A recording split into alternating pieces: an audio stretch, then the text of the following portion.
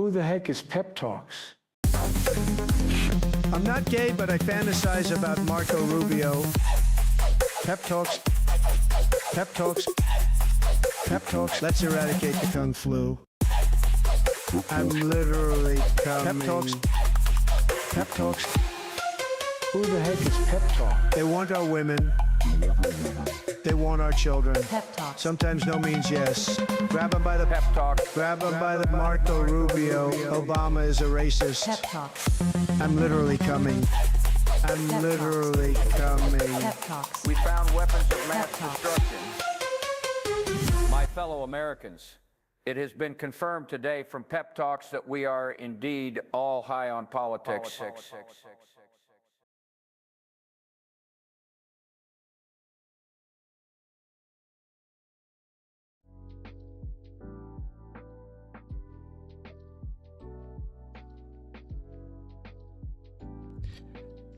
Oops. Man, shout out Kirk. I gotta say, guys. Oh, welcome to the show.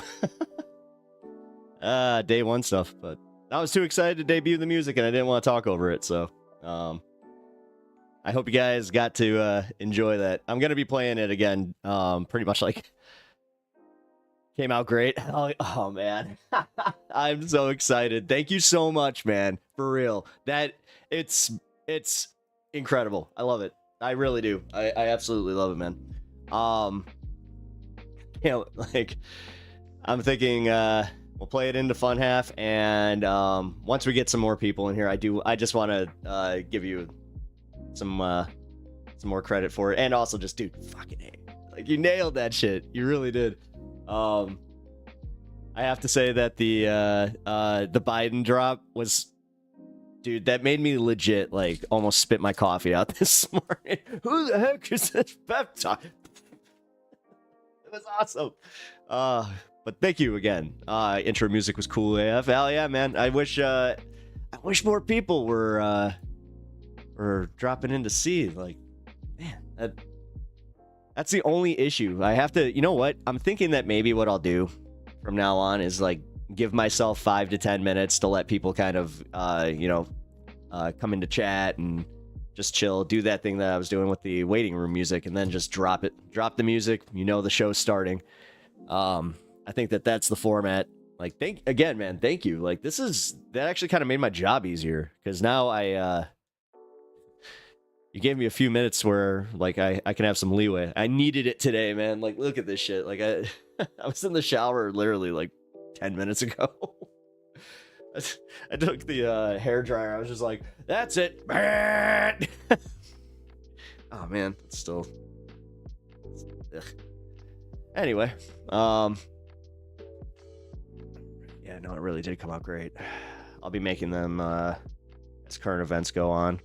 Keep up with the times. Hey man, I love you for it. Like, thank you so much, for real.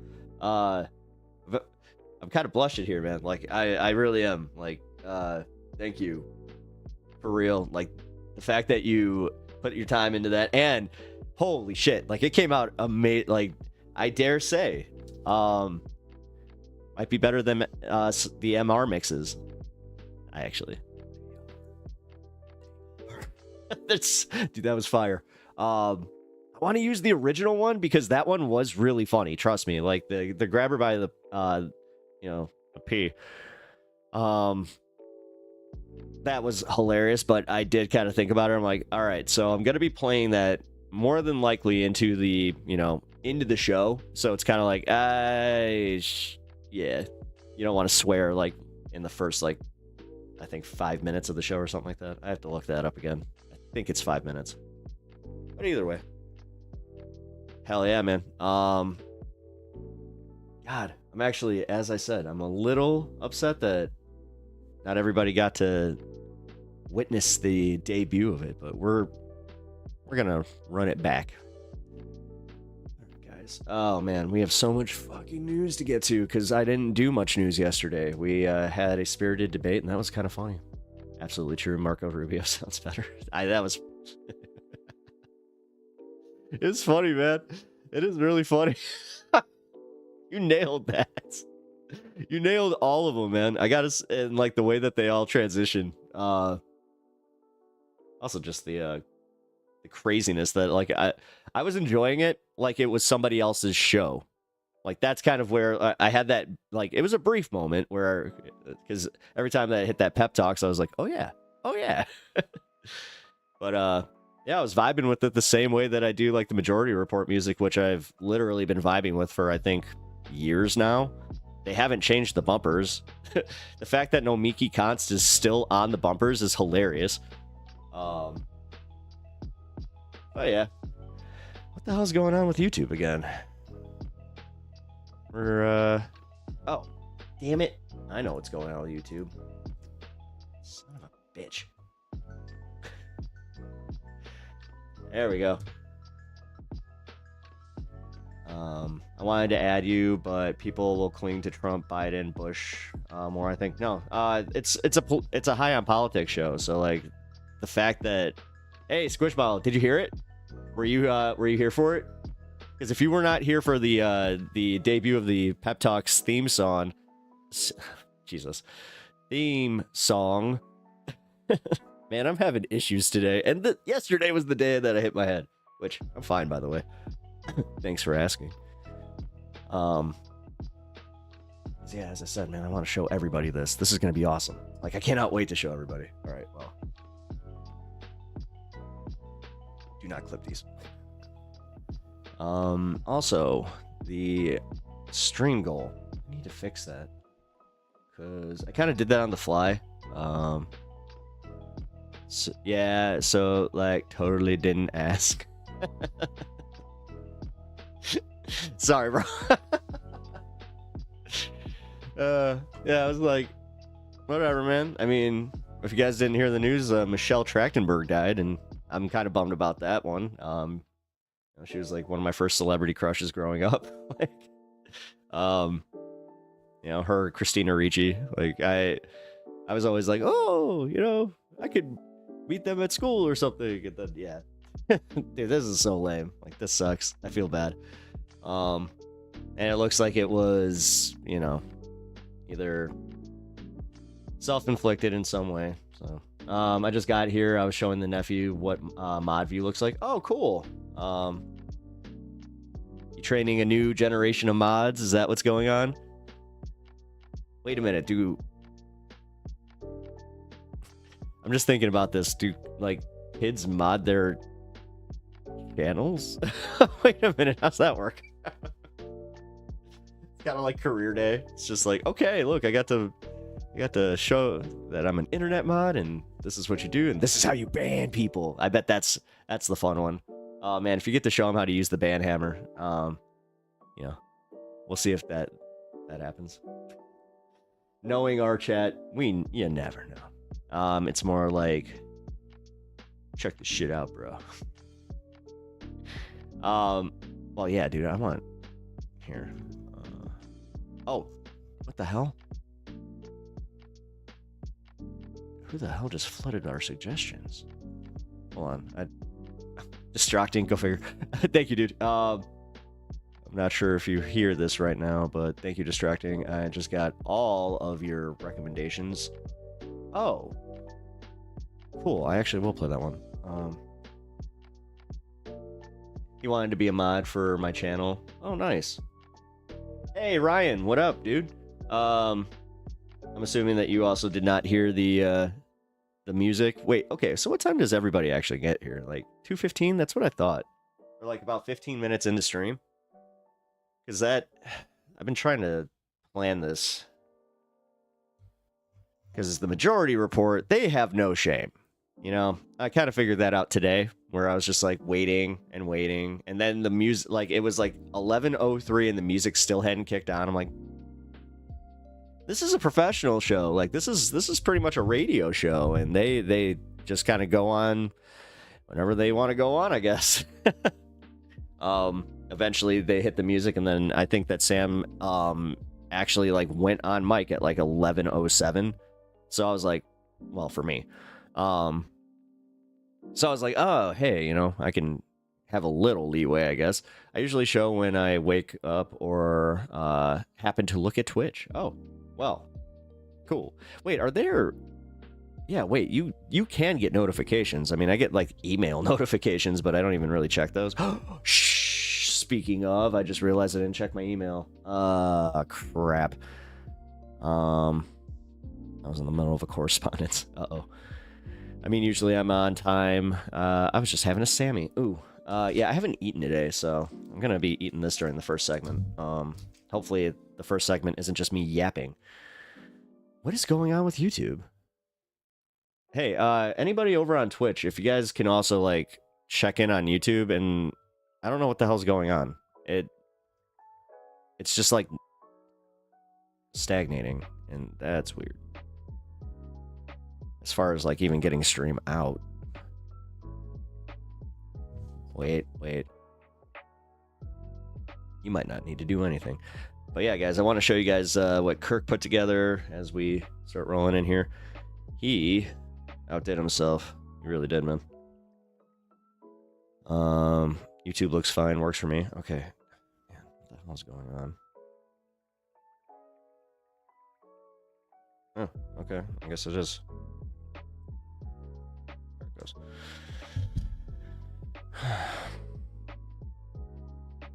Oh, you know what it is. I know exactly what it is. It's the timing. It's when I started the show. It's because I'm on at 2 when people aren't used to it. Got it. All right. Well, I appreciate it, guys. Thank you for checking in. I don't care where you guys hang out. Wherever you all want to carry the chat. I just, we all do know that Twitch chat does work a little bit better. Because that was the only way I think I was able to have that debate with Anna, which I hope you guys enjoyed that. That was spirited. That was definitely a spirited debate. But I kind of reflected on it a little bit after I got off stream, started thinking a little bit what she was saying, and also where I want to actually kind of like be an example. So that's where I'm trying to break down where it's like, okay, this is where I'll kind of, you know, see your side to this and or see your solution and kind of give you the ability to sell me on it a little bit more. So it was interesting, if a bit frustrating and back and forth. I did like all the metaphors. Y'all got creative with cars, sports teams. Oh, thank you. Yeah, it was fun. That actually, the hockey metaphor, man, I was going for it, and it was one of those ones where I'm like, I'm gonna try this. This might make sense. And the more I got into it, I was like, holy shit, this is an analogy for life. Because I don't want to use the one that's overplayed, where it's literally the, politics is pro wrestling, which it is. But I feel like it's overused. I feel like too many people have, repeated it. So that's why I'm not really looking to use that as my be all and all. I've been running Twitch, half my screen, YouTube for chat. Oh, really? That's interesting. Hockey means life. Dude, especially like when I was playing, it was like, that's all I cared about, man. Although there's a really funny clip going around about one of the guys that won the 4-way tournament of the Tournament of Nations, that's what it's called now, on Team Canada, and he was just like talking about Trump's, he's like, yeah, his little 4-inch pecker, blah blah blah blah. It was like, yeah, he was talking about how the hockey god is Canadian, you must respect it. Speaking of Canada, there's some important news going on. There's an election tomorrow. So if you're in Ontario, then we need you to go out and vote.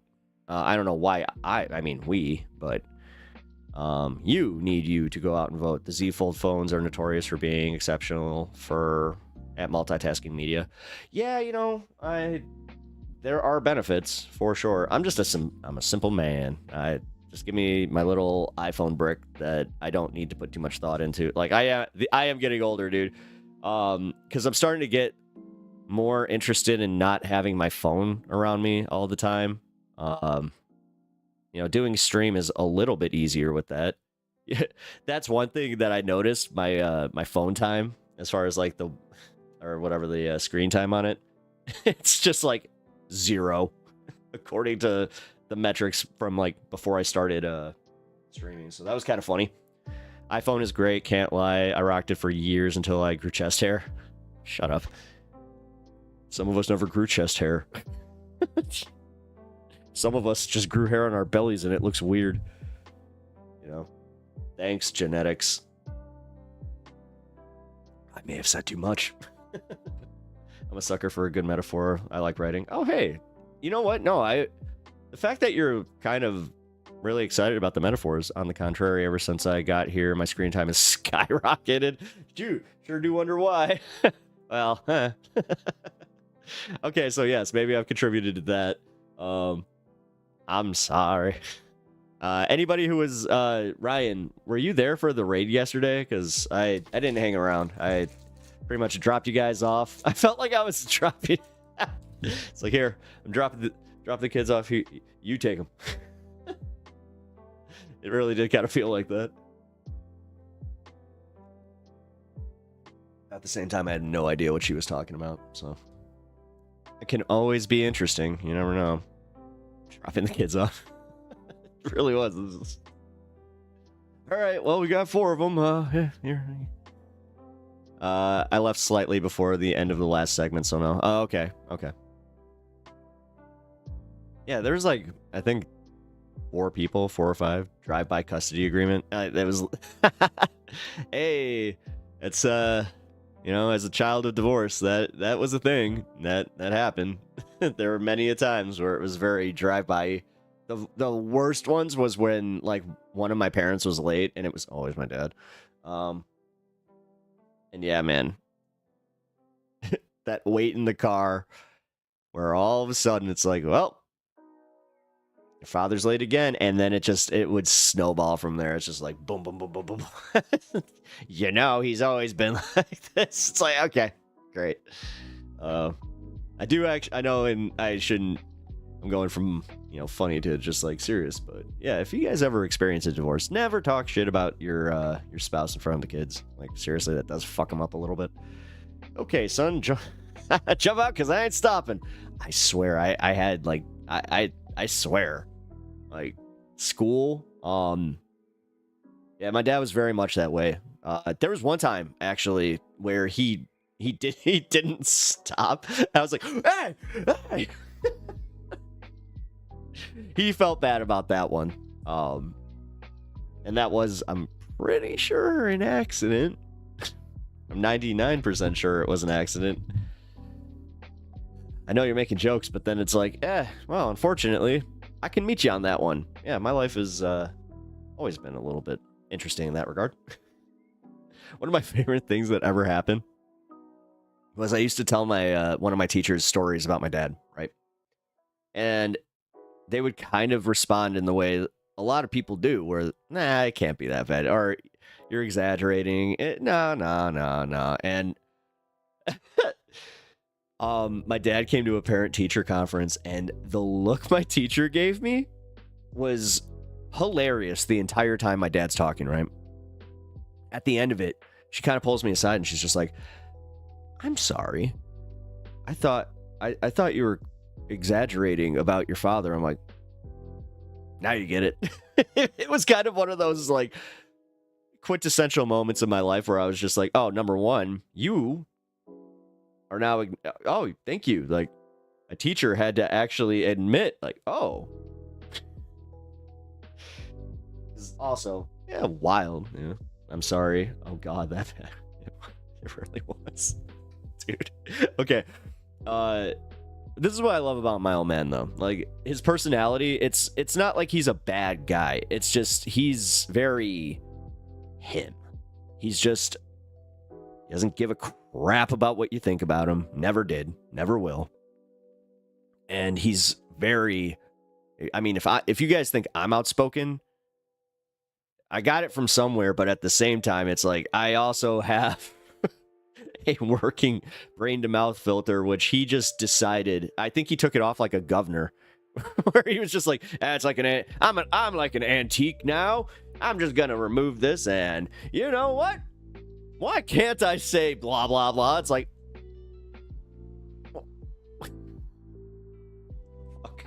one of the most embarrassing moments of my life. God,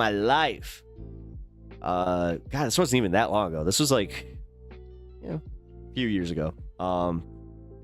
Takes me out for lunch, right? I'll just say we're, because it was a little trashy at the same time. Because like my dad's one of those guys. He loves Olive Garden, right? And because Kirk, you'll appreciate this because my dad's not Italian. He'll literally do when he's ordering. He does this shit. And the thing is, I'm not sure if he thinks he's insulting the waitress, because the waitress was definitely not Italian, but he pointed that out. So she had like awesome braids, man. Like, and they were like, it was a lot of work, man. But instead of just, complimenting her on her braids like a normal person, would, or just, just being like, oh, nice. And then even saying it to, oh, no, I couldn't do that. It's just like, hey, can I ask you something? And this is, my hair's a little long at this time. And she's like, sure. And immediately, I kind of saw her look at me, and I just kind of did the like, it's like, I'm so sorry. And he went for it, asking, how, the truth they say about you guys not going in pools. And my stomach dropped. And I was just like, no, I wanted my soul, like, left my body. It was leaving the table and just like abandoned me there. It was one of the worst moments of my life. I was mortified. And he kept going. And she's looking like she kind of had that, like, do I go get a manager for this? And I'm just like, just stop. And then he's just like, what do you do? Like, and I'm like, just stop. And then he turns to me. He's just like, what do you think it would take for my son here to have hair like that? I was just like, stop. Yo, I'll be back around 5. Have fun, guys. Cool. Yeah, I'm on till 7. So, yeah. The fun will be here. But also, yeah, try to check back in. I'm going to be... Oh, you know what? No, you'll... 5 for you? I think we'll be fine. Unless you're Central Time. So, contrary to popular belief, fire ants aren't actually on fire. Again, I wish I was telling a story where I'm like, that would actually have been... Yeah. Again, I appreciate that, but God, man. I'm sorry, Olive Garden is Italian enough for me. As someone who has deep roots, it's fucking delizioso. Delizioso. Is that why I have to say it? Sorry, I forgot. I'm an honorary Italian, so I have to do this to get my bona fides. Tragic mammal, I'm going to have to disagree. I mean, no, I've had an unfortunate run with some fire ants where I stepped on a colony when I was in Florida. That was not fun. My respect to anyone with long hair, you included naturally. I did for a while, cut it short, and I was delighted how easy it is now. Never going back. Yeah, I know. Trust me, there are times, like today was one of those times, because I was watching MR. I'm just sitting there spacing out, listening to Sam Cedar take calls, and I kind of look at the time, and I had that that wave hit me where I'm like, oh, it's Wednesday. Crap, I go on at 2. Oh no. So I was like, damn it. Like, I really had to wash my hair today. I was just like, all right. We'll do this quickly. Like, I'm not sure if I've mentioned this, but I'm not a big fan of using, blow dryers. I feel like it just kind of fries your hair. So I know that it really doesn't. And I know it's actually kind of, in some ways it is better for it, but whatever. Oh, that's 6 for you. I forgot. Yeah. Toronto time. Oh yeah. Hey, Wilbur. I want. Yeah, I'm gonna be talking about the Ontario elections. So, I know that you are not exactly. Wait, are you impacted by that? Learn about that. Ontario. It is. Oh shit. Okay, it's the capital. Yeah. Right? Yeah, it is. Okay, so that means you have an election tomorrow. Go vote. And I'm not going to tell you who to vote for, but it seems like that Doug Ford guy is all for the Trumpism, so I'm not sure if you want that, which is kind of still weird to me that you guys, like, y'all went from, Rob Ford to Doug Ford. Just gonna call that one odd, but whatever. I used to blow dry my, I use a blow dryer when it's really cold, makes my hair puff up Yeah, see, that's actually, I didn't want to do it. It kind of gives me like a blowout, which, people usually pay for that. If that's what you call it. Yuck, yuck, yuck, yuck. Oh, God. That's as much as of me becoming my father as I'll allow, is like the subtle dad jokes. Because as I said, man,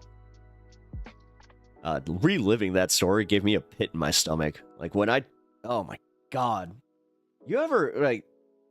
I'm not sure if your parents are like that. If they are, please like give me a story about how like your parents embarrass you, just so I can feel a little bit better. So I just kind of feel like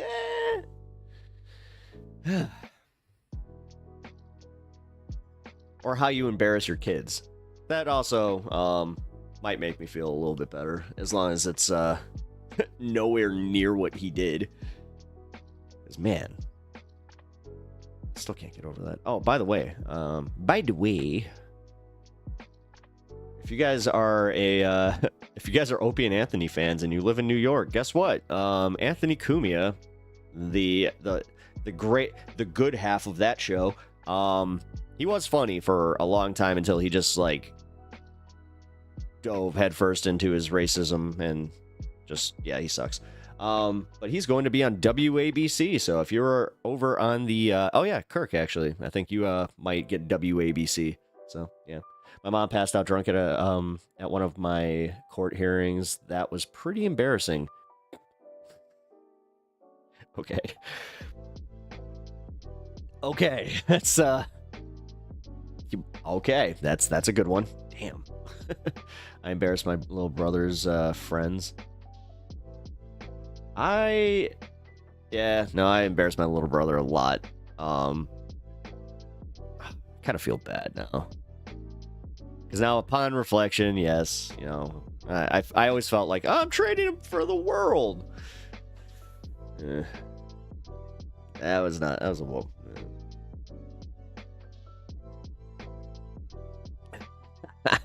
Kirk's mom, you have been drunk too if you were your kid.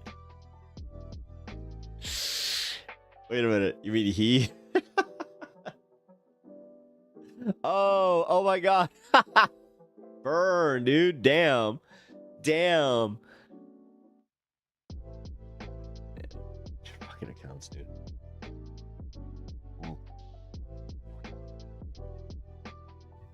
Alright, guys.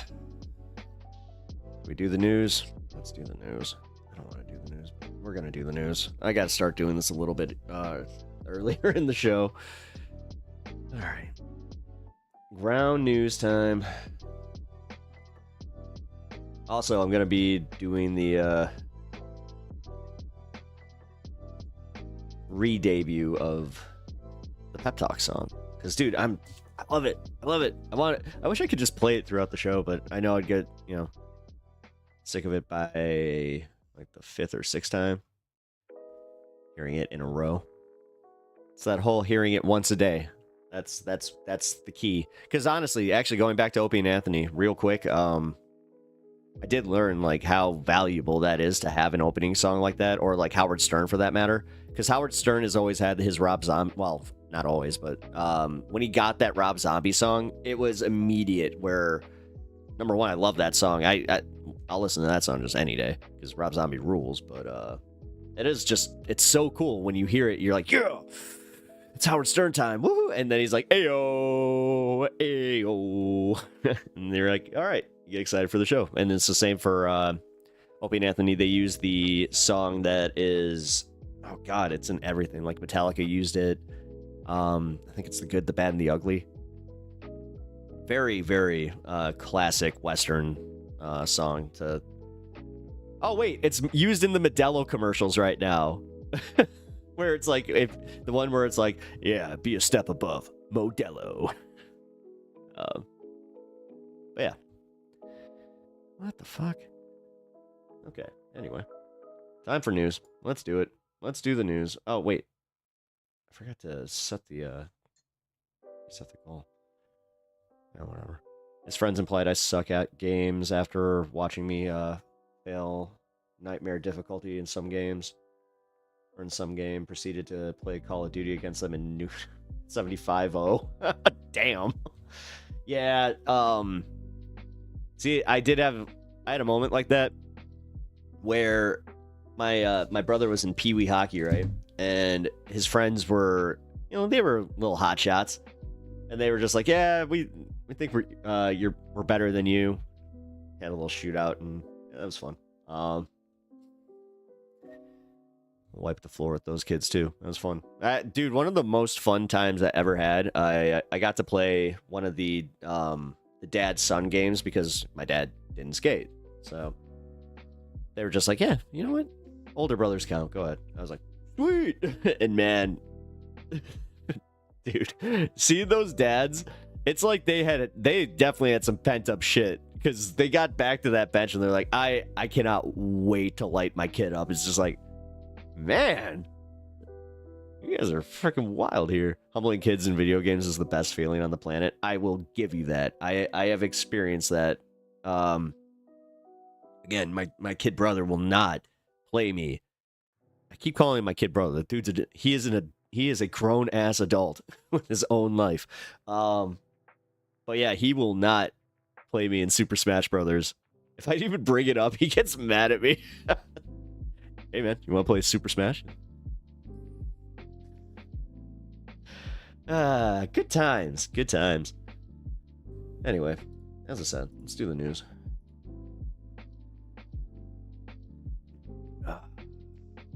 That is not what I wanted to do. Oops. Give me 1 second.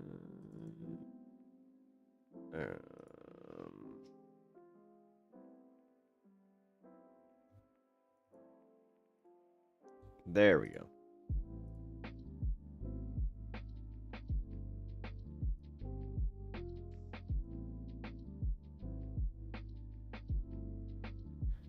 All right, Trump confirms Zelensky visit on Friday amid negotiations on mineral deal. So this was it. Man, it was out a negotiation tactic. I mean, I got Russia's going to be pissed about that then.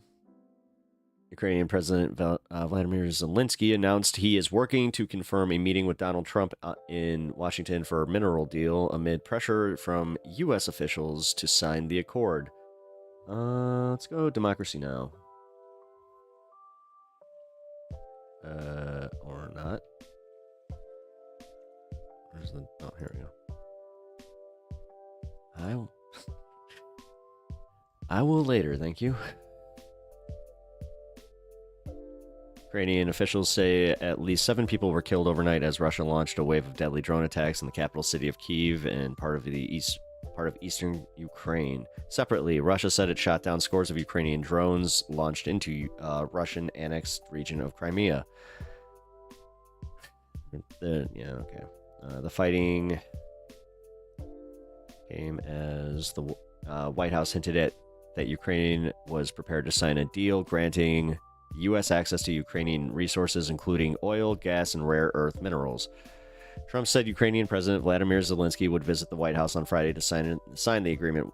Meanwhile, Russian Foreign Minister Sergei Lavrov says a delegation of U.S. diplomats will meet in Russia in their Russian counterpart in Istanbul on Thursday to restore diplomatic ties after the U.S. and Russia withdrew embassy staff at the start of Russia's full-scale invasion of Ukraine 3 years ago. So, okay, so we're going to have an embassy back in Russia again. Interesting. Alright, say approval holds steady at 44%.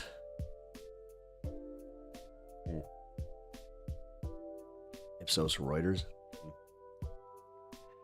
Damn, it's been going for 3 years. Yeah. Yeah, no shit, dude. To be fired for...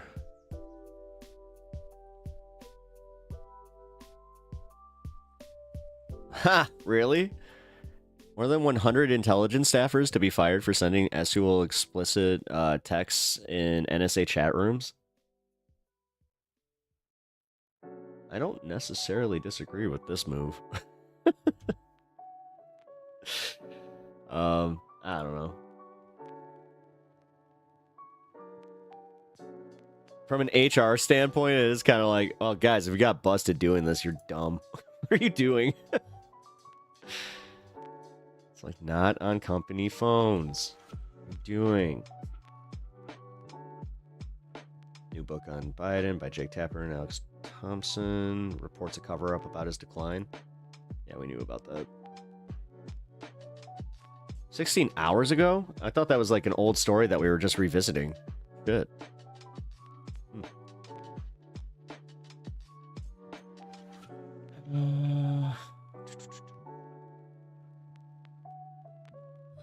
Let's see. Let's just go CNN. The day after Donald Trump won the 2024 election, anchor Jake Tapper and Axios correspondent Alex Thompson decided to co-author a book about what led to the Democratic Party, or what led the Democratic Party to defeat. Conflict of interest there. Considering that you kind of contributed just in your coverage of it. Like, say what you will, man. The coverage of Donald Trump and Biden was not fair. Like, I'm not trying to be a little whiny bitch about it. It is just what it is. Like, they didn't call out the blatant, like, Trump saying, like, some of the wackiest shit ever and treating it the way that, you know, Biden old. Look, he went the wrong way off stage. Look, he slid, like, but listen, I'm not also standing up for that shit. Like, I did that a little too much, and I will admit my part in that. That sucked. I just admit it. I stood up for, I'll never forget this conversation as long as I live now. During the summer, had a conversation with one of my best friends, and he was really, like, he's not even really political, but he was just trying to, he's like, come on, man. And he was... And I'm like, nah, man, you know, I'm just gonna, you can put a dead guy up there and I'd vote for him over Trump. And he's like, yeah, but not the rest of America ain't. And I was like, I had that wave of realization. I'm like, oh shit. Like, it's kind of what broke me from my bubble, to be completely honest. Zelensky says he's ignoring, or he's going to sign the rare earth minerals deal. Yeah, it looks like it. I was talking to my buddy who lives in Kyiv, and he said that this is almost like this was the whole ploy all along. Which, this is also what sucks, guys. I was saying this yesterday. This is going to be perceived as a major win by the Republican Party, and like they're going to sell it as a major win. So just be prepared for it. And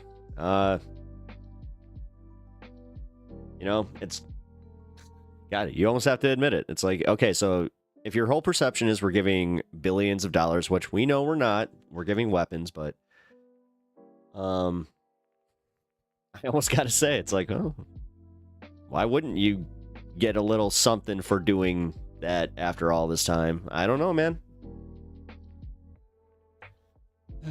A minerals deal isn't the worst. It's how much we exploit them and how much we pressure them. That's where I'm a little worried about it. But realistically, guys, this is a Trump win. I'm just going to give it to him, and I'm going to report it as that. Sorry. Why is left 50% and right 18%? Wait, what? Why is the right not reporting on this? Oh, wow. That's kind of eye-opening. Guys, okay, so yeah, not even Fox. Interesting. What's going on there? All right. If you got a take on this, definitely let me know, because I kind of want to discuss this a little bit.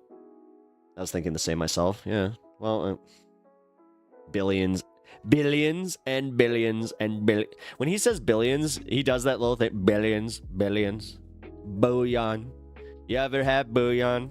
It's great. Is it like soup? It's bouillon soup. Do you think that he goes off like in his mind like that? Like there's that new video of Elon holding court at that I'm going to be covering that in a little bit. But when Elon's holding court, he's just kind of slouched down and he's just like, And then he kind of looks down, he's like, I have this phone. I've told people that I don't use a phone. Is Angry Birds still a thing? I used to like the Angry Birds. My aides would give me the phone. I'd say that I was going to tweet, but then I'd see the Angry Birds, and I'd be like, I forgot that I have to tweet. I got to go play the Angry Birds. That'd be hilarious if that's the reason he can't have a phone. He got too addicted to phone games. Guys, have you ever played Candy Crush? This shit rocks.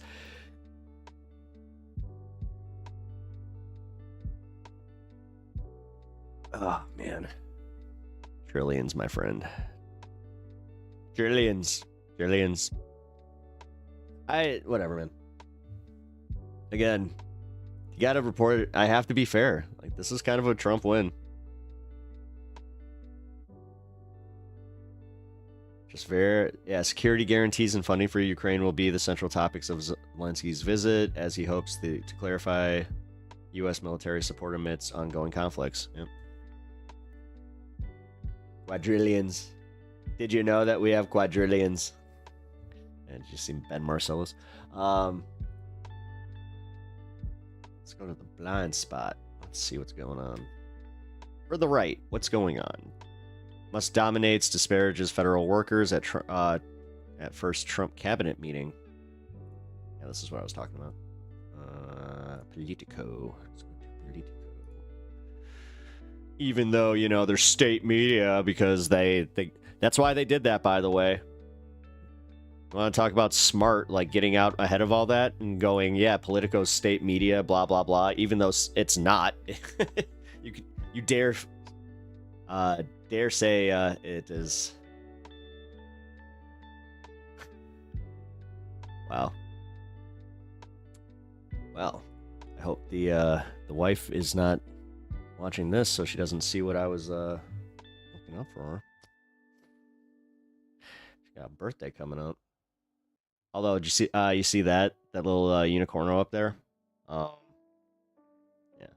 that's actually one of the things I was looking at, because it looks like a little herbal princess unicorn. Isn't graphite a great conductor?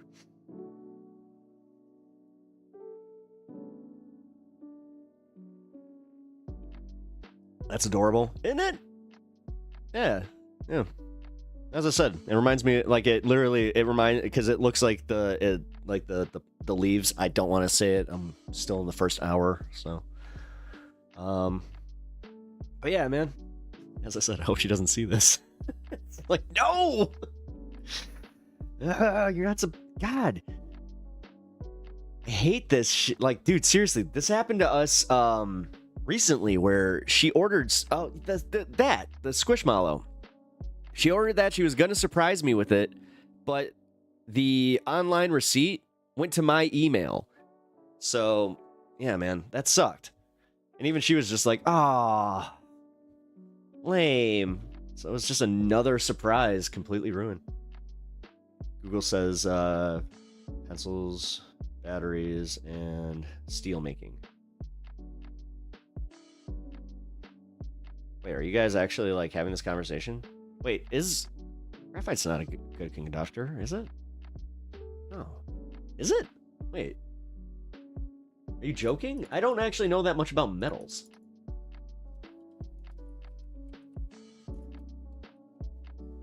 Conductor or yeah, is it a conductor or an insulator? Is a good conductor of electricity. Oh shit. No. Okay. Wow. I didn't know that. Interesting. So I want to do like a Bill Nye the Science Guy type of science experiment where we strap a bunch of pencils together and then see if we can run an electric current from one open terminal to another. That'd be cool. We'll do science. Actually, hey, I might do that.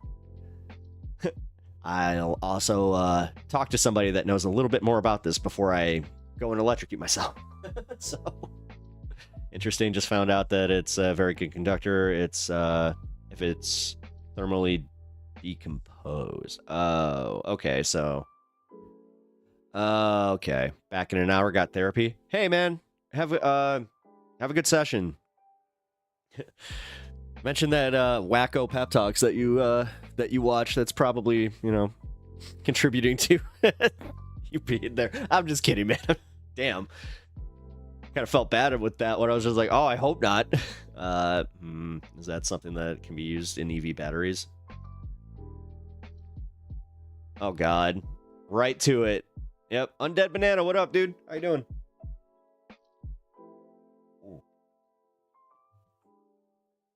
All right, once we get more than 10 in the YouTube chat, then we are going to be playing the new opening to Pep Talks.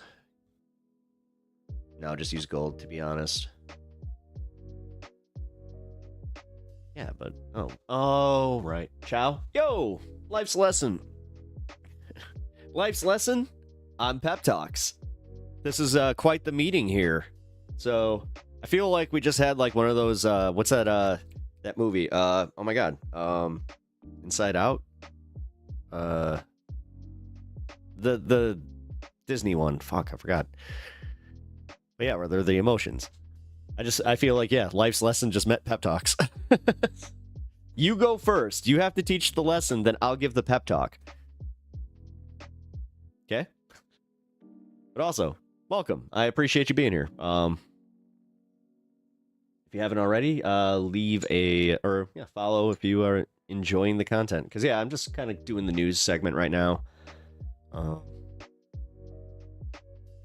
U.S. has large lithium in Salton Sea area and up in Washington somewhere. Oh, shit. I can teach, but it's up to you to actually listen. Oh, well, hey,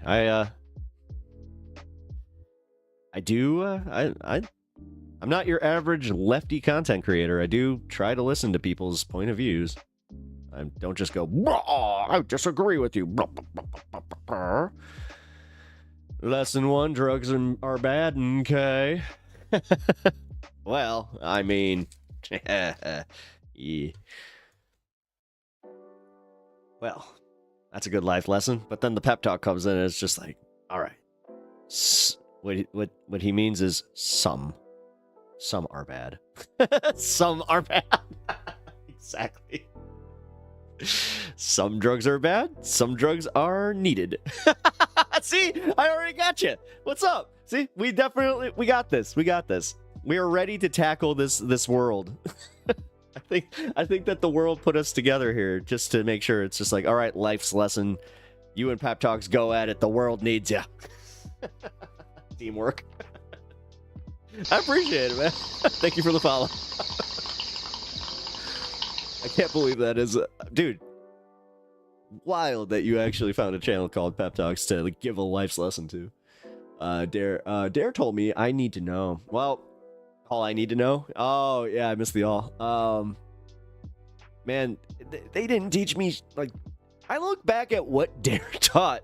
Nothing what they said was true. Like, it's the meme, but seriously, they were totally making it out to be like, dude, you're good everywhere you go, especially because they would mix it with the Christian stuff. So they'd be like, because they made us scared of the world by saying, in the secular world, when you go out, there's going to be a lot of temptation. And one of those temptations is when they offer you drugs. And they're going to offer it a lot. You're going to go out there, and if you go to a concert, you're definitely going to get offered drugs. If you go to a party, you're definitely going to get offered them. Anywhere you go, if you go to a gas station and you talk to a secular person, you're going to get offered them. And I was just like, oh. And as a, impressionable young man, at that time, I was one of those like dorky kids that went home. I'm like, Mom, you won't believe what goes on. And then it's like, ugh. Yeah, I'm an independent centrist myself. Hey, awesome. I always appreciate people that know where they are on the political compass or the Overton window. I do like that. I also appreciate people that are just open to listening. So I am. I'm not like, I always say that like I'm left of center or I'm a leftist, but realistically, like I hold so many different positions that it is kind of, I don't know. I just admit that I have a more leftist bias than most, but I'm willing to see your positions. Example, I can't stand Elon Musk. He's a snake oil salesman, but I do like him going through and fixing the spending things. However, I'm hoping it's more than this, and he's going, and he goes into why state colleges charge so much for no reason. Yeah, I mean, it's funny. I came to that realization yesterday where I was talking about Doge, and I was like talking about some of the issues I had with it. I was like, oh, the reason I don't like it is because he renamed it Doge. Like when it was the U.S. Department of Efficiency or whatever the hell it was a little bit easier to understand. But also, when you realize that it was their job to go and do just that, what I'll say is like it wasn't efficient enough. And yes, the hack and slash way of doing this, it ain't working. I'll say that much because of how many federal workers they've already fucked up with. Like, I know it's not mass reported, but like the nuclear one, that was a big one. But like I literally just gave Trump some credit for the mineral rights thing that he's doing with Ukraine, where I was like, oh, so he put pressure on them, and then Zelensky went, all right, what do you want? And then Trump went, I want the minerals. And then he went, okay. That I gotta just admit it. Because I'm telling you guys, it's gonna come up. Trust me. If you're gonna argue with a Trump supporter, they're gonna bring this one up. And if they don't, then they're dumb. Then it's like, guys, you actually have. If they like start bringing up the transes and the Gulf of America, it's like you actually have. You have the other. I want the minerals. Dude, you know that he said it, but he said it with like crossed arms, like pouty lips. I'm listening.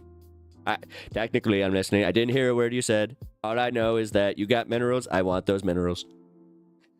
We're having the next gold rush.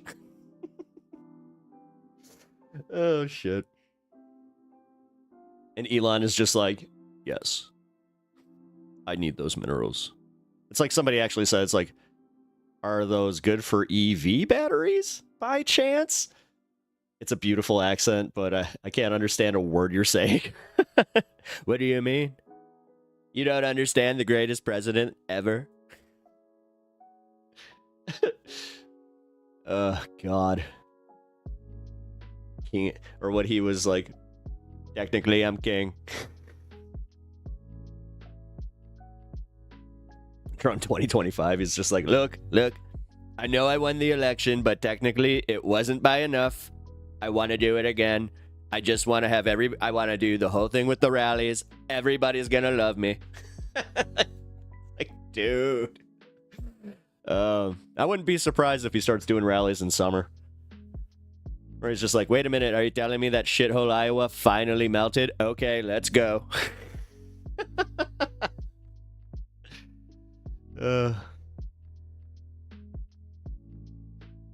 Read that? Oh, sorry. Musk standing before Trump's cabinet gets their applause and approval. Yeah, I know. President Trump's first world. Yeah, but here, guys, look at the picture even. You got Trump here. Again, I'm just hearing Angry Bird pings. Don't throw that in the trash. Nope. God damn it. I fucking hate these things. Oh.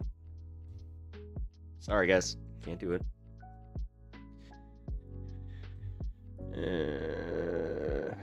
You got TDS as well, funny. You got BDS. Thinking everything is Biden. Dude, were you not here just like 4 minutes ago where I was just giving Trump credit for the minerals deal? Like, shut up. Just because you found a left-leaning political commentator, you're not gonna get the troll here. We got Life Lesson in chat. He's about to tell you. I'm not seeing TDS. Yes, guys, that's all I think about. I think about just, that's why I can do such a good impression. No, they literally hear somebody making fun of Trump. They're like, well, that's actually the derangement syndrome. It's, don't make fun of my daddy. My daddy is better than whatever your daddy was. Yuck. TDS people drive me nuts. I would have dipped if there was TDS. Yeah. Oh, you mean like the actual people that are just like, guys, did you see what Trump did? Oh my god! Oh my god! BRB in about 10. All right, cool. Take your time. No, you must report back in 5 minutes, otherwise you guys get a strike. What's TDS? Trump derangement syndrome. BDS, Biden derangement syndrome. PDS, pep talks. Actually, it'd be PTDS. Pep talks derangement syndrome.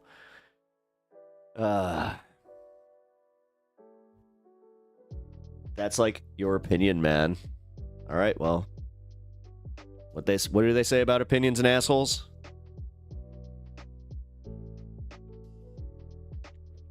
That you are one.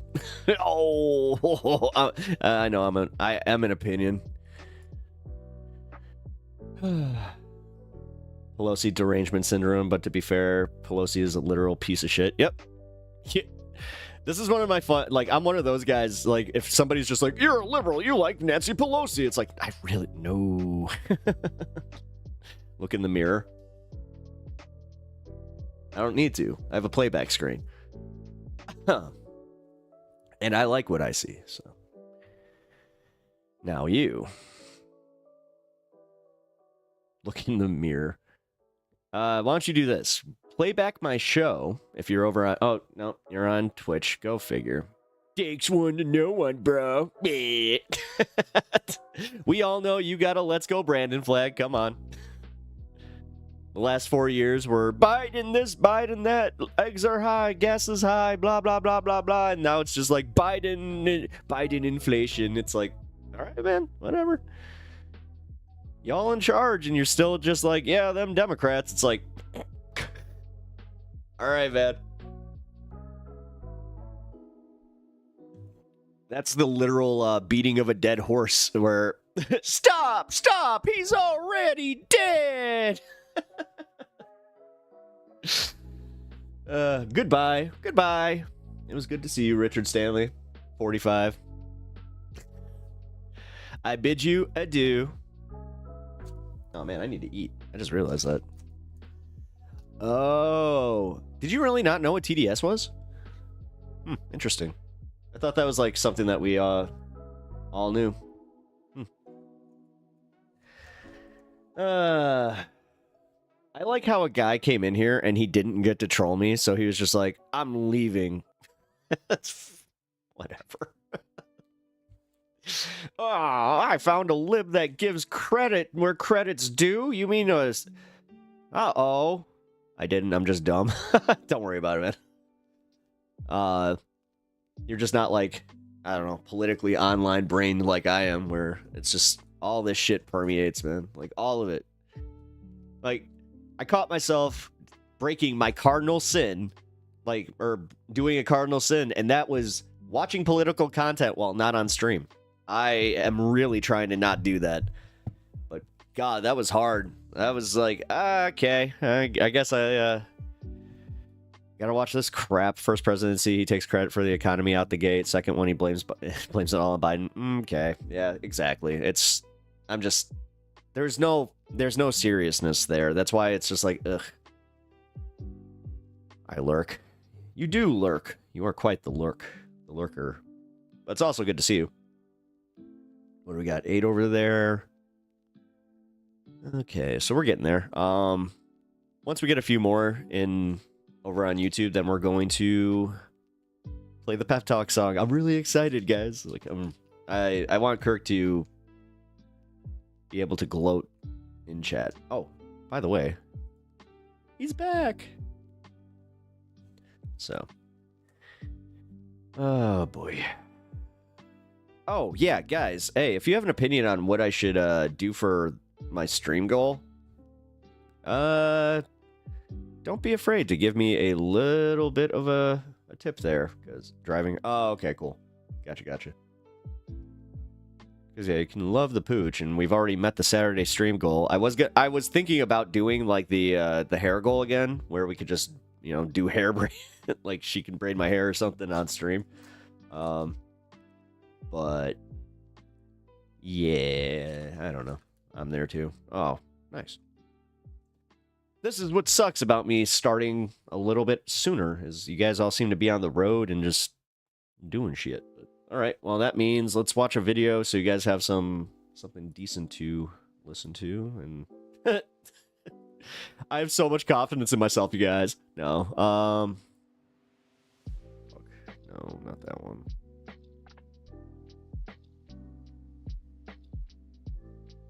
We're all eating garbage. Really? What is going on with YouTube today? Hold on, guys. My YouTube just froze. Is my stream okay? Shit.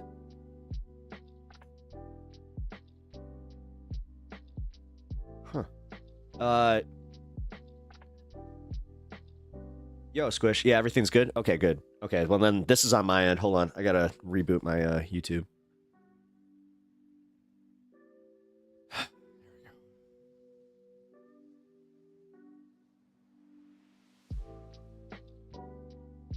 Okay. I was doing a test live. Oh, cool.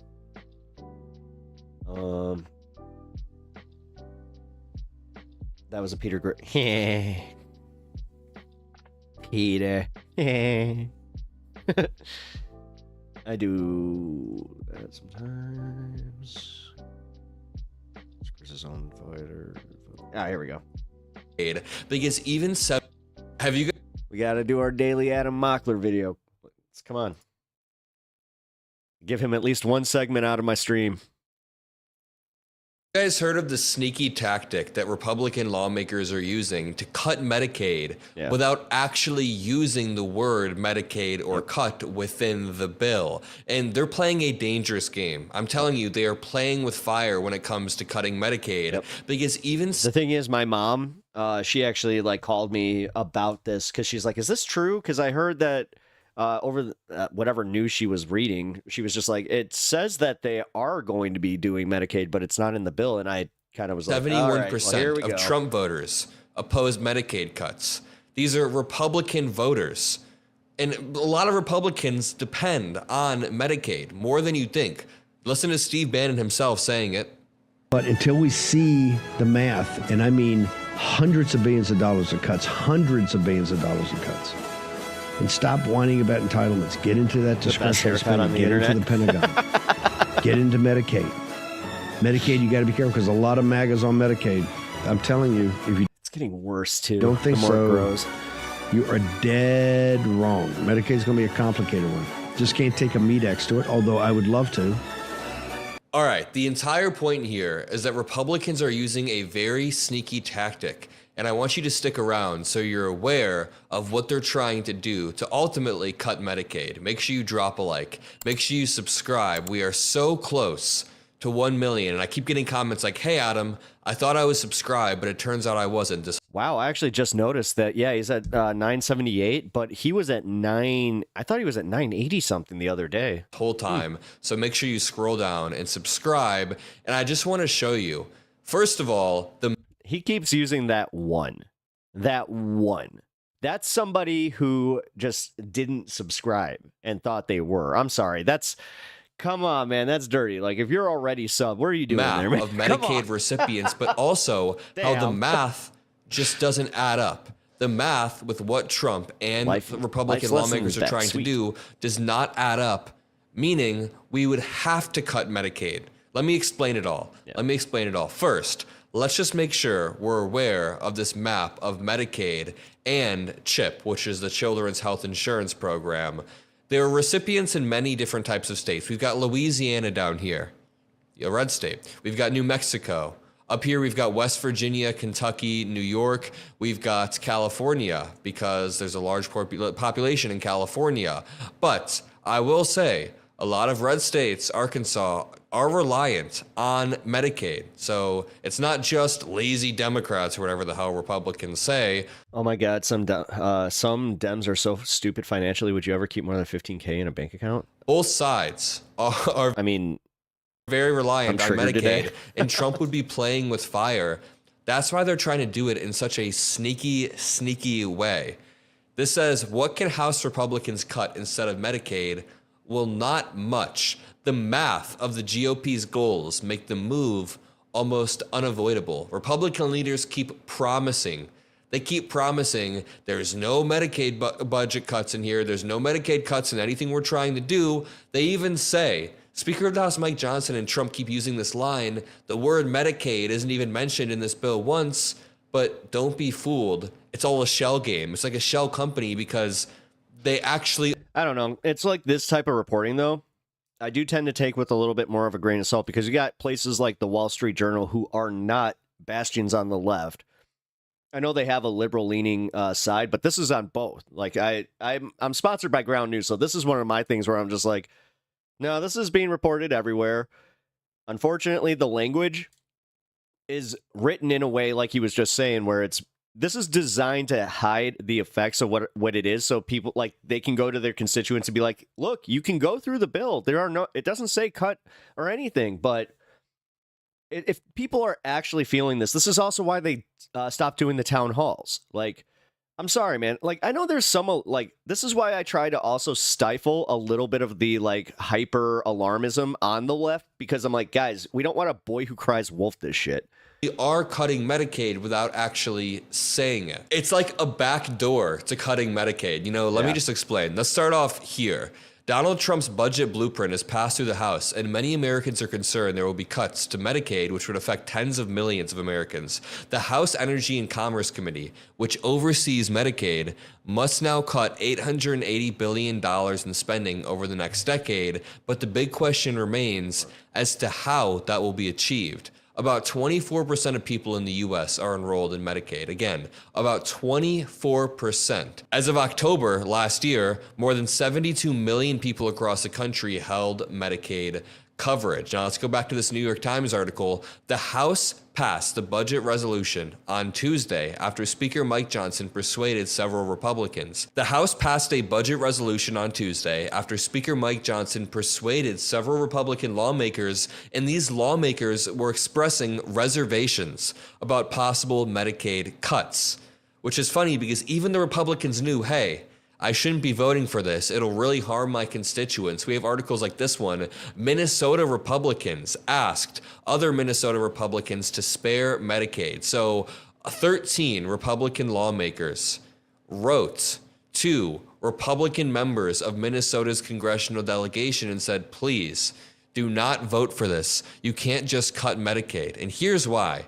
In theory, the budget, which kicks off the process of passing an extension of tax cuts enacted in 2017, and up to $2 trillion in spending cuts meant to partly offset the tax cuts, could become law without significant cuts. But it won't be easy, and it's very, very unlikely if you just look at the math. Just check out the math here, and I'll have AOC explain it in 1 second because she did a great explanation. But just check out the math. They are trying to cut $880 billion. And they are delegating that to the House Committee on Energy and Commerce. So they said, hey, House Committee on Energy and Commerce, you have to cut $880 billion. But they don't have enough spending outside of Medicaid and Medicare to even cut that. They spend $25 trillion at the House Committee on Energy and Commerce, and about 95% of that comes in the form of Medicaid and Medicare. In fact, if you look at these blocks right here, look at the blocks on screen. Each one of these is $250 billion in spending.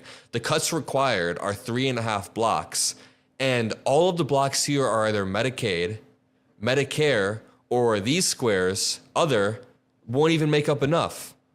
There's only 2.5, or there's only 3 here. Let's watch AOC explaining this very, very quickly. Hey, Anna. There's a fundamental math problem here. There is a constant reiteration of waste, fraud, and abuse. Sure, that's great. What is the identified amount of waste that this committee has identified?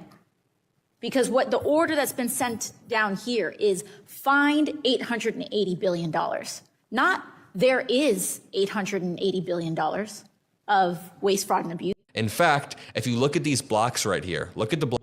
Here. There you go. And there you go. What is the identified amount of waste that this committee has identified? Because what the order that's been sent down here is find $880 billion, not there is $880 billion of waste, fraud, and abuse. It's find $880 billion. And so we have not heard a single concrete number of the amount of waste that's been identified. We have not heard a single concrete number on the amount of abuse that's been identified. And there's just kind of this vague magic wand around waste, to my colleague from California's point.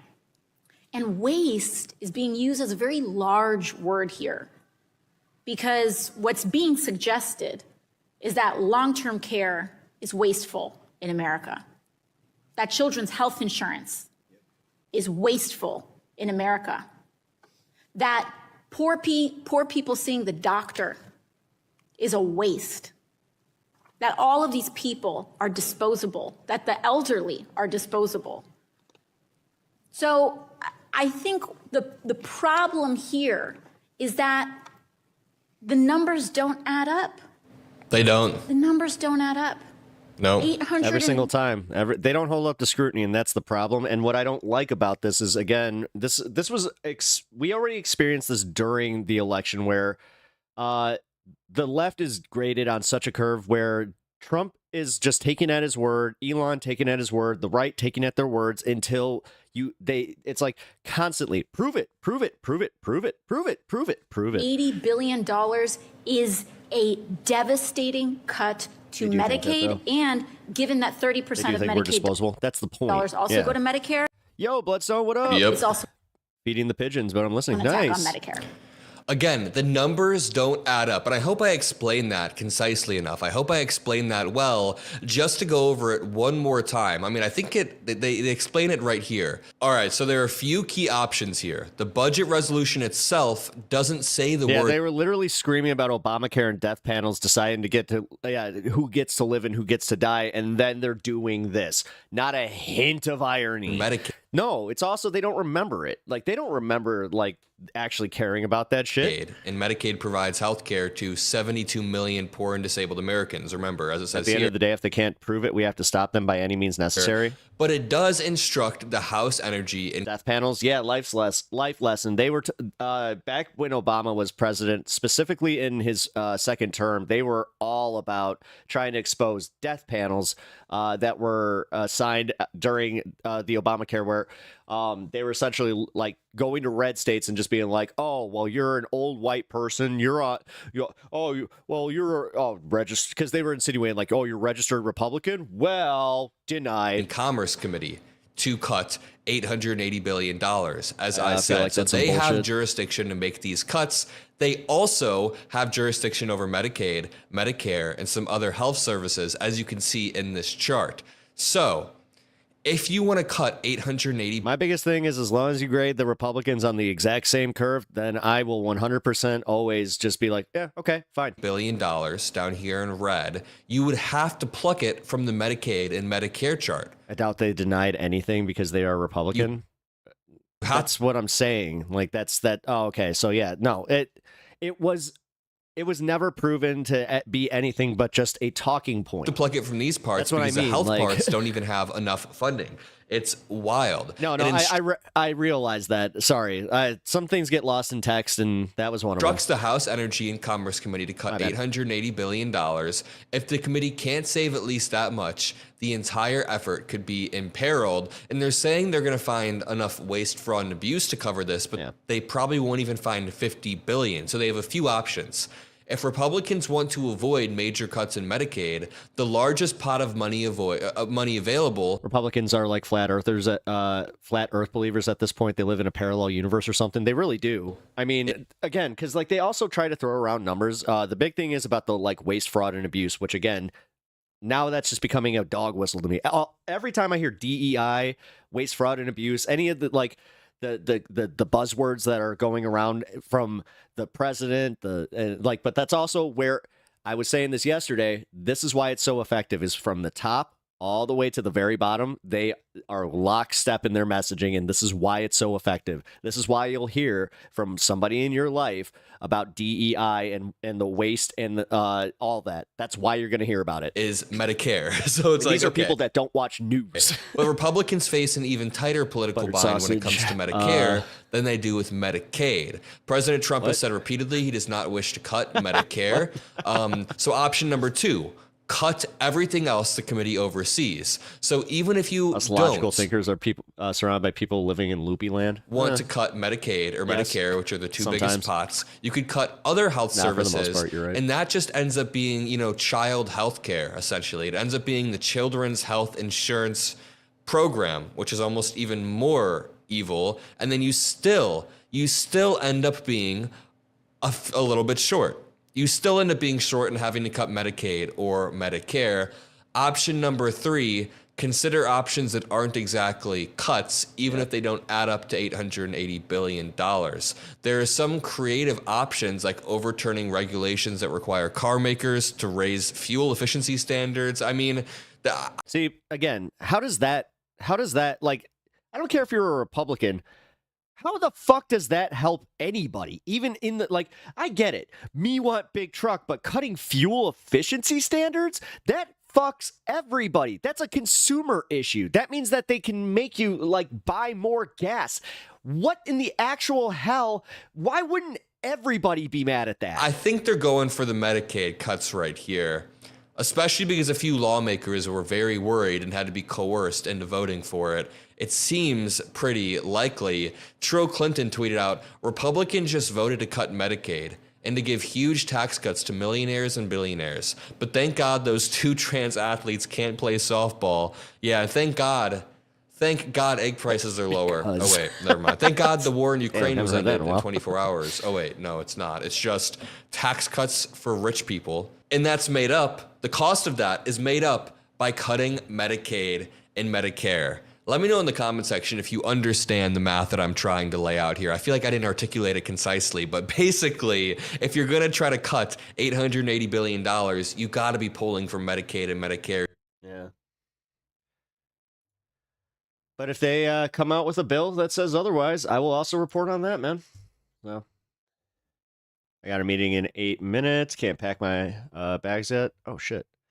You know what? If you got a meeting, then... You know what I'm going to do? We got enough here. I'm going to play, I'm going to show you guys what Kirk made for the channel. And yes, I'm probably going to play this at least 3 or 4 times today, but this is awesome, guys. Check it out. Who the heck is Pep Talks? I'm not gay, but I fantasize about Marco Rubio. Pep Talks. Pep Talks. Pep Talks. Let's eradicate the Kung Flu. I'm literally coming. Pep Talks. Pep Talks. Who the heck is Pep Talk? They want our women. They want our children. Pep Talk. Sometimes no means yes. Grab them by the Pep talk. Grab them by the Marco Rubio. Obama is a racist. I'm literally coming. I'm literally coming. Pep Talks. We found weapons of mass Pep talks. destruction. My fellow Americans, it has been confirmed today from Pep Talks that we are indeed all high on politics. That's such fire, dude.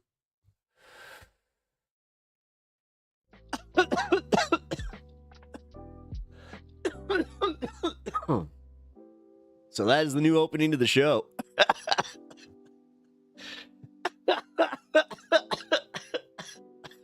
Grab him by the pep talks.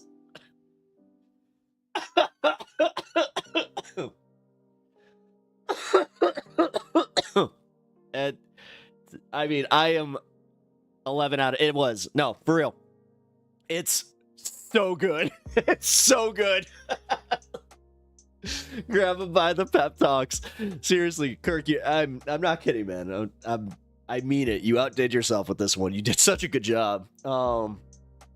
It's so crazy to have something that's like better than the Majority Report song.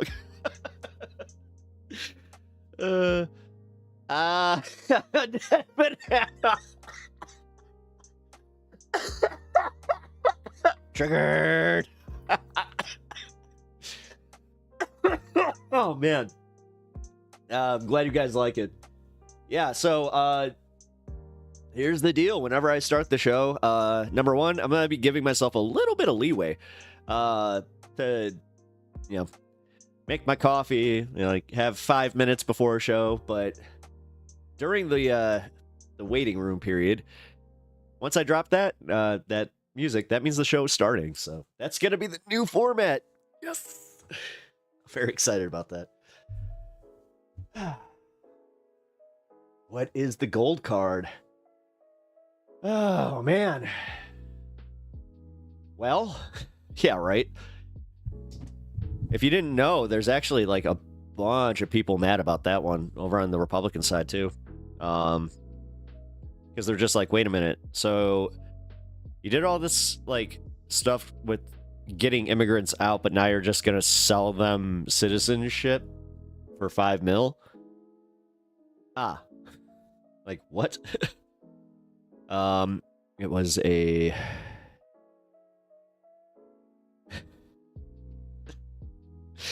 oh, yo, that was my hip. Ow.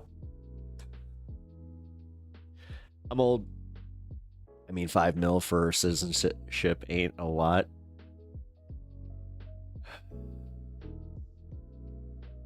Yeah, the gold card is to buy citizenship. So basically for rich people. Yeah, no, it is. That's what it is. It's just, it's... if your jersey said 69, it would have been over. Yeah. Yeah, I'm good. I'm good. It was just that thing where like I was like kind of moving in the chair and it just felt it go pop. It's like, oh. No, let's stand. Let's just make sure. Oh, yeah.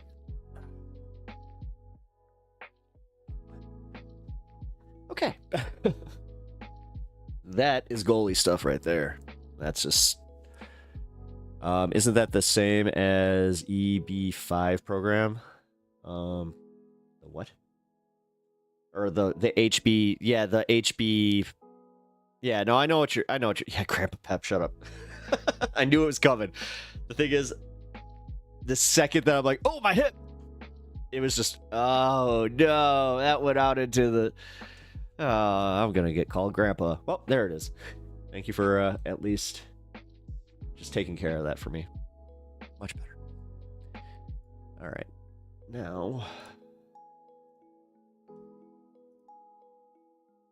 Trump vows to impose 25% tariffs on imports from Europe. Now he's going for the EU. Oh my God, dude, he's going for the EU. What? They should have seen that coming. You know that they were just like, just ignore us. We're not here. And Trump is just like, what are you talking about? I'm only in my second month. I'm coming for you. Please, it's Grandpa. Aw, hey, let's not do that. Let's not do that. Over editorials, some real clinkers. Versus course on Venezuela, revoking Biden era oil deal. What? I thought he wanted more oil. Like, what the fuck, man? Put Trump on new $250 bill. A $250. I live in the dumbest fucking country. I really do. I live in idiocracy land. That's what they...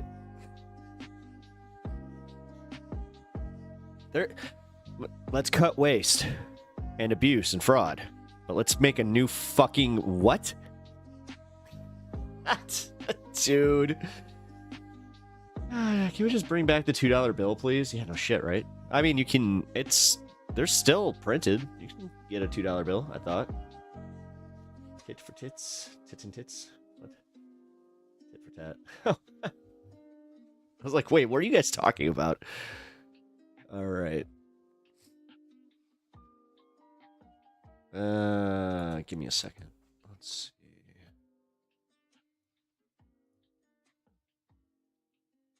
Trump has a very...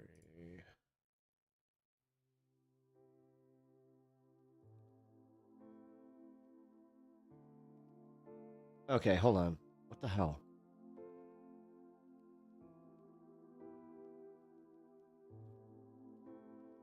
There it goes. Release the Epstein files. There we go.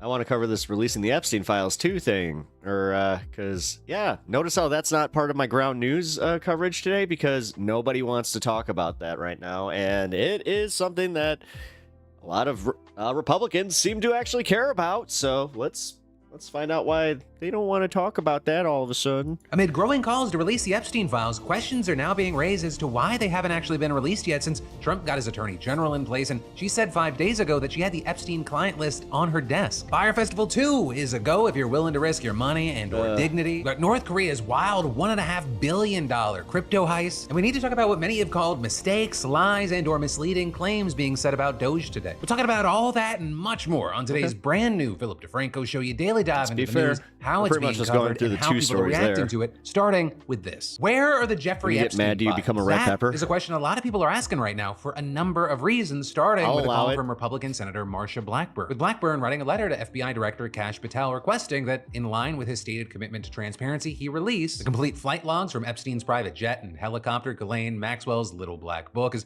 well as any other records she had that contained the names of her or Epstein's associates, video surveillance footage from Epstein's Palm Beach residence, and any other documents or records related to these matters. With Blackburn then also writing, over the course of many years, Jeffrey Epstein built a heinous global sex trafficking network that caused irreparable harm we to just countless casually women. passed over Fire Festival 2. Since Mr. Epstein's death in 2019, there is still much about this tragic case that is not known. And saying this critical information identifying every individual who could have participated in Jeffrey Epstein's abhorrent conduct is long overdue. The survivors of Mr. Epstein's horrific crimes want transparency and accountability, and they and the American people deserve nothing less. With Blackburn also condemning the previous FBI Director Christopher Wray, claiming he did not release information when asked. And Blackburn here also CC'd Attorney General Pam Bondi on that letter, which is notable because just last week, Bondi said during a Fox News appearance that Epstein's client list was sitting on her desk to review. So now you've some asking, okay, so where is it, right? When does the public get it? And Philip why DeFranco is there a hold? with Francisco Franco. Oh. With those questions, notably not just coming from people on the internet, but coming from a lot of conservative politicians asking not just for the Epstein files, but information on other high-profile cases. With, for example, Florida Rep. Anna Paulina Luna writing that there have been multiple requests to the DOJ about the Epstein files, but saying the DOJ has not responded, reaching out on X because we can't seem to get a response from the AG. AG Pam Bondi, what is the status of the documents? These documents were ordered to be declassified. And this is there's also pressure coming from Democrats as well, with the likes of Representative Ilhan Omar tweeting this morning. The AG still not releasing the Epstein files is weird and raises the question of who she might be protecting, or with her implication there seeming to be President Trump. And you know that because there have been tons of reporting on Trump and Epstein's previous friendship, leading to tons of speculation about what he did or did not know. With that, of course, just so I heard of Epstein and know about the the S trafficking, all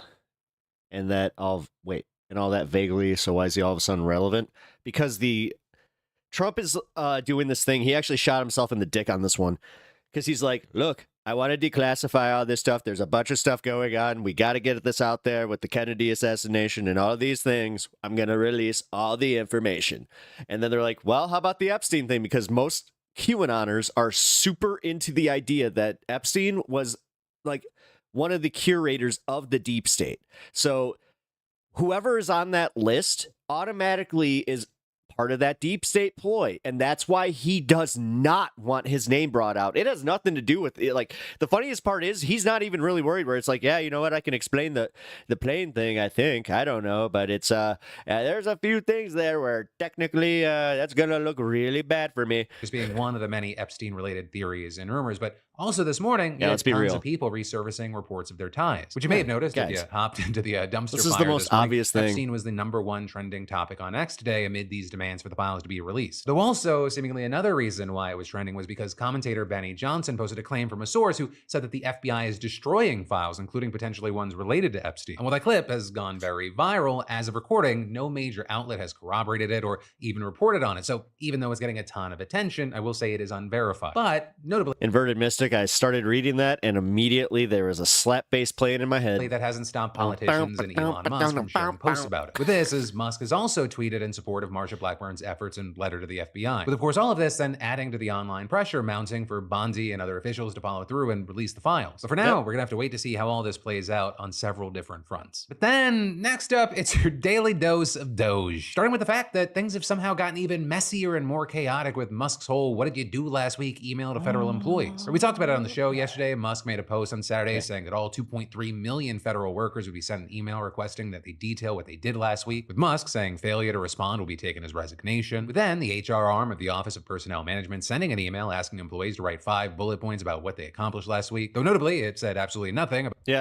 that was like one of the original like Newgrounds videos. Musk's threat regarding failure to respond, with it then just being utter chaos, right? Many of the agencies led by newly installed Trump appointees explicitly told their done to the theme of Barbara Ann. Barbara to ignore the email or that the response was voluntary. But then you also had other agencies telling their workers that they had to respond still or strongly encourage them to do so. With then Trump in a press conference yesterday afternoon falsely claiming that the only agencies that weren't complying were the ones that dealt with confidential matters of security like the FBI. With him then adding to the confusion by contradicting what so many of his appointees had told their employees and claimed that the workers who didn't respond to the email would be sort of day 3 with no nicotine.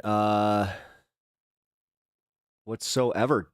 Wow. Hey, congratulations. You're in the thick of it right now. If you make it past that week 2, I applaud you, brother. Semi-fired or you're fired? Which I just gotta ask, as an employer, what the fuck is semi-fired? But with it seemingly impossible to get any more confusing, it then somehow did. Because the Washington Post reported yesterday afternoon that OPM, the same agency that sent the first email, told HR leaders of other— To be fair, he's trying to make sure people are actually doing shit. This is just a really bad way of going about it. Exactly.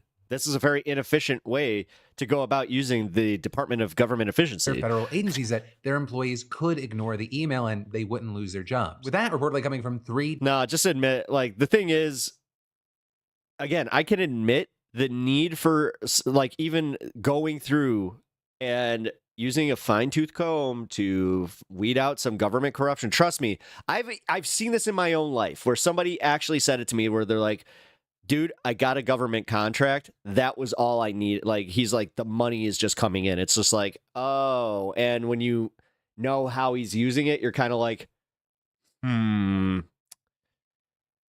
And people have a problem with SNAP benefits and people buying, you know, steaks with SNAP benefits, but this is okay? Different sources who were familiar with the matter. And specifically, one of those sources told the outlet that this latest directive was given in a call midday yesterday, with a second person briefed on the call adding that, oh, but it's Musk. The man's a moron. OPM wasn't actually sure what to do with the emails of employees who already responded, but claiming the agency had no plans to analyze. Gulf of America is a better. But key thing here, the Post report who gives a shit that the OPM call actually took place shortly. It's the Gulf of you're not getting insurance. That's what it's the Gulf of. The Gulf of insurance blackout. Or Trump made his confusing comments about workers getting sort of semi-fired. And later in the day, after our Monday show was up, we saw Musk doubling down on his threat again, writing on X, subject to the discretion of the president, they will be given another chance. Oh, dude, I saw a argument at my local grocery store where a woman was trying to shame this family for buying like a bunch of stuff with their SNAP benefits, and they're just like, see, this is why Trump won. See, this is why we need Doge. Failure to respond a second time will result in termination. No, they don't get it. You can't buy hot food. They don't get it. They don't get it. Later that same evening, the OPM published a memo providing guidance on I've been on SNAP before. I can tell you right now. No, I know exactly what you can and can't buy. Do last week email. And there, the agency said that basically people should respond, but that decision is ultimately buying steak and lobster dinners. Up to each agency. Writing, agency heads may exclude personnel from this expectation at their discretion and should inform OPM of the categories of the employees excluded and reasons for exclusion. Adding, it is agency leadership's decision. This is where I'll disagree with you, Life's Lesson. I'm going to teach you. I'm going to have a pep talks with Life's Lesson right now. now and just be like, nah, there's a reason that Luigi is definitely seen as a hero. As to what actions are taken against those who don't respond. And so based on the language there, it seems like people will not get fired for not replying unless they work for an agency that decides to require them. The nice part is, without that Luigi thing happening when it did, these guys would be a lot more brazen about what they're doing. Trust me. Their response. So again, as we talked about yesterday, that was just a gift to society. But yeah, murder bad. There are a lot of legal implications that could complicate that. But regardless, what we're seeing here is a situation where you have the OPM, which should be the bottom line, saying one thing to agency leaders, while Trump and Musk are saying something totally different to the public. So people they're not able to just buy anything, Talon. So your point is moot. Are these two just trying to spin this situation to make it look like they're firing more people than they really are? Or is this a real threat? And that, in part, because we've seen time and time again how much influence Musk has over Trump and how he actually administers policy. And so that is essentially the update to the email chaos. But then, on the note of Musk potentially trying to spin all of this to make it seem like he's doing more than he actually is, we should also talk about the fact that there have been some massive errors with Doge's only public accounting of its work. Because over the last week or so, numerous outlets have reported a number of serious flaws with Doge's so-called wall of Life's lesson, I actually want to ask you this. If somebody does something to, like, say, because this is always the Republican thing. Oh, if somebody comes and messes with my family, I'm going to go do X. And it's usually, very punishery. So are you telling me you don't have that feeling at all about anything? You're telling me you're a very, very, you're such a well-balanced human being that you don't even have the inkling that you could do that to protect something that you truly love and receipt. This is where I call bullshit. No, and if you are that pure, then hey, man, go get your Jesus sticker. Which is a new tracker of all the savings the agency is claiming that it's made through staff reductions, lease cancellations, and terminated contracts. And when Doge first made the tracker live, the website claimed that the agency had saved the federal government $55 billion. Well, there's been a lot of media coverage unpacking those claims. One of the most thorough and... Do you have kids? Because, that actually matters. Because if somebody kidnapped your kid, took them, and you're telling me you just wouldn't have that inkling? Like, seriously? Well-explained pieces came from the New York Times, with Seeing the Times reviewing hundreds of federal contracts and interviewing both experts and the recipients of canceled contracts to reveal that the math behind Doge's numbers, quote, is marred with accounting errors. I get that way thinking of somebody hurting my dog. So you know what, bro? I'm just calling bullshit. Incorrect assumptions, outdated data, and other mistakes. Now, that's not self-defense. No, that's not self-defense, dude. That's not self-defense. That's not self-defense. I said to your kid, how is that self-defense? One thing that... You said self-defense. Nope. I do want to note here. So you got it. Nope. You understand how it is. Is that since the Times published their story, Doge has since updated the tracker and is now claiming that it has saved the government $65 billion. But it appears that the Times' analysis still stands because it is based on systemic issues with Doge's... Sorry, really, it's not a stupid question. You're not from our country, so snap the food. Yes, that's food stamps. Accounting that haven't changed and have also been backed up by numerous other... Yes, and food stamps in America are very, very regulated, and they are now put on a card that, say that you go to buy some certain items, it will just take those items out and not cover them. Reporters and experts. But I wanted to mention that because one, they do it by SKU number now. Been an update, and two, because their analysis is based on the initial $55 billion figure, which is what... That's a different... You're making a different argument. We're going to be drawing. That's not... And he didn't get scammed. No. What happened was that guy was responsible for literally killing thousands and thousands of people, dude. Stop it. For the purposes of this story. No, see, with this mentality, revolution will never happen. You might as well just honestly keep... I'm going to just say it, guys. I'm going to be pretty graphic here. I hope that you can get that gaping asshole, because honestly, man, they're going to keep coming for you, and they're going to keep adding dicks to it. So with that said, diving into it right off the bat, arguably one of the biggest overarching issues here is that despite repeated promises of transparency, but it just started with a finger. There's actually no way to account for the vast majority of the $55 billion that Doge claims to have saved. Or even Doge itself explicitly says that the 1,125 contracts listed on wall of receipts at the time of the... No, this guy's... No. This is where I am calling him out on this. He's so well balanced that if that happened, Kirk, if everyone he loved was, off by somebody, then no, he wasn't there to do anything about it, and then they got off. No, he would be so well balanced that he would just take it. This analysis accounted for just 20% of their overall spending cuts, though the Times said that it could not reconcile those numbers. So you have the questions, what's the other 80%? What is the bulk? Can you inform me on the dude who died? Yeah, he was directly under investigation for putting in policies that were blanket denials. So he didn't even have to look at them. He didn't dude, we're talking just for him to go, no, we need bonuses and we need line go up. The money. And this is how you make line go up. They made the most denials in any insurance company. They were ranked the lowest as far as being a decent company. Like, there are so...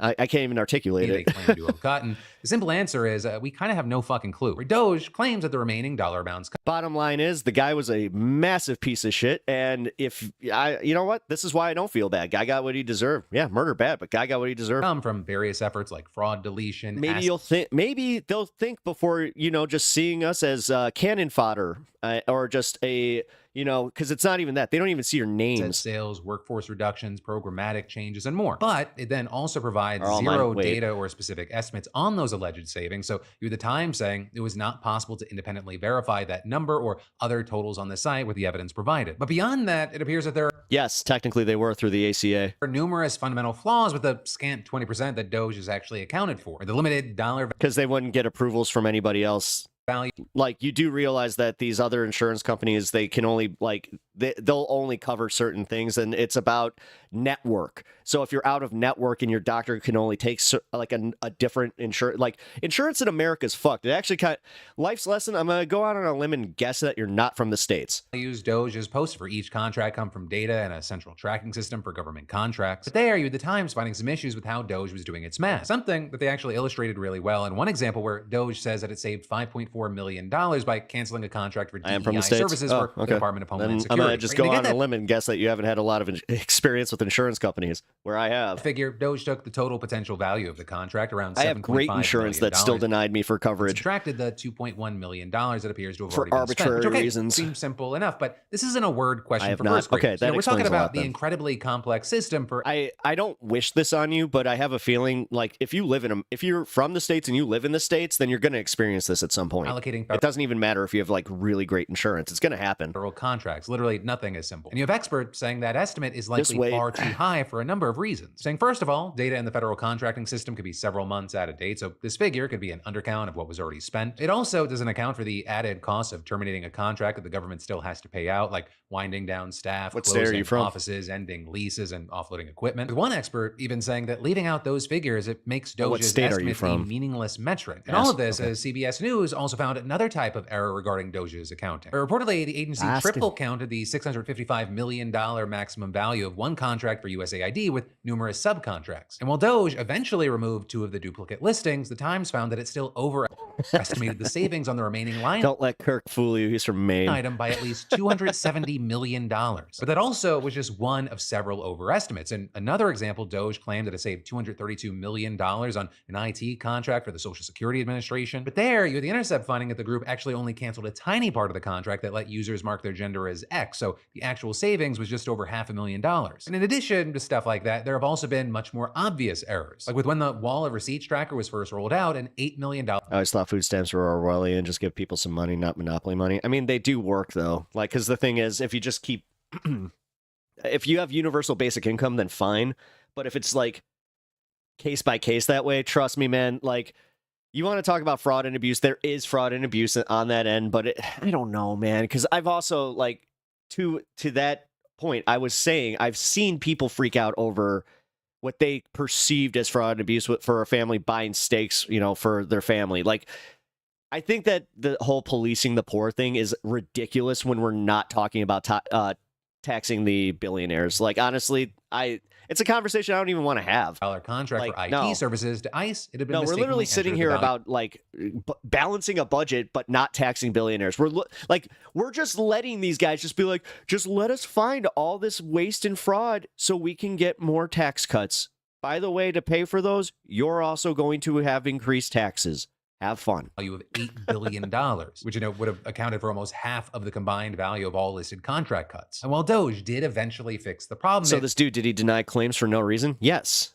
Yes, it wasn't just for no reason. It was literally a mandate. Like what he did is he went in there. He saw that there was a subsection of people like that he could just blanket, just deny coverage to save them money, and that's what he did. It also made some very misleading claims about the situation on X, with the agency saying that the discrepancy was a clerical error that their team was aware of, and asserting that Doge has always used the correct $8 million in its calculations. I believe in freedom. The little money you have, spend it.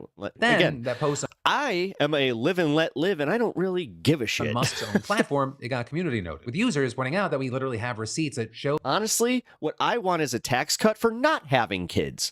I am actually, like, I know that I'm not contributing as far as, like, having little consumers, but for that time that, that they're nothing but just a drain. Doge's tracker, including the wrong number and then updating it after numerous reports. As well, All right, I came off a little as the fact cold. that Doge's claimed savings of $55 billion haven't changed, despite the fact that multiple line items have been revised after errors were pointed out. And it's not like this is the only reported thing or time that Doge has made misleading posts about its alleged savings on X. With last week, for example, it retweeting a Treasury Department post saying that the IRS had rescinded a previously planned $1.9 billion contract and done so in connection to the group's work, with Doge including a screenshot of a $1.9 billion contract with an unnamed vendor that had been marked as terminated. But then, when the Times contacted the vendor in question, they said that their contract had actually been canceled back in the fall, meaning that Doge was literally taking credit for something that the Biden administration had done.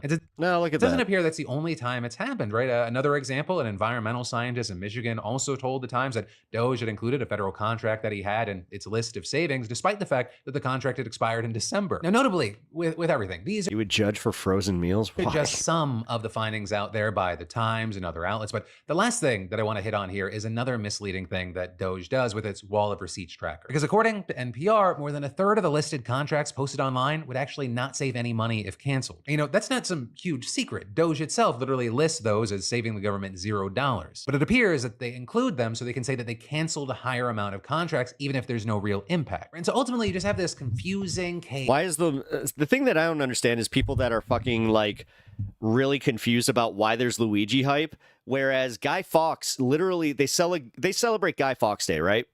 For him not blowing up Parliament, but there's a reason that they celebrate the man. There's a reason that like the V for Vendetta mask is as widely used as it is, and why V for Vendetta was even created. Yeah. Don't ever think that they're like, I don't understand the people also that are like, oh, I don't understand how revolutionaries have ever gained popularity. Please. Just messy. Just because like Donald Trump is the lamest revolutionary ever, and it's not because it's literally because he's a dude in a suit. Misleading situation. There's just a million things happening, and all of it is seemingly so ridiculous. No, it's like the Robin Hood thing. They got my man Jon Stewart bleeding at his news desk. Yeah. Because on the Daily Show last night, you had Jon Yeah, he Stewart broke adding the to the cup. criticism and absolutely ripping into Doge.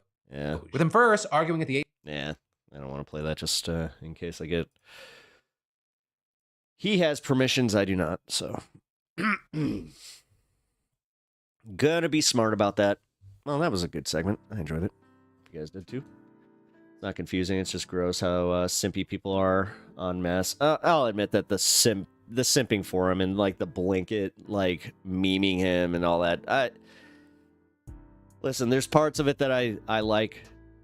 There's the parts of it that I understand 1000% because, again, he's seen as a symbol of something that is a mass problem that, honestly, and it was like we all kind of felt class consciousness at that point. So I think that a lot of people, because of that, you know, that's why they put him up on the pedestal.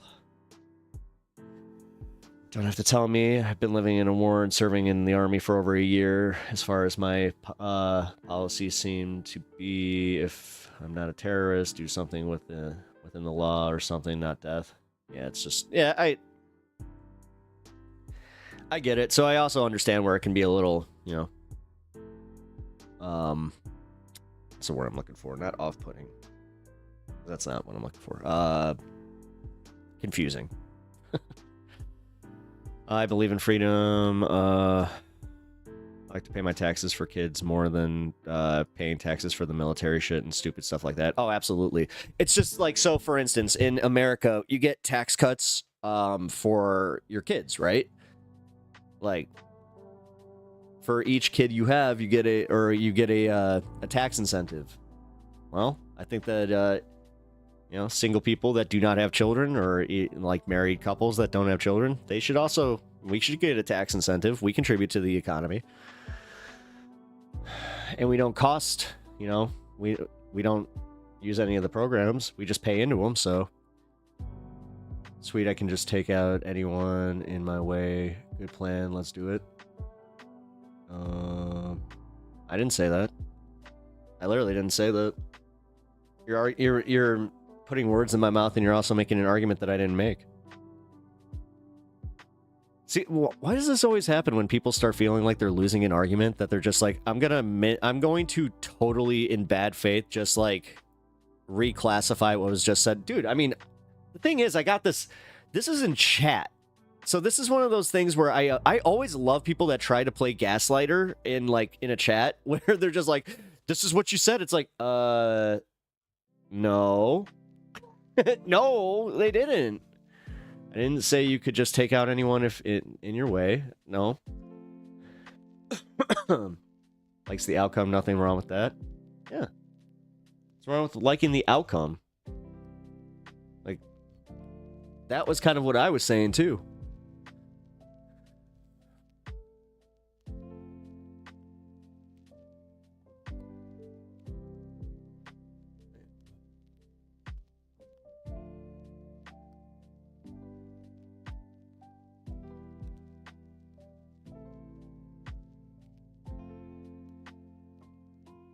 Oh, I did. Sorry, I should have said.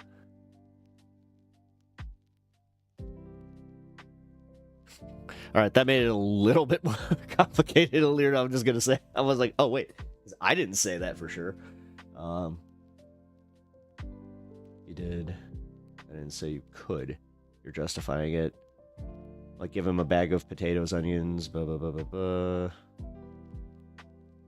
And 2 pounds of red meat every 2 weeks. I'd take it. Cottage cheese. Ew. Ew. Some people just don't like cottage cheese. Stop it. Now, you stop putting your taste on other people. That's fucking weird. I've never liked that shit. Did you say Brussels sprouts too? Fuck you. Seriously. I hate people like you. Like that do that. Like, oh, you gotta eat my diet because my diet best diet. I don't care. Shut up. If you're about freedom, then you'll understand that people have the freedom to also be a little bit unhealthy occasionally. I'm not talking like in mass. I'm talking just like your idea also. You know what? You're not a fucking nutritionist. You're not, you don't understand it. Like, I'm actually going to be completely honest with you because I've gone through this with my hockey training.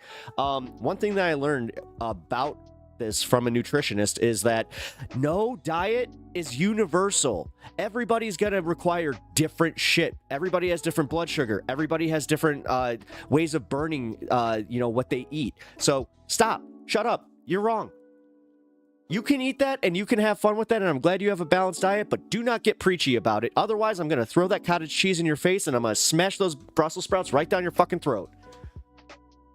With absolutely no salt or butter, so you're gonna get that pure stinkiness.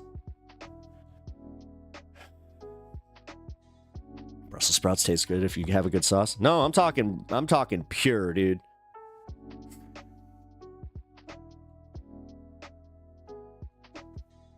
Don't test me. No, for real, don't test me. Like, when it comes to shit like that, I actually do get mad. Because when I went through my hockey programs and, going through and having a nutritionist, yes, I was very lucky to be part of a program that had a nutritionist. But that really opened my eyes up to like, no, and these people who do these are just trying to sell you on something, or they're just assholes. Like, he actually did say that. He's like, or they're just assholes who are preachy. Some people are just that way, where they're like, they always have to be right. It's like, yeah, okay. Brussels sprouts, you have to use some balsamic. Again, no, I said raw, dude. Shoving them down your throat raw. Followed by some of that cottage cheese. I showed up in time for veggie violence.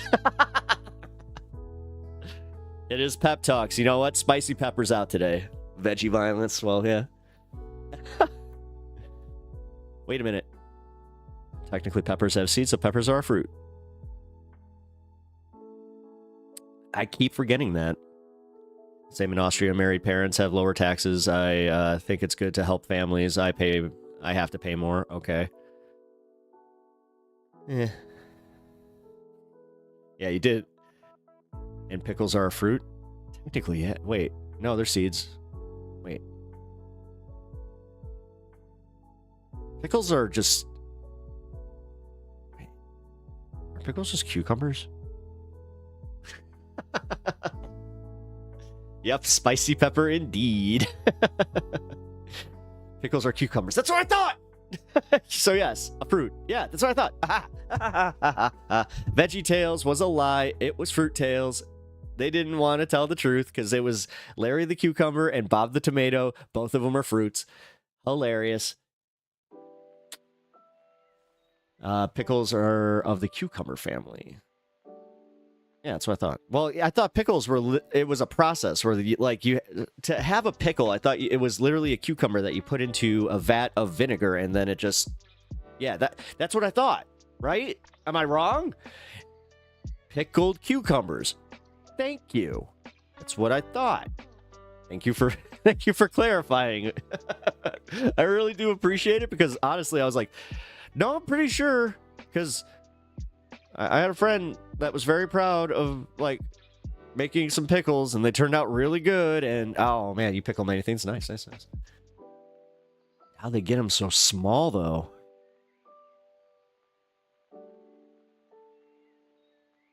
Wait, oh, are you talking about those little ones, like the mini ones? The baby, they're baby cucumbers. I just stuttered there specifically to get that out.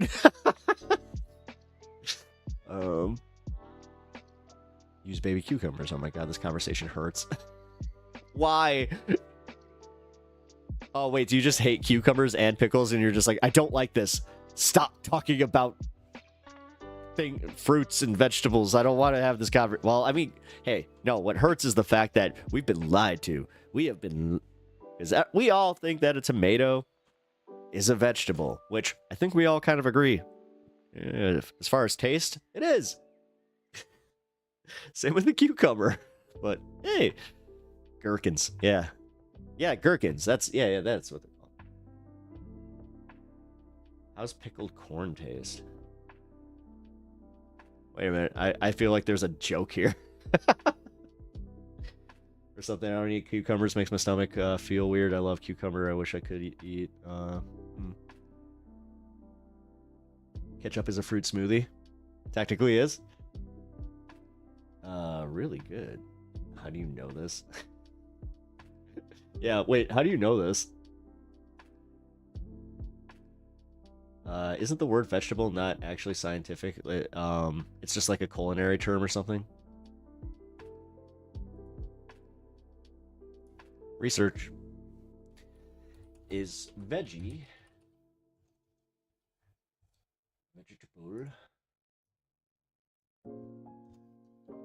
a culinary term?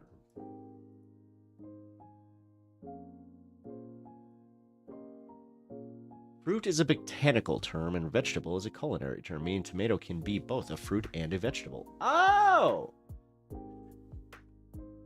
Okay. We've got the approval. All right. All right. I feel a little... Oh, damn. Yeah, we just learned something, guys. Boom. Knowledge. What was that guy? Knowledge. You remember him? Hey, I'm just sitting in my garage with all my books. Knowledge. That fucking idiot. This is how you can make over 1.7 million.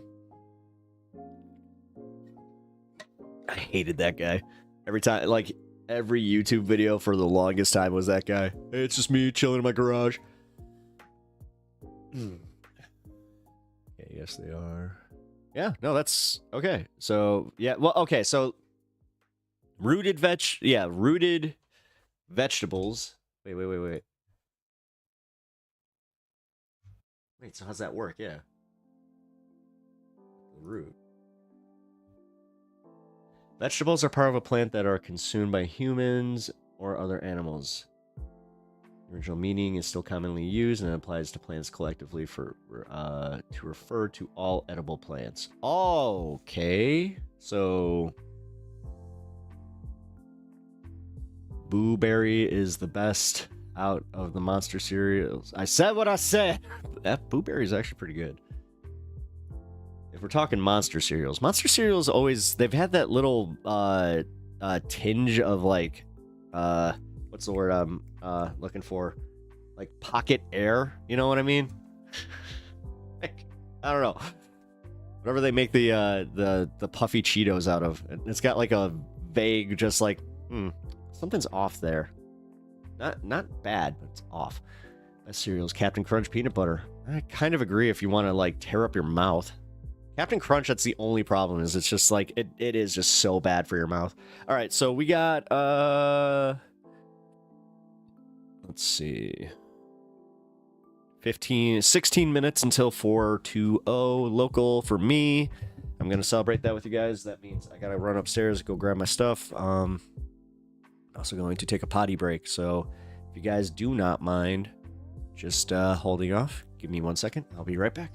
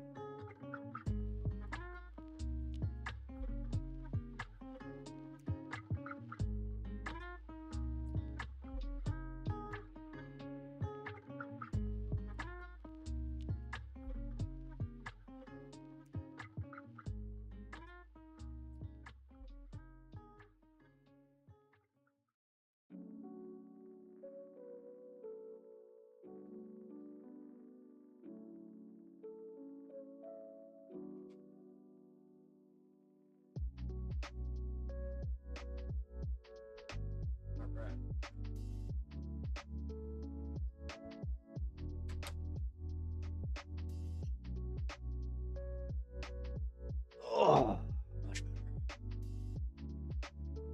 Any bunches of oats, children's cereal, and an adult's box? Any bunches of, yeah, you know, that's a good one. Yeah, you're like my buddy who like loves Raisin Bran. The thing is, he loved it his entire life.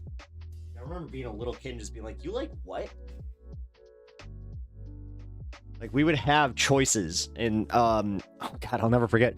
We went to Wisconsin Dells, and we stayed at a hotel, and they had like those little boxes of cereal, right? And I was all about it because they had Cookie Crisp. They had like little tiny Cookie Crisp. I was like, oh no shit.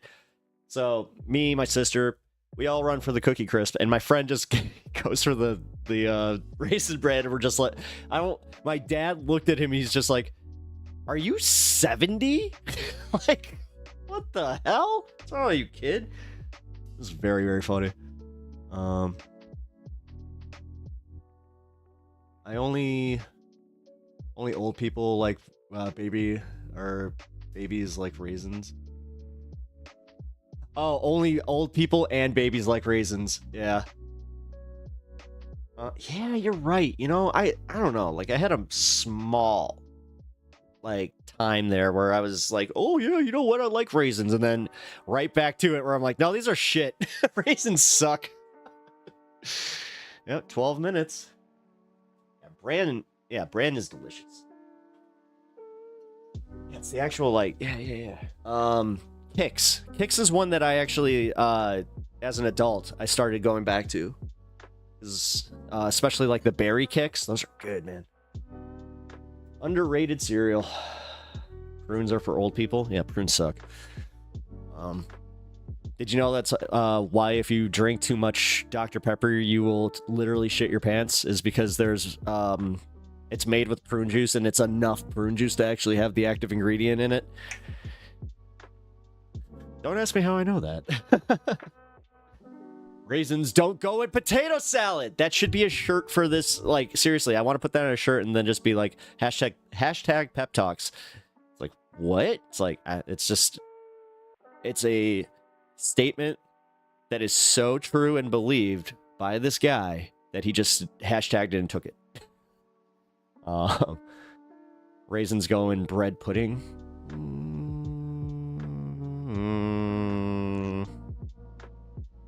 It's not true. Wait.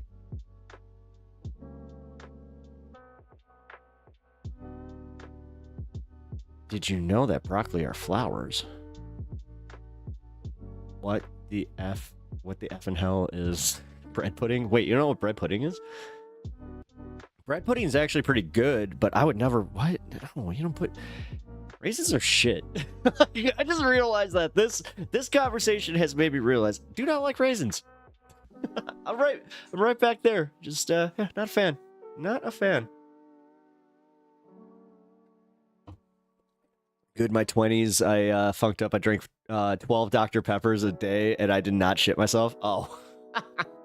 Well, dude, maybe you had the what do you call it? The build-up, or like you trained your system for it. You got the vaccine for the prune juice. Or maybe I've just I had a very susceptible to the prune juice. I love raisins, hate cereal. You hate cereal? No shit. Interesting. I've never met somebody that hates cereal. There's usually a cereal that somebody likes, but then again, it's the whole like adding the milk. It's a little bit annoying. I don't know. I like oatmeal too.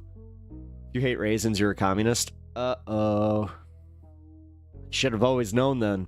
I had a flour soup today. Ooh. Broccoli cheddar. Oh god, I'm hungry. I haven't eaten today. Raisins and oatmeal, raisins and...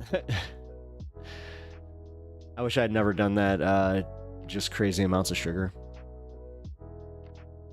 Yeah, no, I did the same thing with Mountain Dew. It was really, really bad for me too. Okay. I like Life cereal. Hey, Mikey. I had to. But cereal is really, really bad for you. I don't eat it at all. Yeah, I try not to. I love raisins. Panera broccoli, hell yeah. That shit's the bomb in a bread bowl. Hell yeah. Let's call it. Yeah. A Panera bread bowl with some broccoli cheddar soup is some good stuff. Good stuff. Blueberry muffin top cereal. What? That's a thing? See. I'm one of those guys, like, if I eat some cereal, I like to do it where I don't even necessarily eat it with, milk or in a bowl. I just like munching on some cereal occasionally. But I haven't done that in a long time, and I think my tastes have changed, because I don't like sweets as much anymore. I have noticed that, like, within the last few years, that, I don't crave sweets at all. If they're around, I'll have some, but, like, I don't crave them. I had soup today. Read that again. Damn it. I didn't want to read that comment again because that made me sad. Like that. No. Yeah. Here you go. Get 4 eggs. What are you, a millionaire? 2 cups of milk. 1 cup of brown and white sugar. Oh, you're literally giving a recipe. Best veggie carrots. What? No. Ew. Not ew. Okay. No, tomato. Well, if we're calling tomato a veggie, then tomato. I like me a nice fresh cut tomato. Put a little bit of salt on that, and it's a good snack for me, man. Ferrero Rochers are the bomb. I'd die for those. All right, Ferrero Rochers are pretty. Ferrero Rocher. That, you know, you've walked into a classy party if you see like a tray of those and you're just like, ooh. And then you're just like, don't mind if I do. And do again. And again. All right. When I said that I don't like sweets, I may have lied. I love being a good Ferrero Rocher. Best veggie is tomato sauce for spaghetti. The spagoots. Man, Kirk, we careful. We got an Italian in here that'll take some major offense to that if I. You do not slam the spagoots. I like savory. Way better than sweet. Yeah, same. Yeah, actually, same. To give me like a... Actually, when you just said savory, I was like, ooh, I want barbecue. I just had a good bolognese. Oh, God, man, I'm so... Alright, I need to go grab like a piece of cheese or something to hold me over. I am freaking really hungry. Needs Amarillo sauce. I like a good alla vodka. I like a good alla vodka sauce, specifically, you know, put some basil in that bitch. Okay, now I'm literally like, my mouth is... It's just like, you're so hungry right now. I don't want to be. We have 6 minutes until we do today's fun half, because today's fun half is going to be at 2 o'clock, or at 2:20 here. So we're celebrate whatever the 20th minute is of this hour. That's your 420 with me today. So, is a glizzy a sandwich? I'll allow that. I'll allow a glizzy to be a sandwich, but you do not call... Oh, you're calling... Is a hot dog a sandwich? I hate you. Is a taco a sandwich? Is it... Wait, no, because a taco is more of like a panini, or it's a wrap, right? Well, hold on. It's like a peninsula, right? It's a peninsula sandwich. Yeah, I need dinner. See you guys in a bit. Oh man, I'm so starving. You enjoy it, and just enjoy it. Sad part is I mean, I would go for a hot dog right now. Fuck, man. I gotta figure out something that I can snack on. Try cottage cheese again. What flavor? No. Ew. No, it's a texture thing with that one. I just can't. I don't like chunky crap like that. Is a schnitzel on a bun a burger? Quesadilla a ravioli? Wait, isn't wouldn't that mean dumplings are also technically, or is ravioli a dumpling? See, we could do this all day. Chunky, ew. Oh, I'll allow that. No, cottage cheese for lasagna. Although I like a good ricotta, or as we call it here in Chicago, ricotta. Yeah, give me some of that stuffed shell with that ricotta cheese, you know? It's good stuff. It's good stuff.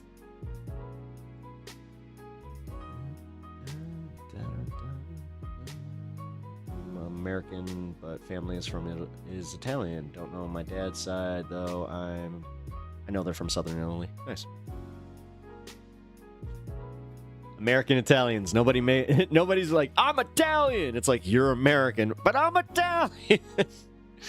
I learned pretty early on to just be like, no, I'm American. I am a mutt. I am like I'm the great American mutt.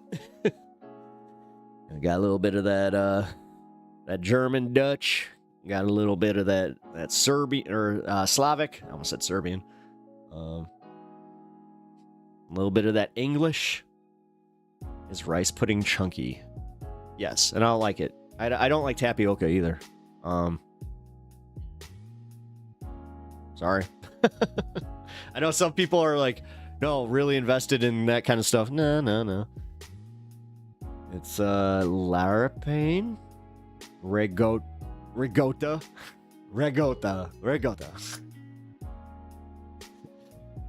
So, Gabagool.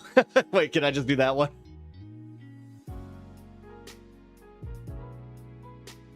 Oh my god, we are watching a 10-year-old. Shut up.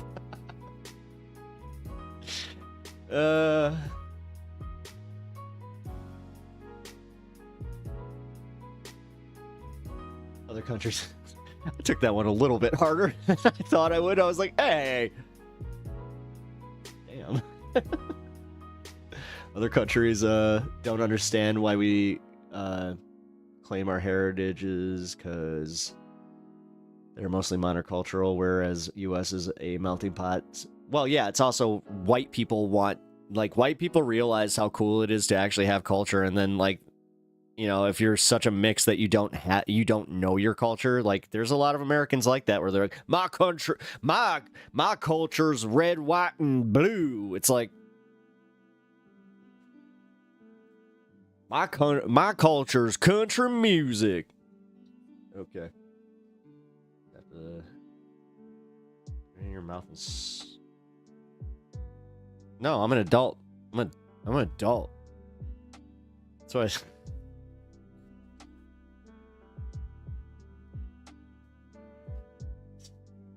I love how anytime that I say I'm an adult, I usually use that as like a I'm gonna go buy this because I'm an adult.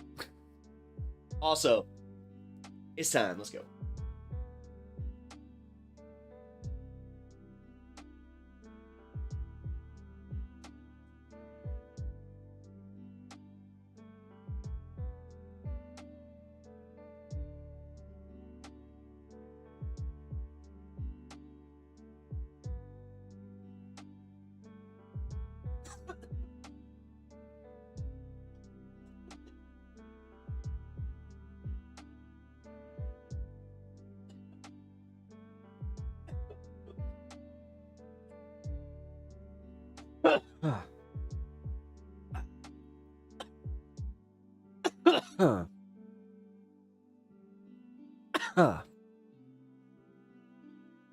I'm a mature, responsible adult, so if I want to go take a nap and not go to work, I'm gonna. You get it. You know? I could take this sick day, because I'm an adult. Now, the thing is, mine's lame. Like, well, I don't need to buy, 4 packs of Pokemon cards. But I'm gonna, because I'm an adult. Needs an adult, looks around. No, I'm an adult. That's happened to me. I swear to God that happened to me. I'm not even joking. My nephew, he was making me do like this thing where he was like, "You're the bad guy." I'm like, okay, and like he got mad because I wasn't doing it well enough. He's just like, "You're not being a very good bad guy." I'm like, okay, I'm sorry, man. And then I asked him, I'm like, hey, can we use that? It was like this little light post thing, and he was just like, well, my dad says we need an adult. And I just kind of had that moment where I'm like, oh, wait a minute. I'm like, you don't see me. And then I'm like, well, yeah, let's go get your dad. I was like, I guess I don't even see myself that way. I'm like, oh, shit. That one hit me, too. I was like,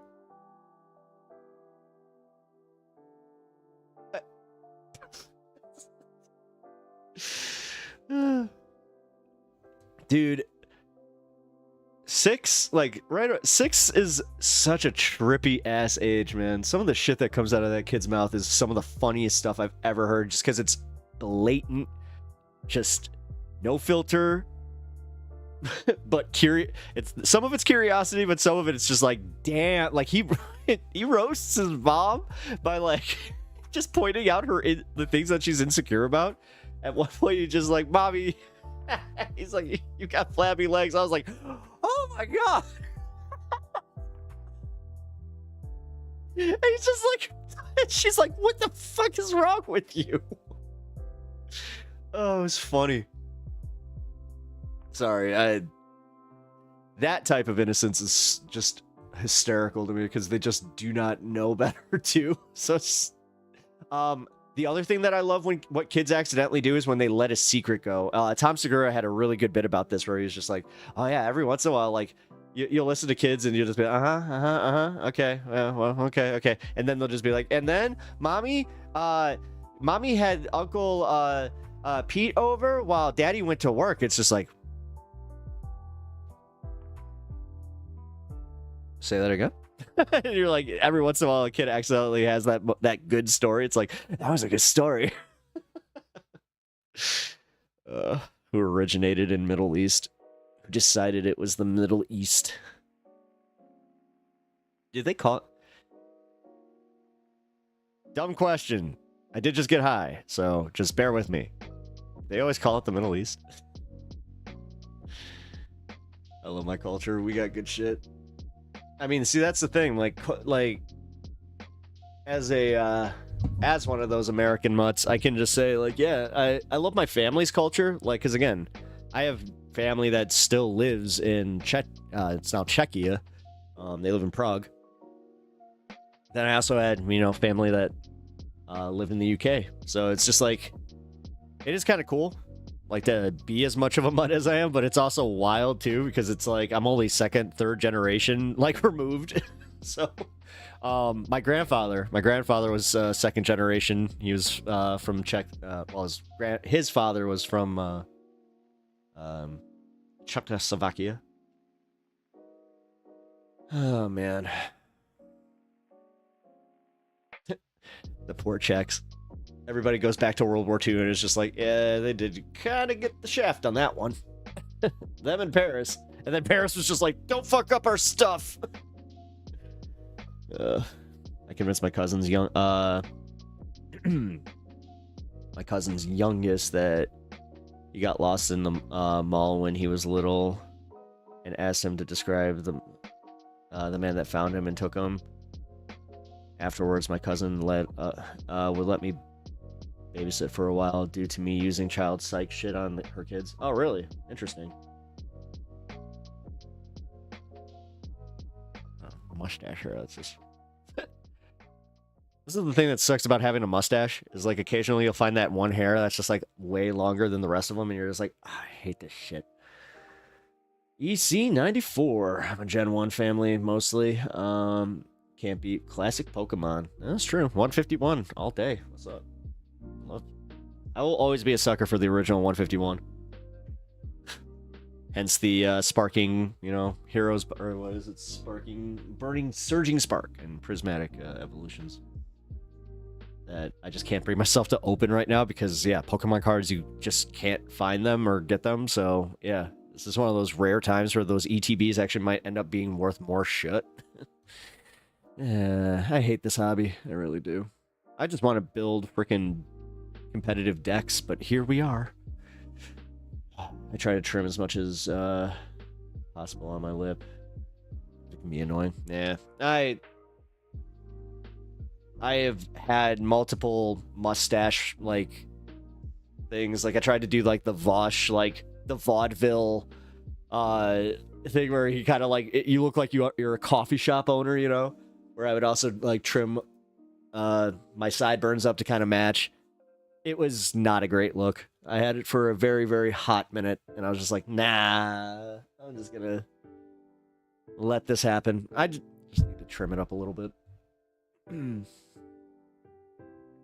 My family has been here since before the USA existed. Oh, shit. I'm Polynesian and Arab. You're a hairy motherfucker. Jesus. I'm just English. Yeah. No. OG colonizers. Yeah, I was about to say I'm yeah. Like, I know one of my English family members was part of OG colonizer.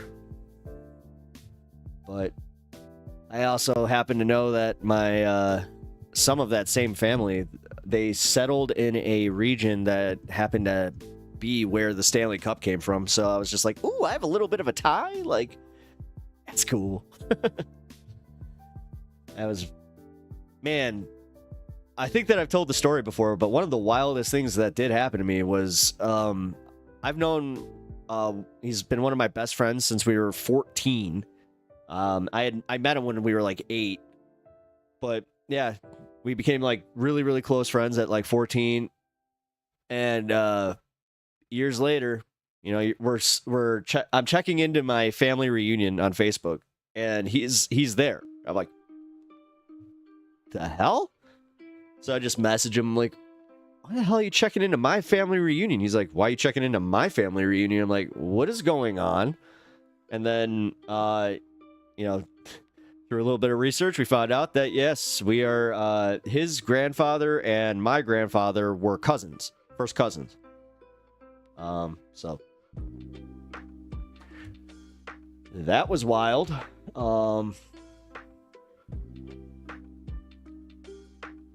I hate the French. Be nice. If we get any French chatters, I don't want them feeling like, you know, they're not welcome. Yeah, John Stark is like 5 times my grade.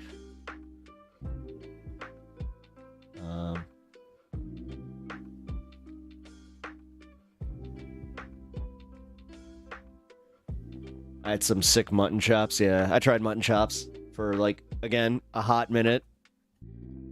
And when I say a hot minute, I mean like legit just to go show my wife and just be like, look!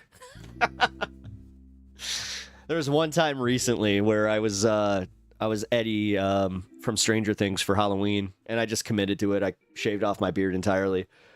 Plus, you know, every once in a while you need to like just restart, which that was something I needed to. It was one of those times. I'm like, yeah, it's a little uneven all over the place, so good time to do it. And yeah, man. I had so much fun with that, where I was just like, all right, we're gonna meet.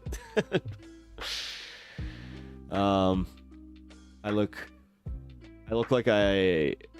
like Mario with a stash. God, I still can't believe Mario. It's a me, Mario Jumpman Mario. Waha, woohoo. Okie dokie. Damn it, crack that last one.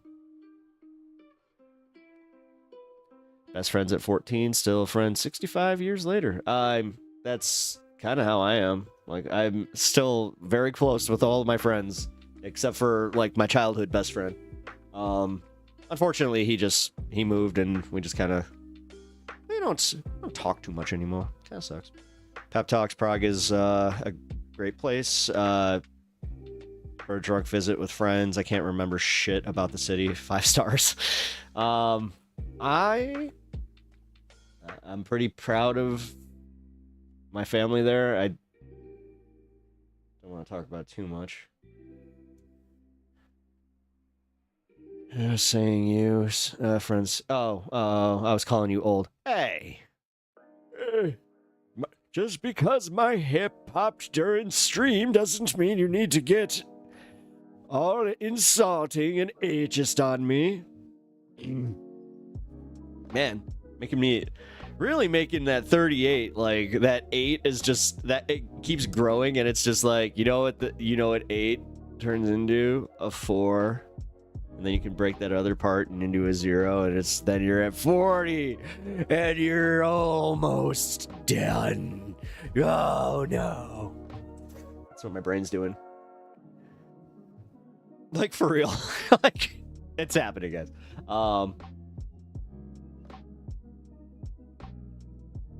Wait.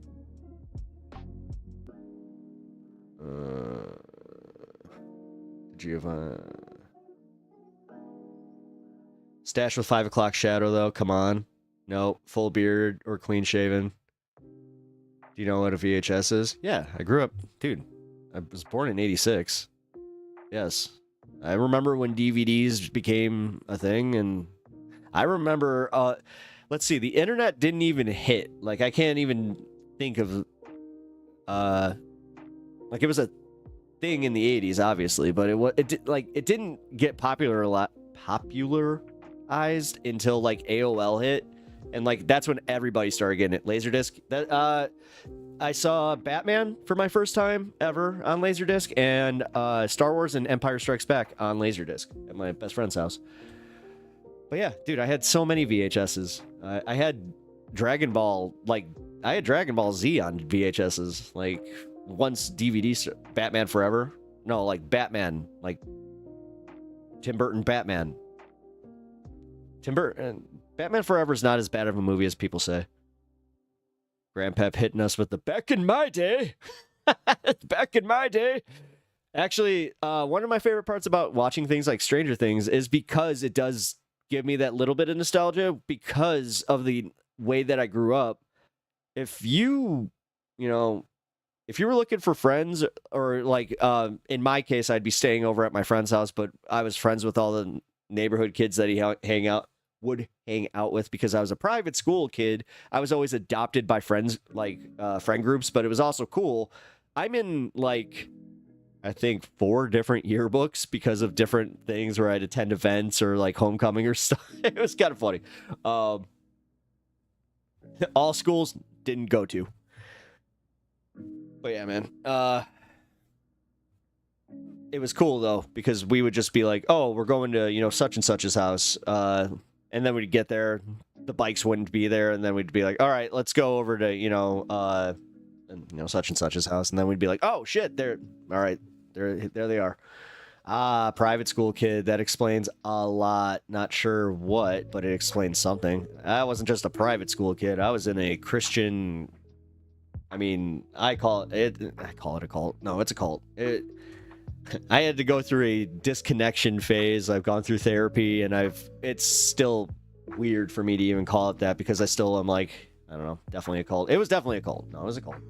Your dog is such a cutie. Thank you. He's a really good boy. Speaking of my dog, she is barking up a storm right now. Let me go let her out real quick. I have old Disney VHSs in the plush cases. Nice. I always like the vault cases.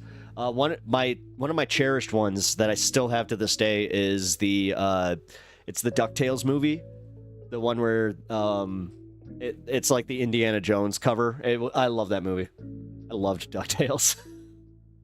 DuckTales and Darkwing Duck were like, I loved that shit. Wait, yeah,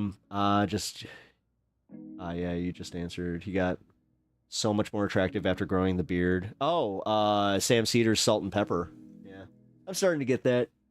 Yeah. It's slowly coming in. I'm getting one little like line though. It's kind of cool.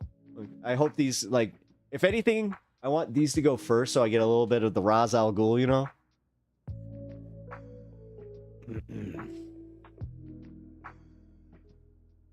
Wait, I was in private Christian school when I told my mom I didn't believe in God anymore. Yeah, so was I. Let's give me the silent treatment for a week. Damn. As a kid, that is rough. Yeah, it's really rough. Life is a hurricane here in Duckburg. Life is a hurricane here in Duckburg. Fuck. Here in Duckburg. DuckTales. Woo! Oh my god, I love that song. Also, can we just admit that DuckTales and Chip and Dale Rescue Rangers. Chip and Dale Rescue Rangers. It's a banger of a fucking song. Where there's danger. Alright, sorry. I'm gonna stop singing. Wouldn't tell me she wanted to do something, but would punish me anyway. Apparently it was my fault for making her give me the silent treatment. Yeah, isn't that how... Oh, Jesus. Leard, I hate the fact that I understand exactly where you're coming from on that one, and I also, it sucks. It sucks. You gotta love parents. My mom convinced me to donate all my VHSs to a hospital. I didn't do the hospital, but I did the church. I donated all my VHSs to the church. Ow. Long hair problem. Okay, I gotta let my dog out. She is begging me. All right, I'll be right back. I'm coming.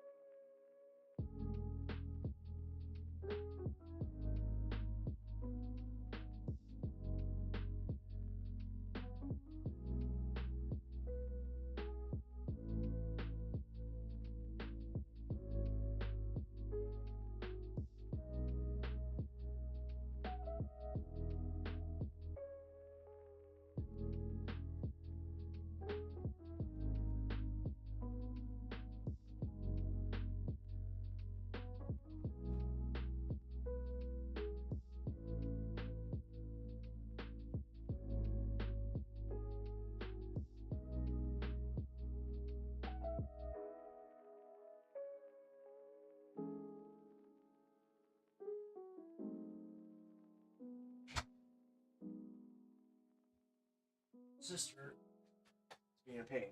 Ugh. Whew. Sorry about that. I think I'd be a good parent. I'm a good dog parent. I'm a very good animal parent. I love my puppers. That's the whole thing.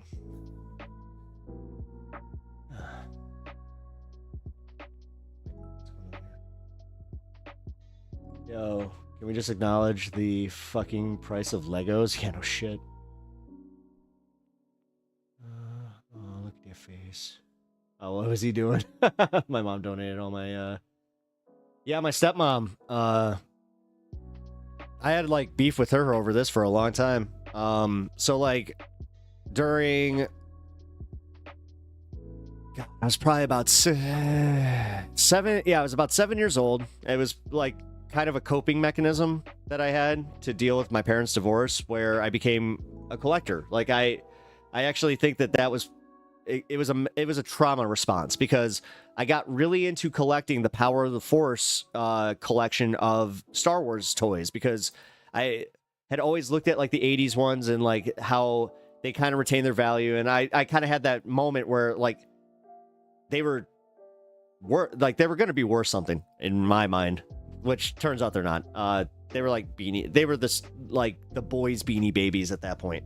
Lots of people put so much money, and only a few of them actually like had any value. So regardless, I had the entire set, and I'm talking the entire set all the way like up until they did the new wave that was, I forgot what it was called, but they took the Powers of the Force name off of it. I went to go and collect all my stuff, like, because I had like 4 bins just full of these things, and she was just like, oh, I sold them all at a garage sale to somebody, and she didn't even give me the money. Like I'm still mad about that. My mom threw out 500 Yu-Gi-Oh cards. Yep, I know how that goes. It's the same with my Pokemon. My Pokemon got donated to, I don't even know who. They got rid of all my cards. Family. Love family. Yeah, it really fucks with you. Yeah, it does. It does. You know, this whole... You know, because, like, the other thing is they contributed to it. They knew. They knew that was my thing. Like, that was, yeah, whatever.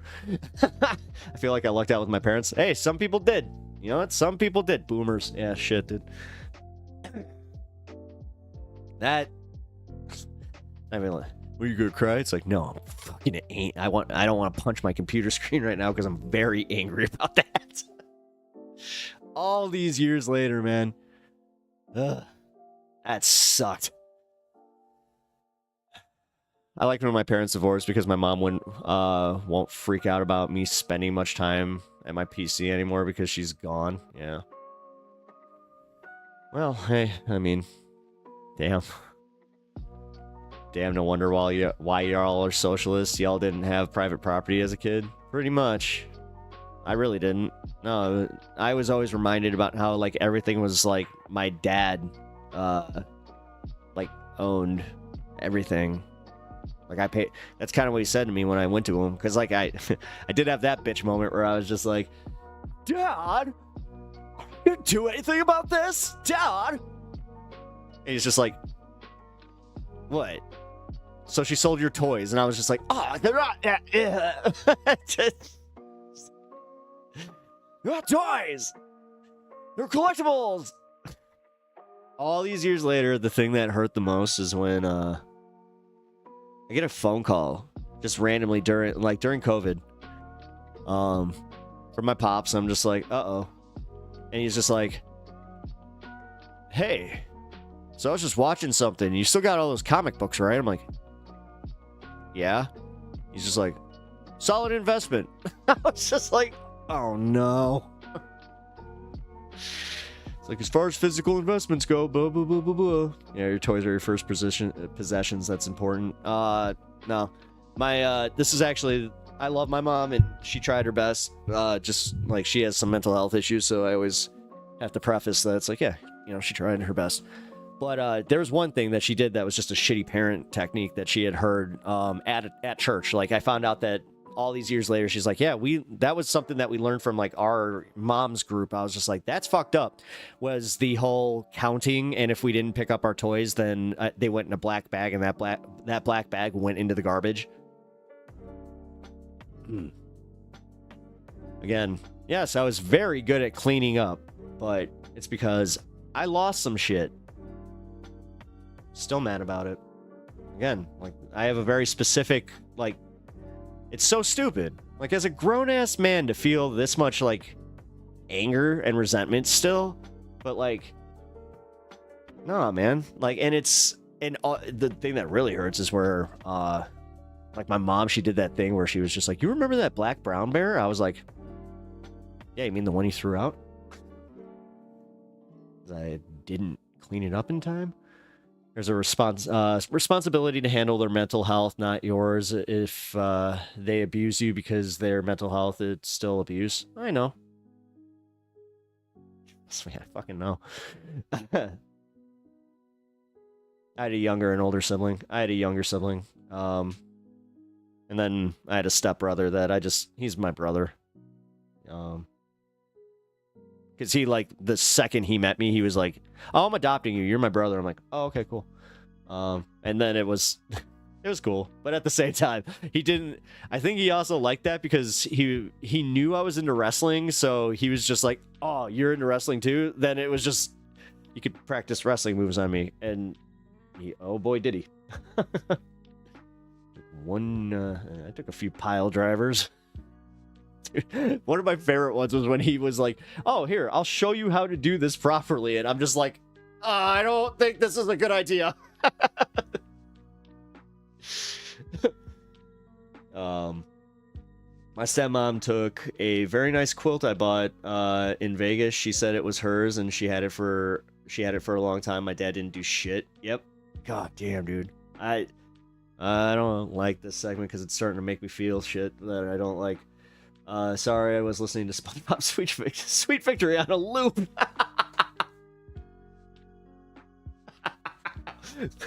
I'm just picturing you just standing there like fucking just doing all the moves. Hell yeah, man. My grandpa found an old camera and now he's sending me random photos in the family. Oh yeah, grandpa, send me some pictures. One of these days I'll do an entire show breaking down some of my family stuff. It's really it's a story, man. It's a story that I would like. I know that they wouldn't mind it being told, but I definitely some names and names and locations need to be changed. Something I actually like should think about. EC94, thank you for the follow. Really appreciate that. Oh, that's sweet, man. Why the hell do you all care what Dad says? I'll just get my shit back. I couldn't get my shit back. They sold it. Like, get my shit back? Dude, they sold it at a garage sale. And, like, I asked him for the money. He's just like, what do you think that stuff was actually worth? And I tried to tell him. I was just like, dude, that was a couple $1,000s worth of toys. He's like, oh, fuck off. Like $100. Okay. I just realized I'm still mad about that. How y'all doing over on YouTube? Sound off. One's in chat. How you doing? One's for good. Two's for I'm bringing you down and we need to go into some politics. Stealing from children is abuse. Yeah, I know. I know. I'm well aware that, like, I had that talk with her too. You ever have the adult conversation with your parent, stepmom, whatever? Because, like, we were a few drinks in. She was also drinking, and just, yeah, man. I just went. You ever feel bad for doing that? Like, do you even know what that did to me? And she was just like, oh, you know, I figured we needed to make some space. I was just like, oh man, that never goes down. Yeah, man. That was, yeah, especially drink. It did get a little hot. You don't understand what you did to me. Then she's just like, I wasn't. We were perfect. I tried. My parents won't have it. They won't even listen. That sucks. Yeah. I got one that will. Then I got one that'll just... He'll listen for, like... Dude, I hadn't heard from him in forever, right? I called him randomly just to be like, hey, how you doing? He's like, I'm good. I'm like, what you been up to? He's like, I went to... You know, just kind of went to Mexico, disappeared for a month. I'm like... What? Like, voluntarily? And like, is there a story behind this? Like, yeah, I just went, hung out. I'm like...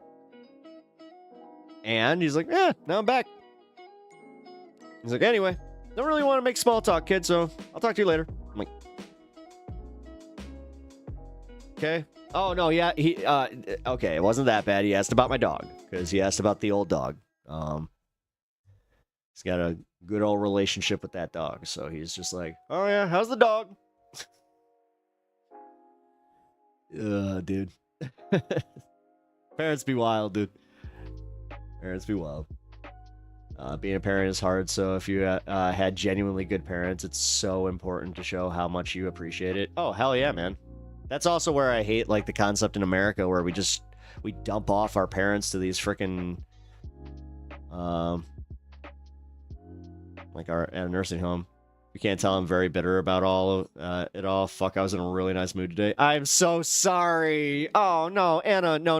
Let's bring the mood back up. I'm sorry. I'm not trying to I didn't want to trauma dump and also like bring it back to you guys. Like, God, I apologize. That's not cool.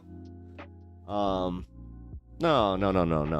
We can all just agree, parents be wildin'. Yo, did YouTube chat just shut down? Guys, for real, over in YouTube chat, sound off. One, like, if you're still there, or like what's going on. Because I'm not seeing anything on YouTube chat, and I'm seeing on my stream, they shut down my chat.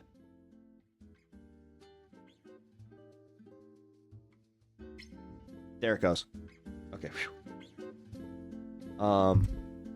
That actually scared the shit out of me. They shut down my my chat on my my YouTube studio. Like, it just went completely black, and shit, it's still black, dude. I'm just smoking. It's okay. No. I know. I'm sorry. I know. Just shit. Really bad timing for that to happen. What the? Hold on, guys.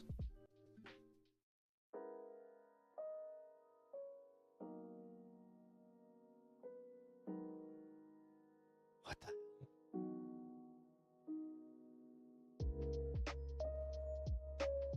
the? Can you say more slurs in YouTube chat compared to Twitch? No. Why? Stop with... Why do you need to get your slurs out in my chat? Stop it. Clean up the language, guys. Because I'm trying to clean up the language because I'm trying to get this channel in good standing, and I don't... Yeah. Why do you need... Good answer, Beth. If you want to know why I'm a communist, it's because my mom explicitly told me she was raised to be a good worker, and she often treated me like I was my young... Or treated me like she was my manager, not my mom. I do get that. I mentioned that, like, what I did was, like, family oriented, right? So I get it. One of my biggest rules as far as giving advice to anybody that is thinking about starting a family business is do not start a family business. Do not have any intention of your kids being in a family business. It's one of the worst things you can do to a kid. It really is. Because it almost, you almost make it like you're putting your dream on them. Like, yes, it's okay to like give it to like to have the idea of being like, well, I want them to have something, but yeah. Our family business is doing all right. Oh, okay. I'm happy for you, but I'm just saying, yeah. As somebody who's had some bad family blow-ups, specifically over just dumb business shit. Like, that's the worst part, is like, I've legit not talked to one of my aunts over a fucking bad business decision. Like, that shit sucks, man. If you want to know why I'm a capitalist, it's because I grew up with nothing and I had to work from 14 to pay my bills and build skills. My income, I see as 15 years of blood, sweat, and tears. No, you're literally like the ground up American dream. You're the comeback king. Like, Dad doesn't want us working there. Then your dad gets it. No, Ryan. Okay, so I should have prefaced that. Do not start a family business with the intention. Oh, no, I said that. With the intention of giving it to your kids or like having your kids work in it. As long as you're like, family businesses are fine. Like, I'm not saying small family businesses aren't a good thing. I'm just saying, you know, I can't stand. Like, I met so many people like this. Oh my God, I wish I could tell you this in full. Preface this and not get in trouble. There was a guy in the industry that was very popular, very, very popular. And he was a boisterous, flamboyant dude that was like, he looked like Jelly Roll with no tattoos, and like gray curly hair. And he wore like Mr. T chains, right? Like, this guy was, and his big thing that he would do is he'd be like, here, like, he'd tip people and it was $100 bill. They'd open it and it was his business card. It was one of those ones that was like meant to fool you. I will, dude. When I watched a waitress give him a look that I was just like, I should probably move because it looks like she actually might be able to take care of this right now.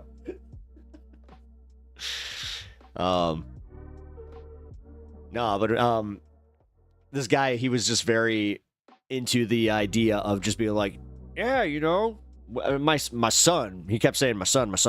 And then like I met his kid, and guy was like meeting the Costco guy, the boom guy. Like it was very much like that, where I was just like, oh no, brother, I'd throw hands.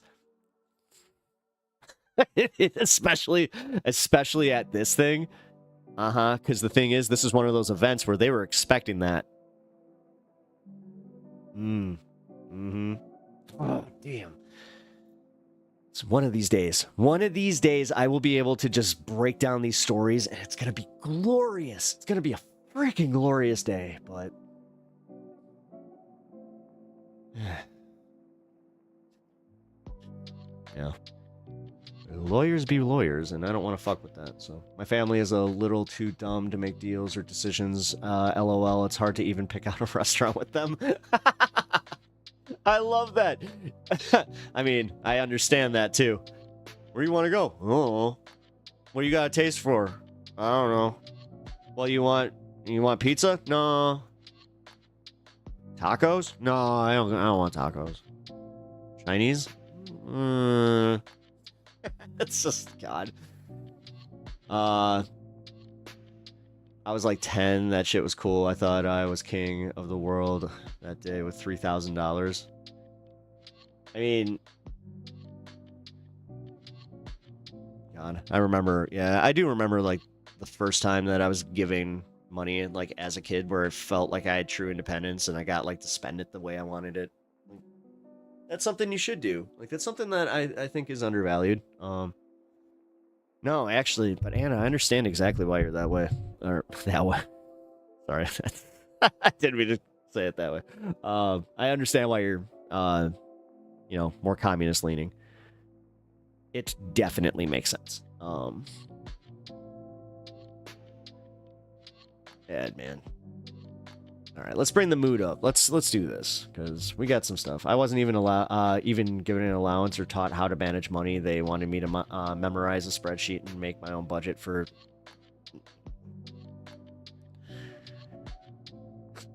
Anna, at some point, seriously, I just want to like grab like.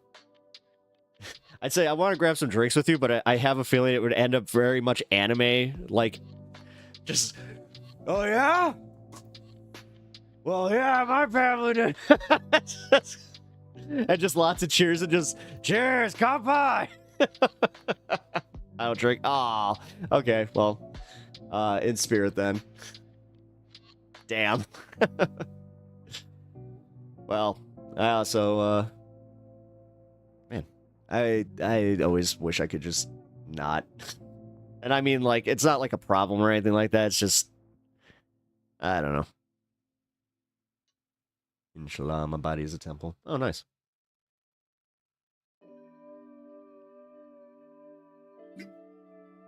Mine is not.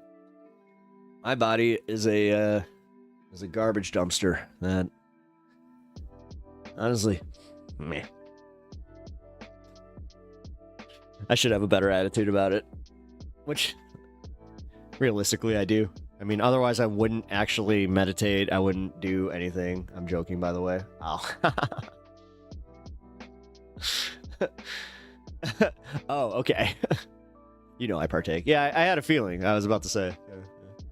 No, I'm just... especially now, man. God.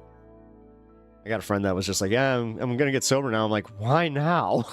I actually asked that. I was like, oh, no, I'm a bad friend. I'm sorry. Because I did have that moment, just that overtaking moment where I was like, oh, everything's just not, it's so bad. That's crazy. I was given $100 as 50 for BS, 0 for CS, and pay 50 for DS. I was grounded and had to pay 100. Best believe I had all AS and BS. Meditate like those dope smokers. I mean, hey, what up, Matesh? I wish I had the button where I could. Burr, burr, burr. All I do is win, win, win, no matter what. Matesh in the house, and I stay there.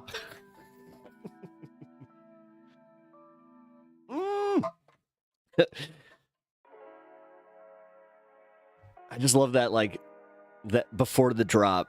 And I stay there. I could make about 50 a week if I did all the chores. Man, damn, dude. People thought I had a rich family. I'm like, damn, you what? Damn.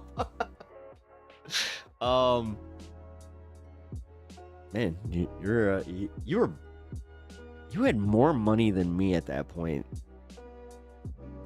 Like, because wait, you said 54 war. Oh, wait. Okay, my bad. You were talking. Okay, dishes. I literally got a little lost there, but I caught up. All right, never mind. Most I got was $5. Yeah. I was told. Yeah, that's what yeah. I mean, I had to like. This is the reason I don't like justifying my purchases, and I think I am a little bit irresponsible sometimes with my money. Is because literally I had to explain every fucking purchase I ever made, every single one. If I had to justify everything I wanted, and you know, even like my grandma, who was awesome, she had a system where which I still apply to this day, by the way, where she's like, if it's a situation where it's like, it's going to be there for 2 weeks, wait 2 weeks. If you still want it after 2 weeks, then go buy it. And I was like, okay. And I did that with big purchases. That also weren't like, you know, the Pokemon drops or whatever the hell was going on. Because Pokemon drops are bad now, but they were, fuck. People forget, you know, the year 2000 was insane with that. I remember trying to go get one of those, the big booster boxes, and you'd be in line. You're like, oh, they only have 50 of them, and you're like counting. You're like, and you're just hoping. You're like, please don't have money. Please don't have money. Please don't have money. And then you'd see them just grab boosters, and you're just like, yes, yes, yes. That happened a few times to me. But also, Mitesh, how you doing, man? I'm glad to see you. Distracting, yo, dude. Just about to see a client. Just dropping in here to mention I posted a thingy in the music channel. Oh, what'd you post in the music channel? Give me 1 second. Speaking of music, I'm gonna play Kirk's little contribution to the show.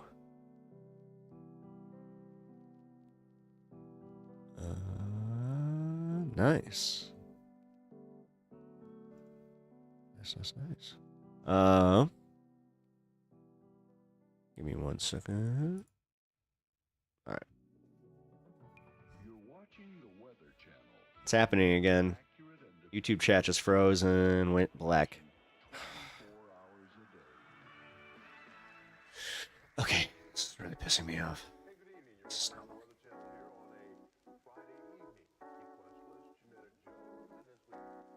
Hold on, I gotta restart YouTube's studio here.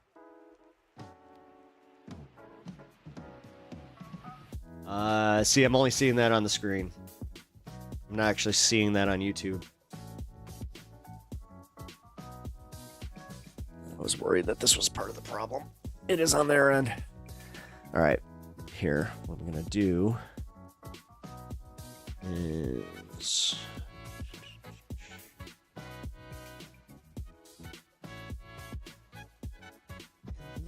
give me 1 second. Reset chat. There it goes. Got it. All right. IT Pepper here. Good here. Okay, cool. I got the newest message. Perfect. I was told to save 25%. We're buying a car.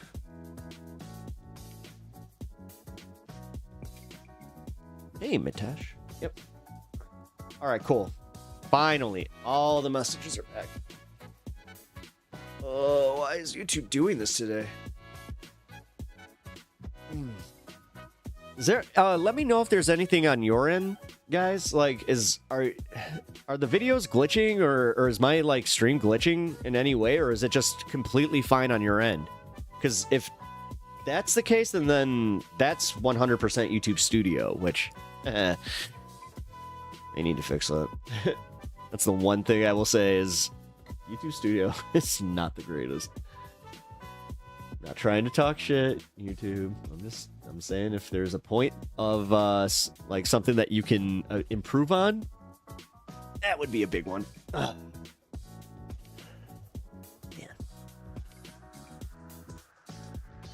On my end, sometimes the whole screen glitches.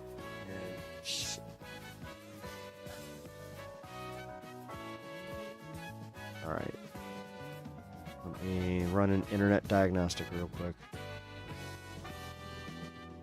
I can see all chats and stream here perfectly. All right, that means that the stream's fine. Okay. Hold on. Sorry, guys. I got to figure this out. So, internet diagnostic.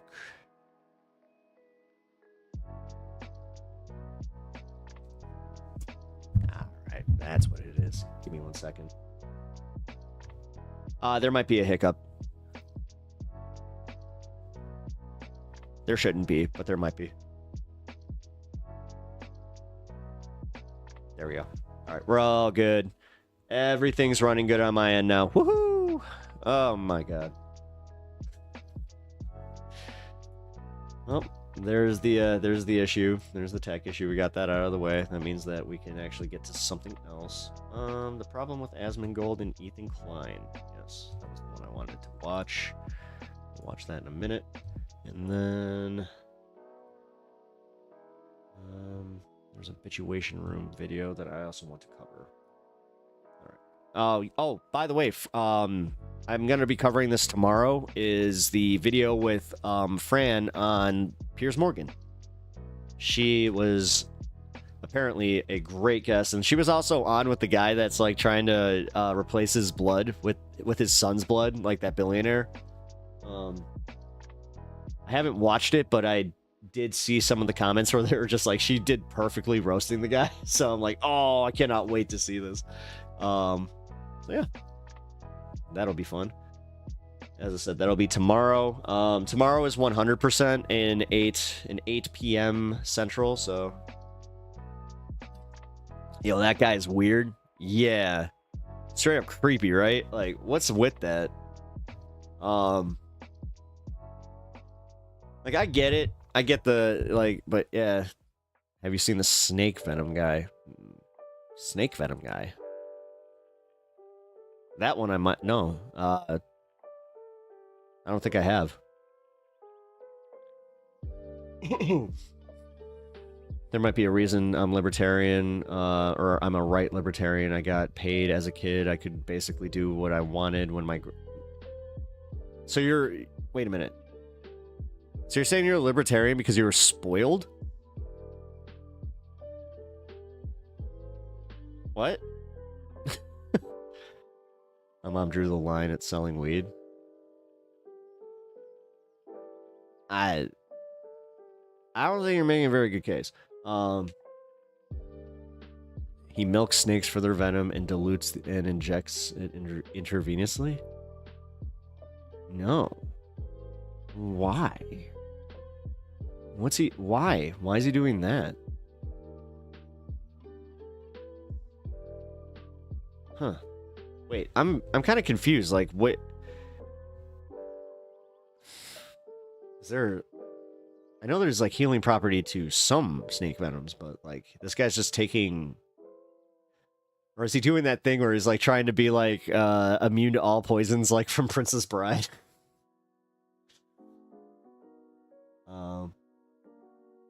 He looks way younger than he is. Oh. No, he's got a formula. Huh. Well, that's cool. I mean, hey, as somebody who uses, you know,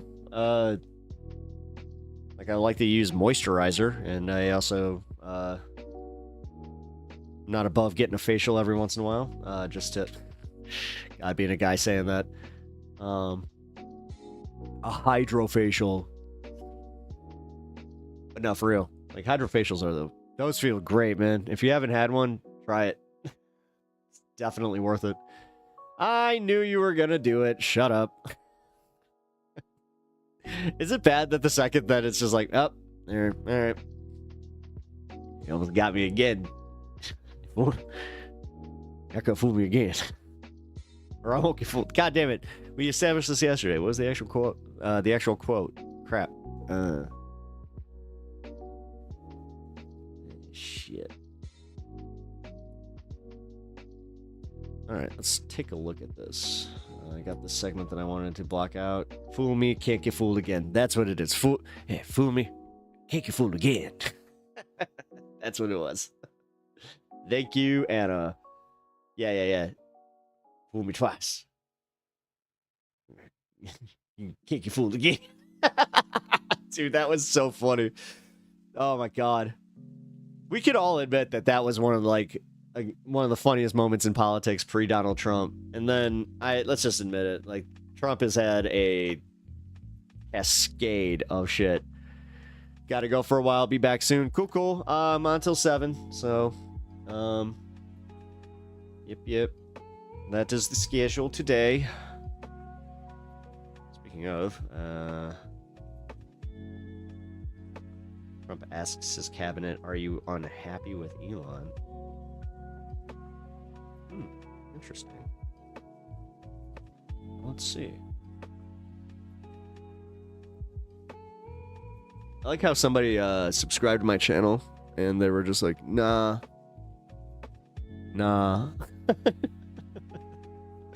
All within like a minute, I'm pretty sure. God. That's the one part about seeing somebody literally sub and then be like, oh, no. What did I say? I would like to know. Mostly just because I'm genuinely curious.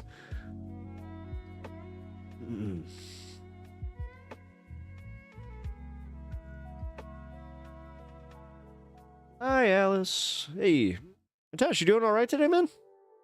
I hope you're doing well. I hope you're all doing well, but... I feel like I accidentally brought everybody down by getting a little down on my my stepmom for throwing away my... Well, not throwing away, selling my Star Wars figures. Still shitty. Still shitty, but... I will prevail.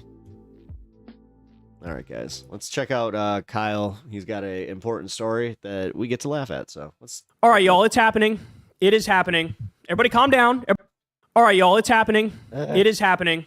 Everybody calm... Yeah, YouTube. YouTube's being YouTube. Calm down. Everybody relax. Relax. It's happening. I'd like to think I have something to do with this. Put in the comment section below if you think I had something to do with this. I don't know if I'm tooting my own horn here too much. I don't know if I'm off the mark.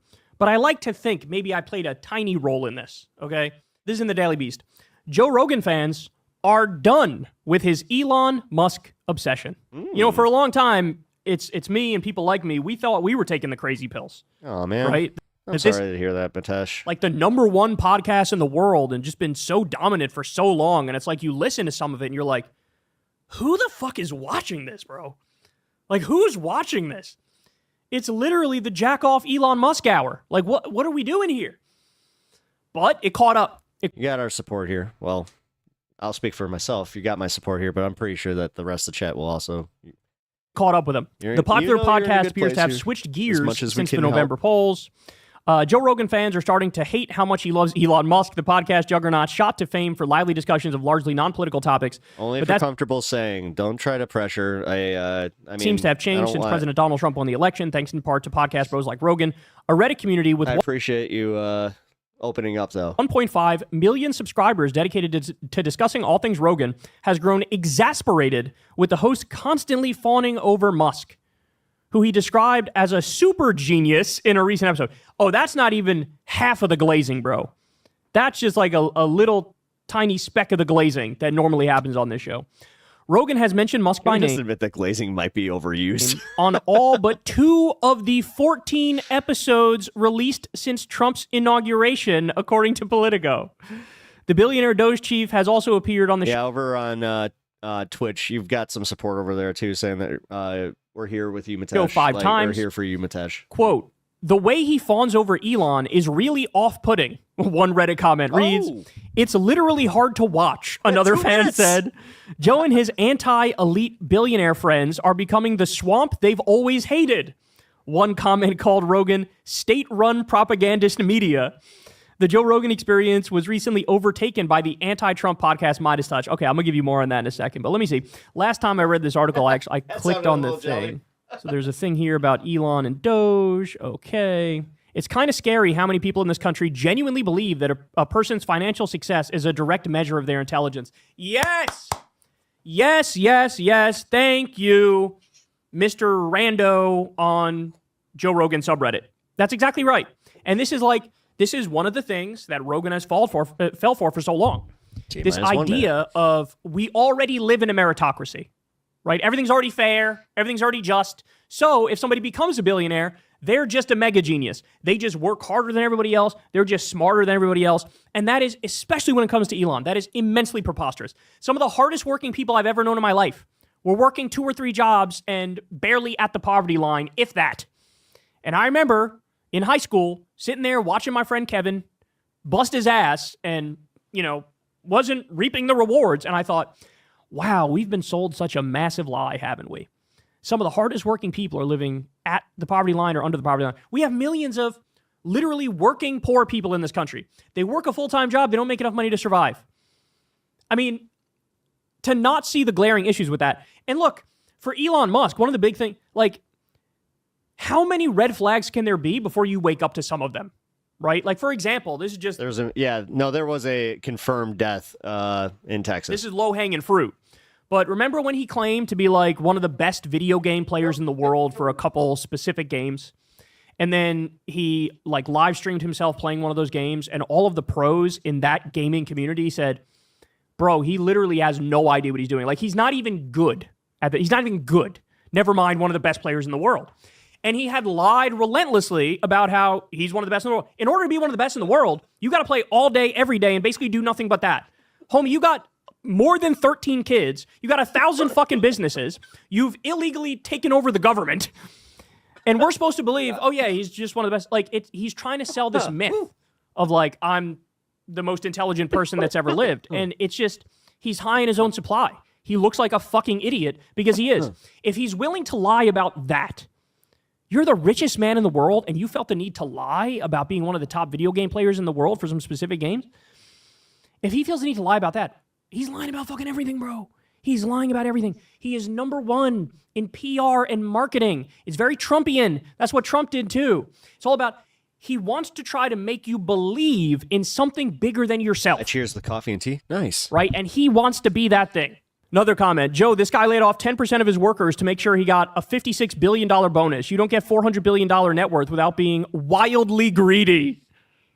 This goes on, bro. I actually got some fire memes from this subreddit. There's like a picture of somebody chugging water, and it says like, Elon Musk's piss is the water, and the woman drinking it says Joe Rogan. Oh, people are waking up to it, bro. People are waking up to it. I'm very happy people are waking up to it because it really is humiliating. Yeah. And the other thing, like, the way he religiously dodges any and all stories about how much of a fucking idiot and an asshole Elon Musk is, it's just, like, I know you've seen the stories. I know you've seen the story about Elon Musk illegally slashing NIH funding, which includes cancer research for kids.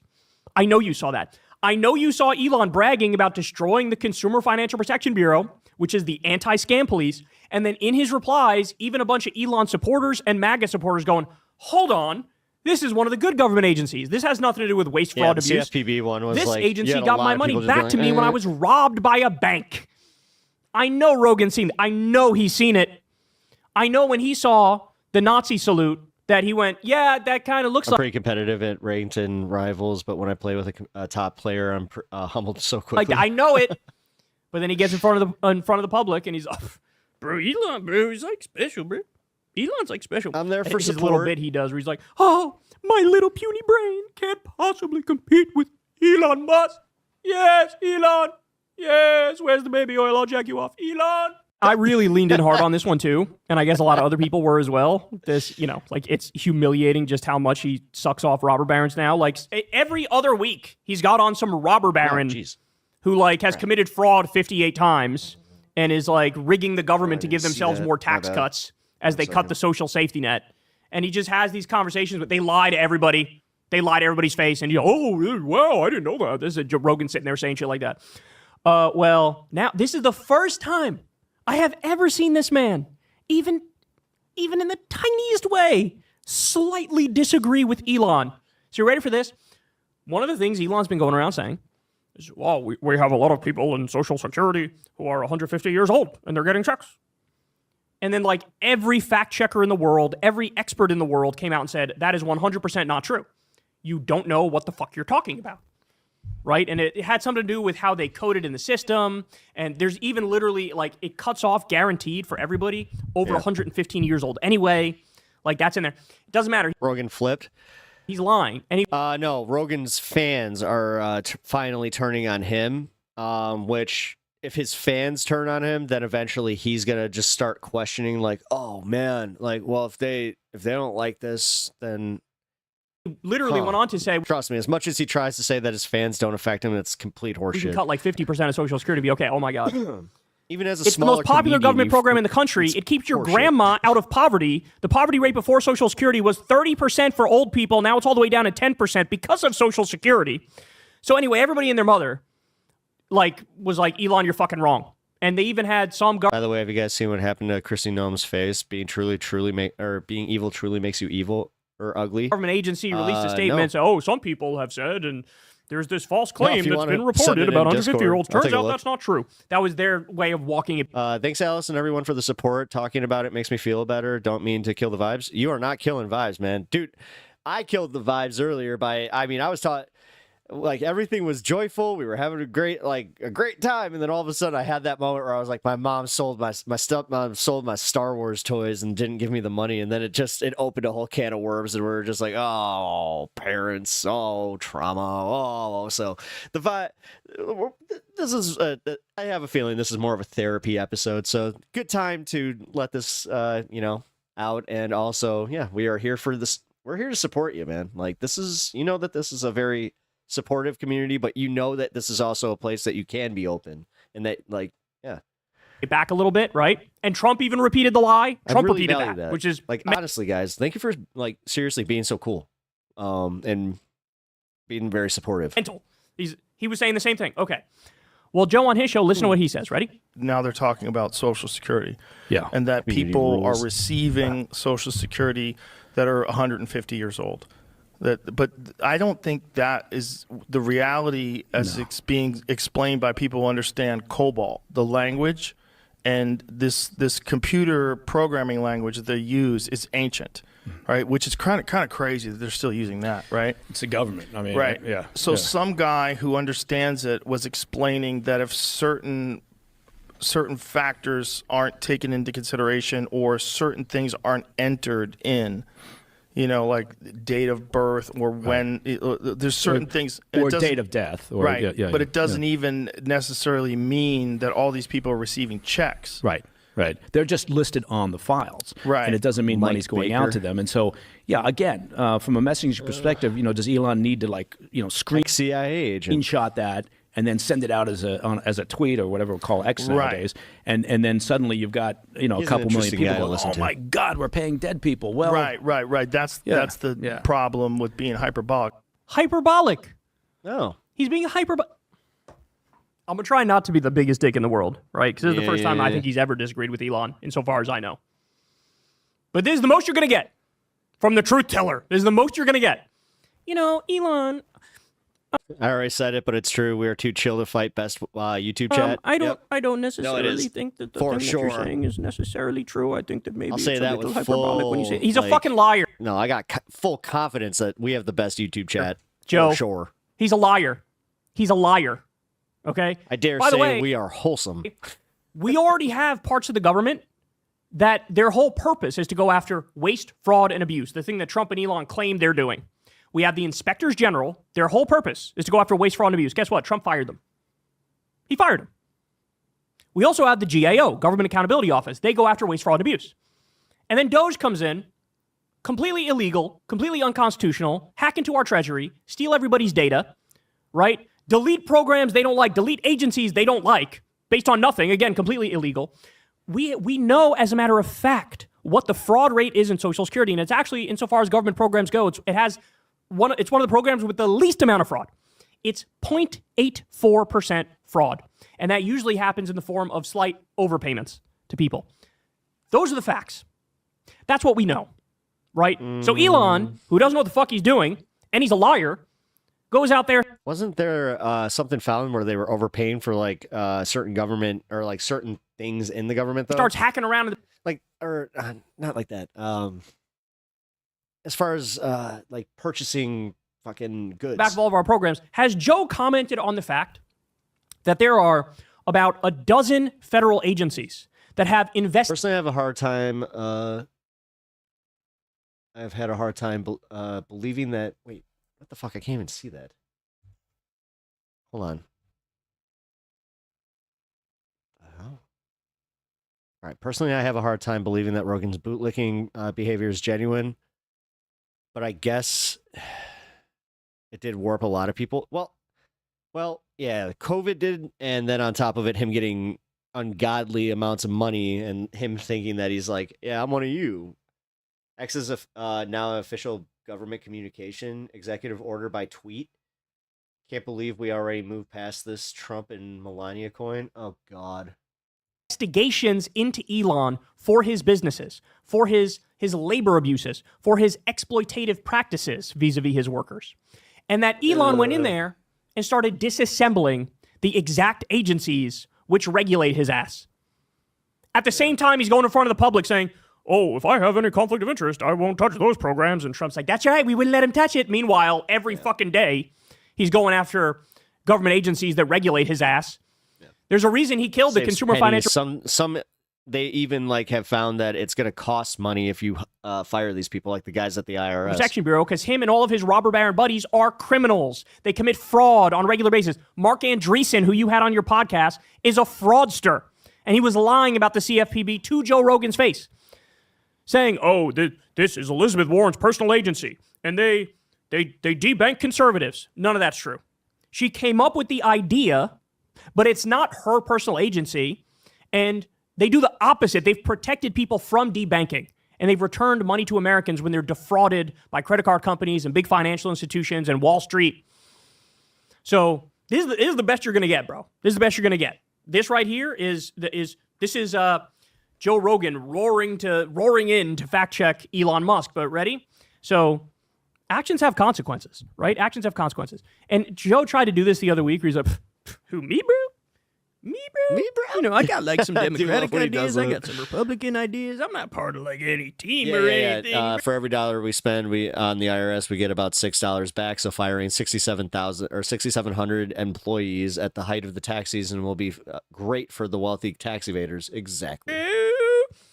Oh, really? Yes, and the other thing they don't tell you is that it requires more like team members to go audit these larger tax evaders. So what they do is they end up focusing on the smaller ones that one person can go after. So we end up seeing the audits. Spare me. You endorsed Donald Trump. You endorsed him as he sat there and lied to your face to put it hyperbolically from the leftist perspective to get everybody properly freaking out for fucking 3 hours. But that's another conversation for a different. I never said lock her up about Hillary. Propagandist. I never said that, Joe. Joe's like, oh, dude, really? Oh, I never said it. Cut to the fucking thing of him doing it like 15 times. Of course he said lock her. It was like basically one of his unofficial campaign slogans. He never said that. My ass. Also lied about the election being stolen when it wasn't in 2020, right? And he sucks off Elon every day, as you all know. But so actions have consequences. Look at this. The Midas Touch podcast grew its reach by 101% in the past month, raking in 56 million downloads and views across audio platforms and YouTube. Data as of February 18th showed. Joe Rogan's show came in second place with 48.6 million downloads and views, down by 32% over the last month. Dang. Midas Touch, the Dang, you almost could say that there's some audience capture there where they're flipping and going to watch the Midas Touch. Trump podcast up 101%. Dethrones the king, Joe Rogan, who collapsed 32%. It's nice to see that the truth is catching up to the lies. It's nice to see that, because as a general rule, the lie gets all the way around the world before the truth can get its pants on. Or something. But it's finally catching up to Rogan. Because there's just too much meat riding, too much glazing, too much robber baron pleasuring, too much greasy hand jobs. Rogan's bots went back to Russia after the election. Bloated losers who've ruined our economy and corrupt. I'm not even kidding, Dave, but that was a assessment on that. In our government. People were like, yeah, I think that he lost a lot of bot accounts, and that's the thing about Midas is they actually have like live viewers. Right. So it's about time everybody woke up, right? And the other thing is, and this will be my final point, how many times can you have the same fucking conversation? How many times? Oh, wokeness is really bad, bro. These college kids are so woke, bro. They don't even let you tell jokes anymore, bro. You got that every other episode. Not maybe, probably every fucking episode. Right? Elon, bro. I mean, it looks like he's doing the Matt Foley. Elon's so smart, bro. He's really saving the country by cutting cancer research for kids and the Department of Education and flight safety officials, bro. You know, and the Democrats are so bad. They're so corrupt. Let's talk about how corrupt Nancy Pelosi is. Funny. He's got so much to say about that. Doesn't say a fucking word about Trump running a crypto scam on his own supporters 2 days before his inauguration and stealing billions of dollars from them. Nothing to say about that. Zip. Zero. So again, spare me. Just fucking spare me with this. It looks like the truth is finally catching up to Rogan, and it's nice to see. Hey, y'all, do me a favor and like and subscribe. It really helps me out in the algorithm. Ring the bell right now. Get your notification. You know you want to. God, I remember when I left his videos on autoplay while I was like mowing the lawn, and By the end of it, I had that completely memorized. Jeez. Voters cook MAGA at town halls. That's why they stopped even allowing them.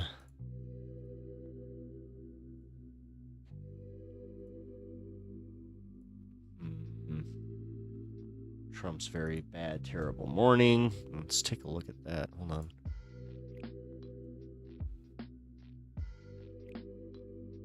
Ooh. Wait a minute. Somebody sent me something. I want to see this guy getting hit. Let's take a look.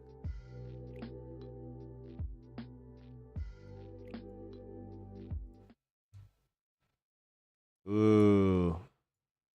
Nazi-loving loser gets a taste of his own medicine. Let's definitely take a look. I love this stuff. That they are born of magic and fire, and so are all of we. Pause here. Take a look at this attendee where the arrow is. They're doing a Nazi salute. Here's what happened next. You don't fucking do that here.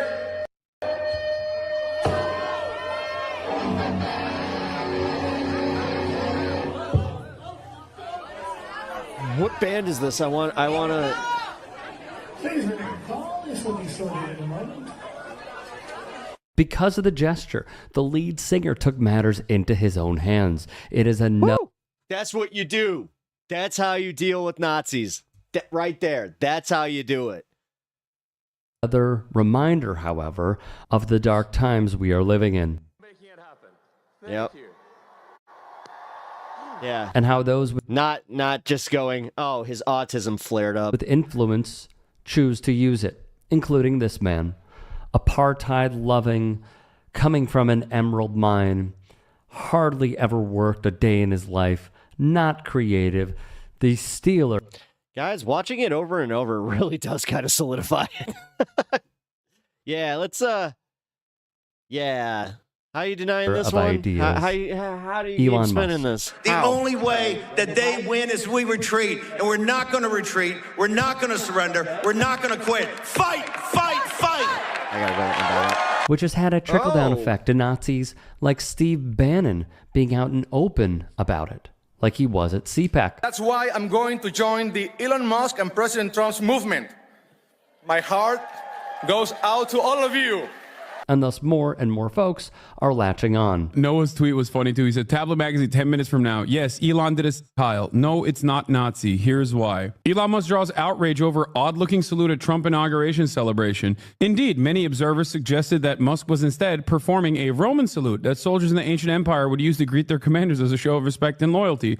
The Roman salute, however, was later adopted in some forms by fascist states, including Nazi Germany, as some noted. What is going on in the entire Western world? What is going on in the entire Western world? What is going on in the media? I'll tell you what's going on. Nazi. Congratulations to POTUS. We must confront rising anti-Semitism on college and university campuses, push for the release of all hostages in Gaza, and work towards peace in the Middle East. Yeah. Elon Musk comes out with a swastika armband, and they're like, well, initially the swastika was used as a Hindu symbol of peace for many decades before it was adopted by the Nazis, before it was adopted by the fascists in Nazi Germany.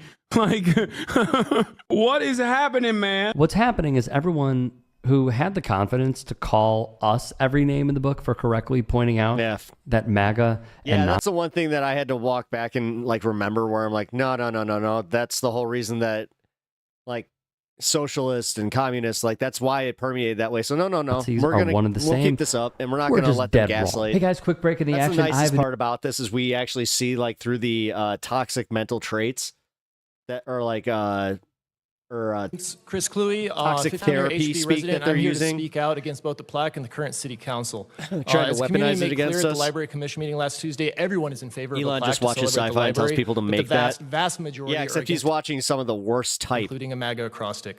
Okay. Unfortunately, it's clear that this council does not listen, so instead I'm going to take my time to say what MAGA has stood for these past 3 weeks. MAGA stands for trying to erase trans people from existence. Is that a Tecmo Bowl MAGA sweater? stands for resegregation and racism. MAGA stands for censorship and book bans. MAGA stands for firing air traffic controllers while planes are crashing. MAGA stands for firing the people overseeing our nuclear arsenal. MAGA stands for firing military veterans and those serving them at the VA, including canceling research on veteran suicide. MAGA stands for cutting funds to education, including for disabled children.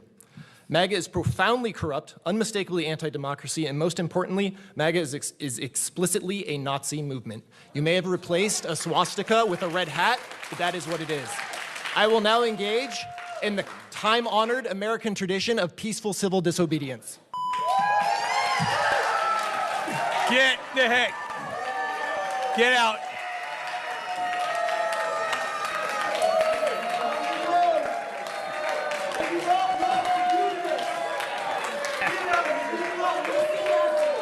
To get back to the punk show, it reminds me that there are plenty in the music scene who will call this out. I want to see the other side of that camera. I just want to see where is he walking? What is he doing? So they can build a better life.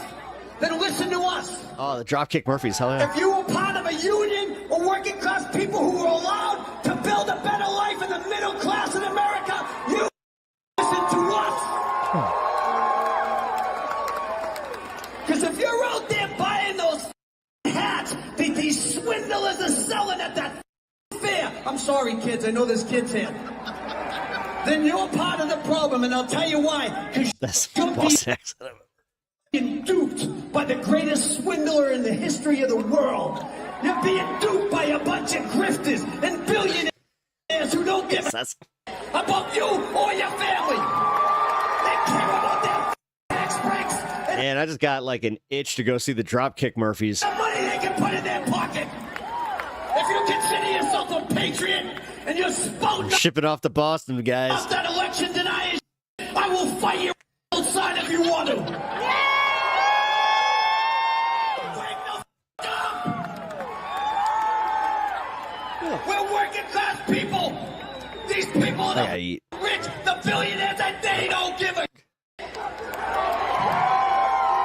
Thank you for listening. 26 years as a band. If you call yourself a fan, you can give us 2 minutes. Including not to be messed the Dropkick Murphys, who are just freaking awesome. They are. But they also have a common enemy with the Canadian punk band. A fan at their Terminal 5 show around 2013 would go on stage, and that one a-hole appears to throw up a Nazi salute. Thus, the bass player for the Murphys would also take matters into his own hands. And you know what? In the head with the bass. Who can blame him? Then, in the year 2022, I was doing my little. You've PBS would watched every bassist at a punk show. They all do the little thing. You know, you whip it around you, you catch it. I learned how to do that. Clocked myself in the teeth once. That hurt. But yeah, you just do that at a very convenient time. It's just like, oh wait, I didn't see the guy. Publish this piece. The Dropkick Murphys are hitting back against a neo-Nazi group that used one of the rock band's songs in a video posted on social media. How stupid and dense and ill-informed are you? If you are of that hatred of a mindset to use a band like the Dropkick Murphys, it's almost as bad as Trump's, not press secretary, because that's Caroline Leavitt. Did he say that they were a Canadian band? I'm blanking on her name. That was but she follows misspoken Trump or and posts misheard. videos of him. They used a Jack White song. They used Seven Nation Army, actually, to be It's all exact, this, but- of him walking onto a jet, and Jack White sued them. Just so ill-informed. The rowdy rockers from Boston, the piece continues, condemned the use of the song The Boys Are Back in a tweet, while the band's attorney sent a cease and desist letter to the group, as well as to the platform that shared the video. In addition, after calling them losers, the band wrote, "Stop using our song for your little dress-up party video. We will smash you." That is so good. And that was in response to a tweet from a man who confronted the group at South Boston's St. Patrick's Day parade at the time. They said a rivalry with a Canadian band. Yeah. I double down on this. You have to be a special kind. Although I just did learn about the whole like Trump, the MAGA punk movement. Sorry, that video is pretty much done. So, but Yeah, that one, there's nothing more anti-punk than being pro-authoritarian, like, or just authority in general. So, yeah, they sit there and like the beats, but then they're just like, like fascist punk rock. I'm gonna head out, Pep. Have a good night. Hey, thank you for stopping by. I appreciate you being here.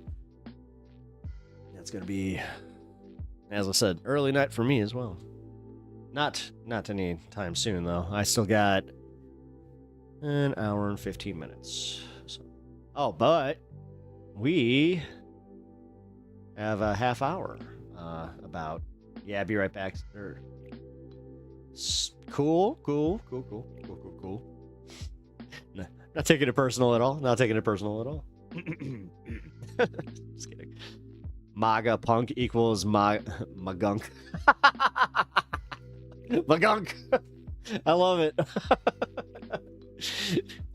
You're not MAGA punk. You're magunk. I like it.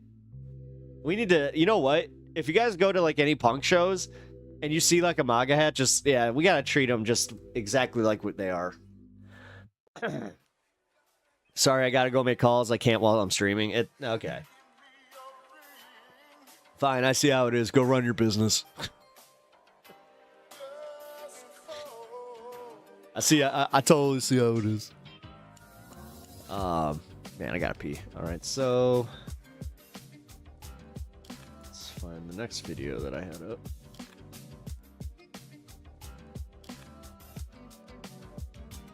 An event in Idaho is drawing massive pushback for the way that protesters were treated. So this is the Kootenai County Republican Central Committee. And they held an event over the weekend, which was crashed by protesters because it's an open event, open to the public. So crash is not even the right word for it, okay? They just showed up because they could show up. And they were immediately told, your voice is meaningless. And then one protester was literally drug out, okay, by thugs, all right?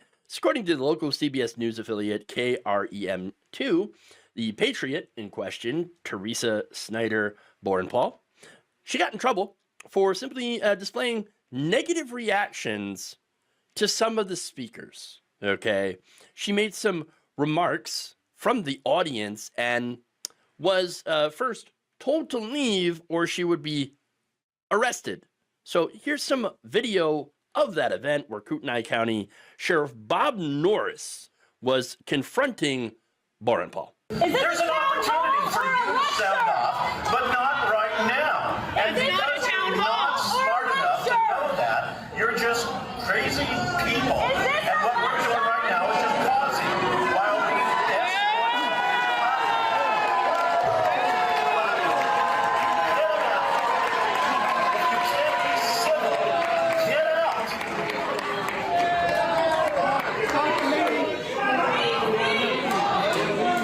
Get up or be arrested. So, you know, folks, when our nation began, there was some really You're gonna arrest her? No, I'm not recognizing you. What would you like to do? So, yes, we're going to get to him. We're going to get to him. I promise. We'll get Yes, it is. plenty of chances. This is not a negotiation. But, you know, the problem is the folks... Oh, look. I'm telling you to leave.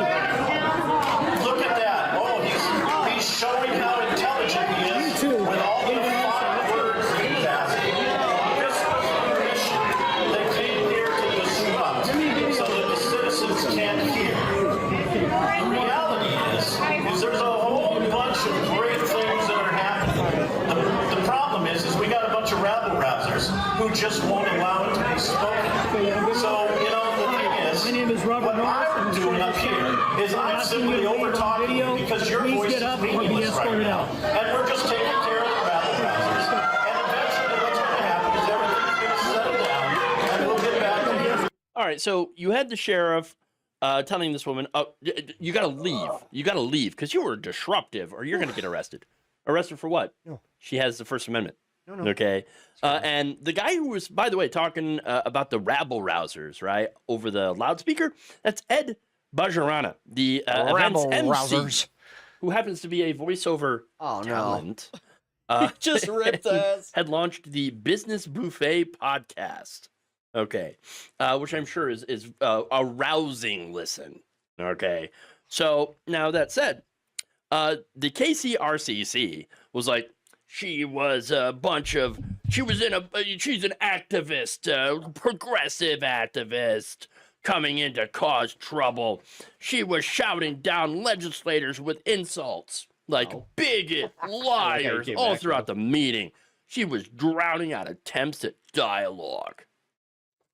Well, I mean, look, on the issue of calling them liars and bigots, if the shoe fits, I mean, something about hit dogs and hollering. Okay. Now, this is funny. The committee then added the group of activists. They already said that the security firm has been like disbanded or whatever. Like they're going after them. Vocally cheered any mention of diversity, equity, and inclusion initiatives, erupting in applause and chants, while loudly booing every reference to the Bible or President Donald Trump. Drawing sharp rebukes from attendees. Look at that framing. Wow, that is amazing. I mean, just... I would say that it's unreal, but it's expected now. It's expected now. So now, that said, credit to Tanya Jean, who posted this video to Facebook, right? She said that they had not allowed the public to comment, okay, and had pointed out that those with differing perspectives were told to shut up. So this is remember, this is an open event.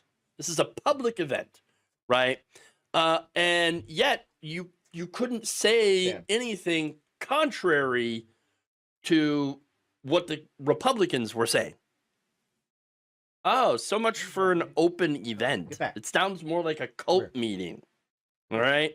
So not only, by the way, were they told to shut up, but they had, these goons that were sicked on them for, not leaving.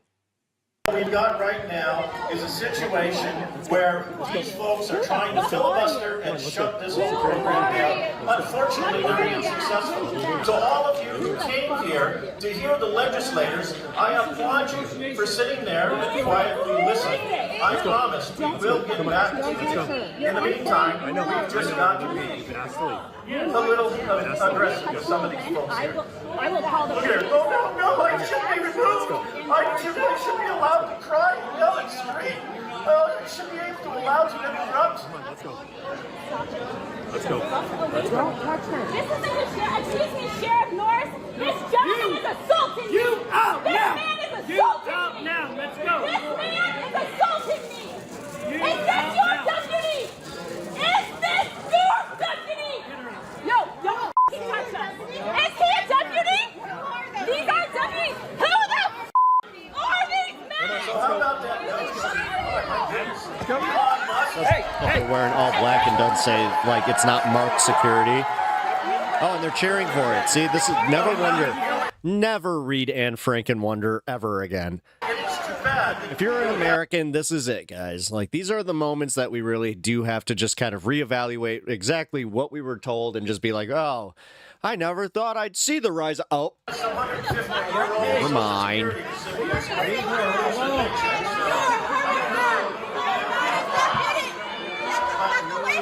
I said Anne Frank. Anna Frank. Mismanaging money for decades, and we don't want to get up there Just yeah, look at those never tough guys. wonder how she got, reported. You need 3 of them to handle a girl. Okay? One woman. Now, later on, that same MC was like, we've got to get a little aggressive with some of these folks here. Your voice is meaningless right now. I can talk over all you. Oh, yeah, it's real tough when you have a mic in your private security goons. I mean, by the way, according to Kootenai County GOP officials, they didn't even know, when asked, which company had provided security for their event. Oh, okay. Yeah. And then, by the way, they're like, go ask the sheriff. Remember, because there was the sheriff, Bob Norris, that was literally right there. This is according to KCRCC Chair Brent Reagan, saying, Bob was right there. Nothing was done without him being aware. Yeah. Norris denied any knowledge of the event's security arrangements and said he didn't even know the security personnel, which is funny because that guy was like, hey, guys, go get her. Go get her. She's not listening to my authority. So go get her. Go get her. And they did, and she fought back. At one point, literally biting one of the guys, to which I say, good. Good. So that, of course, led her to actually being assaulted and cited for battery. That isn't, of course, until That's this the video original got video, out, by the way. right? So according to Coeur d'Alene Police Chief Lee White, and I'm sure I'm saying that wrong, okay? Boren Paul was cited and released for misdemeanor battery because of the bite, though he noted that the officers who responded to CHS didn't have access to the numerous video recordings that showed what happened before they arrived. Now that we're in receipt of several videos that show the majority of the event that we didn't have at the time, the battery citation will be under review by our prosecutor's office. White said that his officers declined the sheriff's request that Boren Paul be arrested for trespassing. Remember, trespassing at an event that was public open hall, at a literal public town hall. That's public. insane, guys. That's some fascist bullshit like that needs to be like taken to. Yeah, she's gonna get paid. She's taking this to the Supreme Court, and you know what? She seems like she should be the type to run for that seat. Right. She really should. Okay, then. This would be the perfect opportunity for her to take that seat. We respectfully informed the sheriff that since this was open to the public event, we are not going to arrest anyone for trespassing. That would be inappropriate. No kidding. No kidding. Now, but what about the goons? These hired goons? Well, they worked for the private security firm Lear Asset Management. Talon, I know that you like being contrarian, but what you're doing now is you really are just like, how can I give up my rights in a way that makes me seem like the good guy? Okay. But for all she knew, they were just random dudes. Understand, you can be trespassed by it from public. I get that. But that's not what this is. They weren't wearing anything that, denoted them as security. Nope. Okay. And so you can be trespassed by a cop, who identifies as a cop. For all she knows, oh my God, these men, they're coming literally, to those haul guys me could have away. been anybody. I don't know. Were they going to rape me? Wearing I don't know. all black. It could possibly happen. And so, Talon yeah, over obviously there she's going to trolling fight again. for her life. Yeah, at this point. Okay. Now, it turns out that these security men were not even licensed to do any of this work in the city. So, they are just random thugs. They dragged her out for speaking out of turn and being rude. Yep. Rude at a public event. But I do think that this might be a little bit more personal, at least with the sheriff. Okay. Because Baron Paul ran as a Democrat for a legislative seat for 3 years in a row, 2020, 2022, and 2024. Okay. So I think she was well known in that community by these Republicans. And she's been very critical of them. And, well, they hate that. Fascists hate it when you call them out. They cannot handle a woman speaking, calling out their lies. They got to shut it all down. This is what authoritarianism looks like. Okay? It looks like curtailing a woman's free speech. Yep. Okay? Yeah, especially if she's actually got political aspirations. That's even worse. Look, the sheriff should be fired. Okay? Fired, recalled, whatever. His goons should be arrested for assault and have their license pulled. Okay? That company needs to have their license pulled. And not only that, but the KCRCC should be sued for that part of Idaho is incredibly toxic and white supremacy minded. Infringing upon this woman's freedom of speech. That's what too many starches will get you. And then that MC guy, I don't know, something needs to happen to him for saying your voice is meaningless. Okay? Because he's just rubbing that in. Look, we still have rights in this country, but they're only good if we continue to exercise and defend them like this woman was. Thank you for watching. If you enjoyed this video, please like, share, subscribe. I already did there, buddy. All right. We got 20 minutes until the 420 section of the show, so that's going to be fun.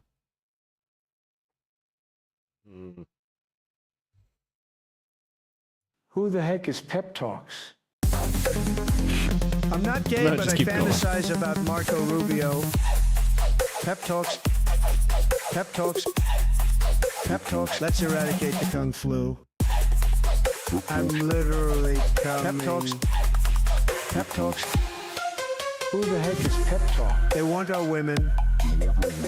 They want our children. Pep talks. Sometimes no means yes. Grab them by the Pep talk. Grab them by the Marco Rubio. Obama is a racist. Pep talks. I'm literally coming. I'm Pep literally coming. Pep talks. We found weapons of mass Pep talks. destruction. My fellow Americans, it has been confirmed today from Pep Talks that we are indeed all high on politics. I can't get over the fact that I got that. How cool is that? Oh, man. Wow. Club Pep Talks. Yep. Just get my lights and go, wah. Yeah, I definitely have to put a video together for that. The community is not far from Spokane, Washington. How right can it be? That's nice song. Yeah, Mitash, that was done by Kirk. Yeah, Kirk put that together for me. You know, shout out, man. Dude, I still can't believe he did that. It's so cool. I have a theme song, guys. It's crazy. Oh, man. My headache medicine totally just wore off. I feel like I need to go get some more. Actually, yeah, you know what? I'll be right back. I need it.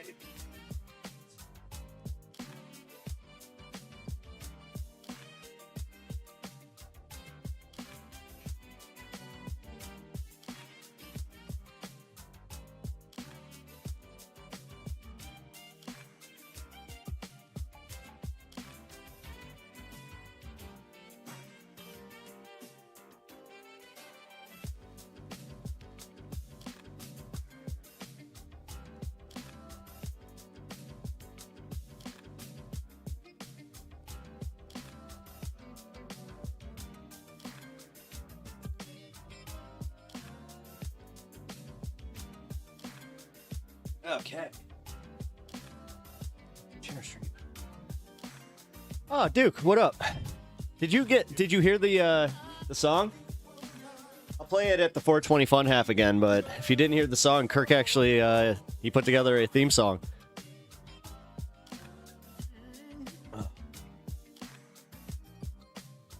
Oh shit, man.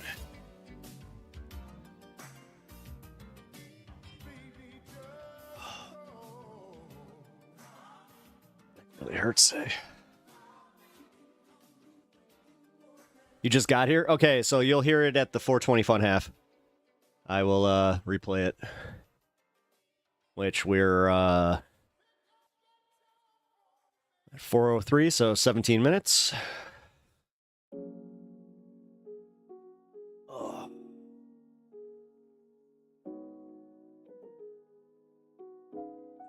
God damn it, again.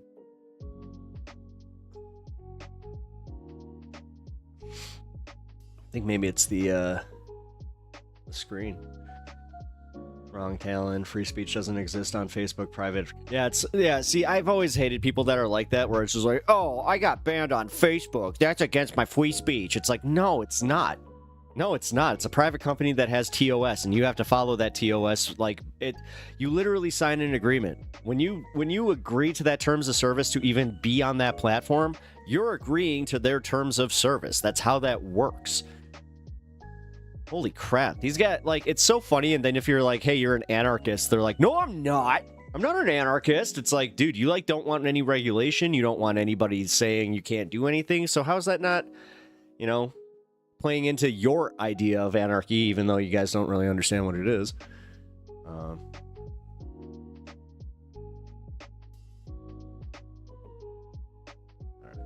damn it. I'll be right back. Sounds like an argument to abolish private platforms. Yeah. But then what? Turn it over to the government?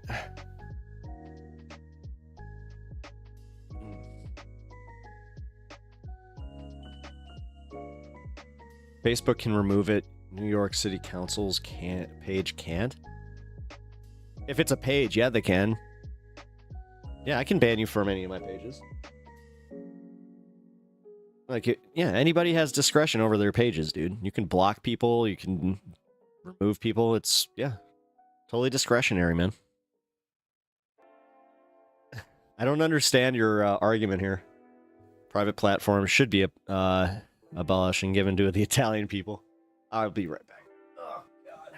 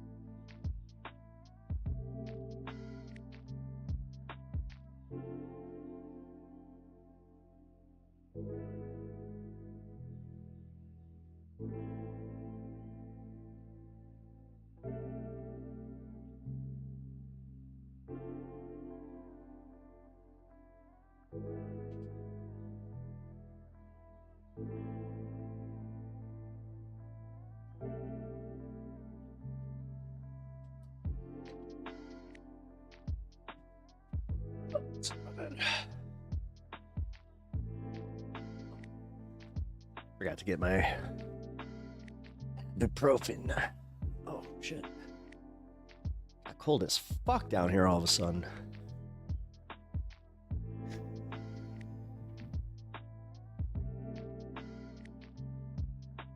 President Trump announces he will be removing all illegal aliens that are currently on Social Security.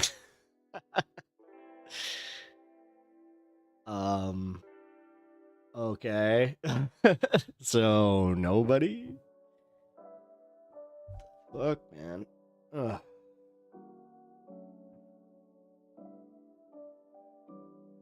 What? Hold on.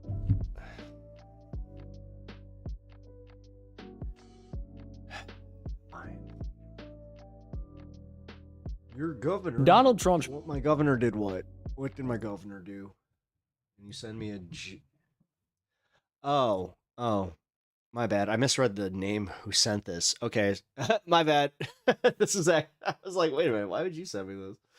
Presidency has been an absolute disaster to start.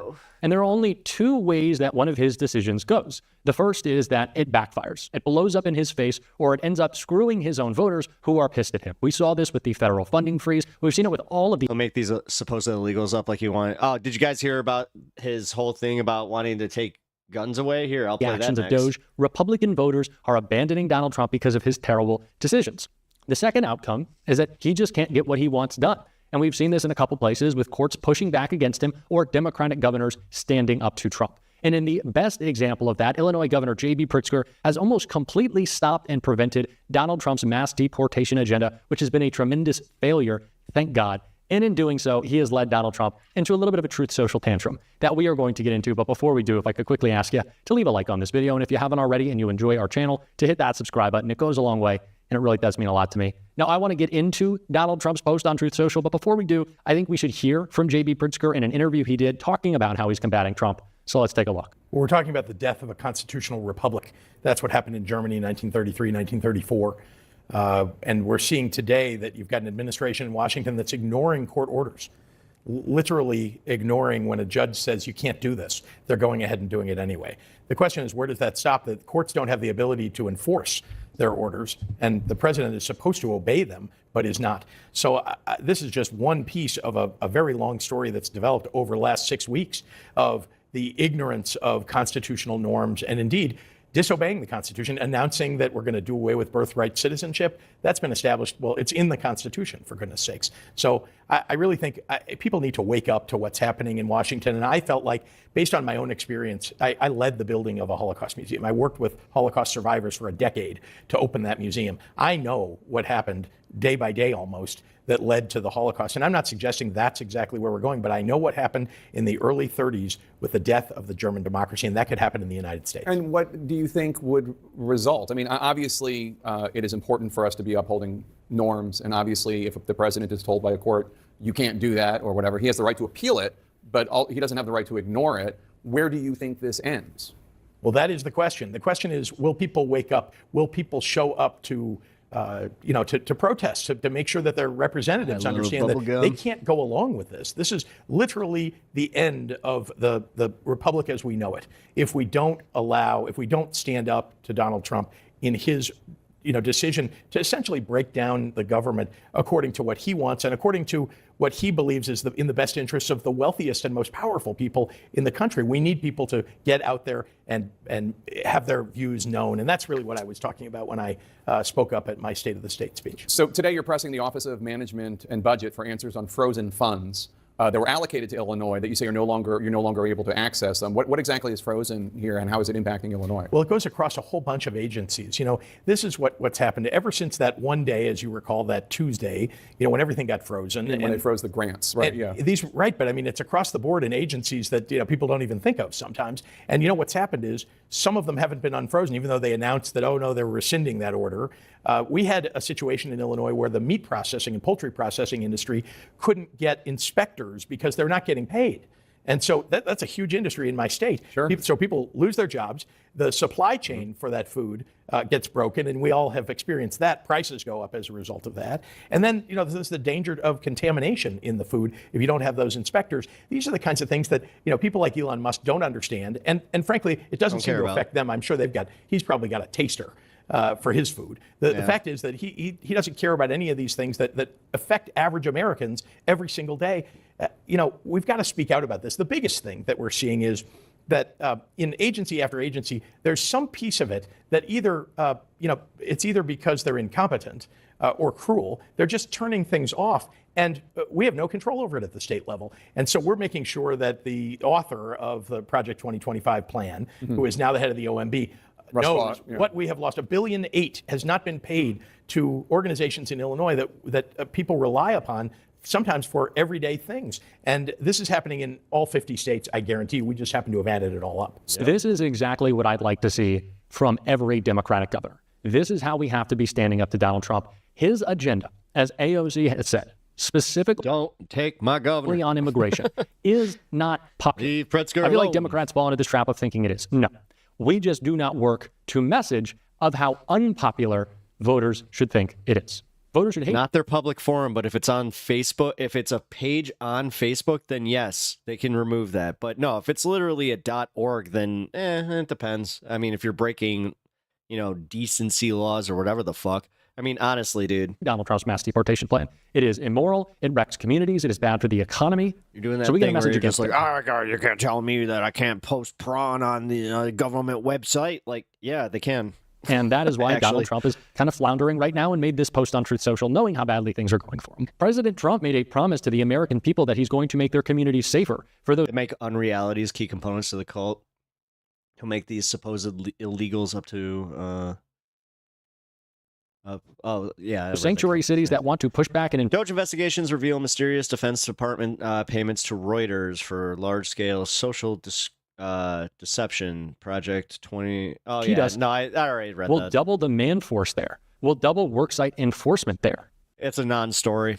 Because, like, if you look at it, also did it for Reuters too, or for Politico.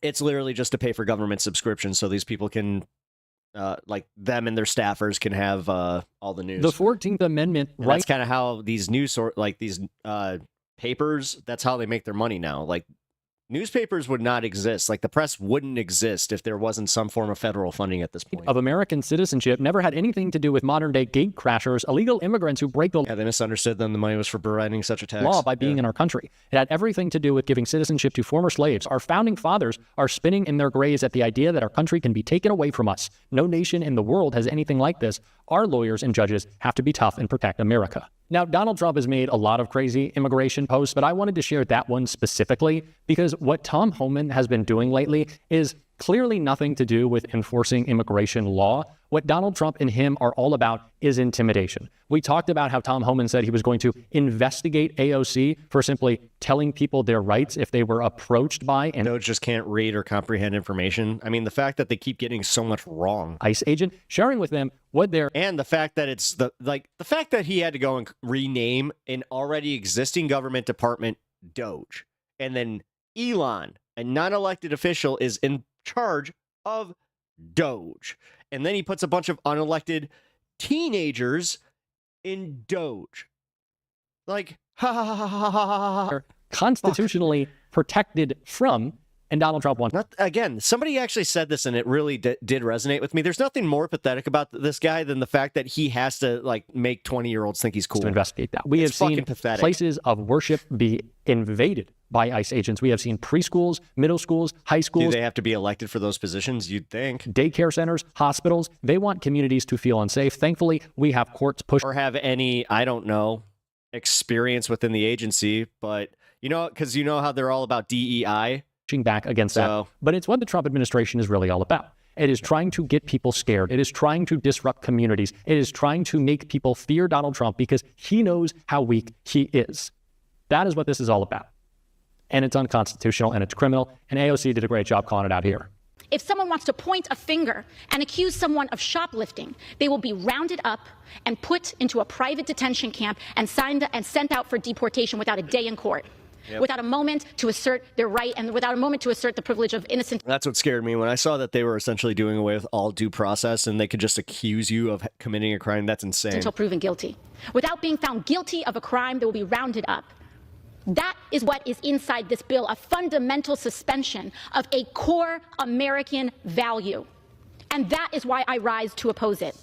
If you're a dreamer, all someone has to do is point a finger and you will be rounded up. And we have seen moments like. Well, even if they are using him as a patsy, then on the other end of that, he thinks he's using them as a patsy, so that'll blow up. These happened before. In the Patriot Act, in the wake of the travesty of 9/11, a fundamental suspension of American civil liberties. They knew that they couldn't blame the Dems this time. That is what we are seeing here today. Actually, Mr. Speaker, you may wonder why so many of our friends across the aisle who care so deeply about the rule of law happen to be so desperate. Just realized you're a first-time chatter. Welcome to the stream. Sorry, I have a bit of a headache, but yeah, welcome. Pass this bill after they are unleashing people who attacked police officers here on this Capitol into roaming our streets, who are publicly saying now they want to get a gun. Suddenly, these folks care about public safety? I don't think so. Not only is this just a means of intimidation, like I said, it's also a way to distract. It is the place where Donald Trump goes where he feels uncomfortable. Fearmonger about immigration, fearmonger about the smartest man in the world there, Kirk. Immigration, fearmonger about immigration. That's what he does when he's on the ropes. I expect to see it more, considering what we've seen out of a lot of the polling around how people are viewing Donald Trump's handling of the economy, the thing he said he was going to fix, the thing he lied about being able to fix. Oh, Donald Trump lied. What a shock that is. But he's got to distract people because while consumer confidence is tanking, prices are skyrocketing, people are losing their jobs because of Elon's Doge cuts, because of Donald Trump's horrible handling of the economy. President crypto scam is also a tool for evangelicals. So only Oh, by the way, speaking of the just word evangelical, I was just sitting there like looking at my anime and I was like, Evangelion. They broke down evangelical and then put evangelion. I get it because the angels and a month he's decided he can screw everything up. They got to distract from their disastrous decisions. They also have to distract from what their broader plan is. Right? This is never about immigration. they actually cared, they would have passed a bipartisan border bill last year. And if they actually cared, they'd put someone like Kamala Harris, who knows what she's talking about, in charge. But that's a different video. What this is about is distraction from this legislation right here. Today, Republicans here in the House will try to pass this billionaire And then we got the resolution. 420 fun There's half. yeah, it's terrible. They're going to try, now they're going to try to talk about their complicated math or legalese, but what's going on for the everyday person is really simple. And so I want the folks watching at home to know that what House Republicans are trying to pass today is to steal from seniors, steal from children, steal from veterans, all to pay for tax cuts for the ultra-rich. That's what it is. They want to end Medicaid as we know it just to pay for tax breaks for guys like Elon Musk. The bottom line is their plan is billionaires get richer, everybody else gets screwed.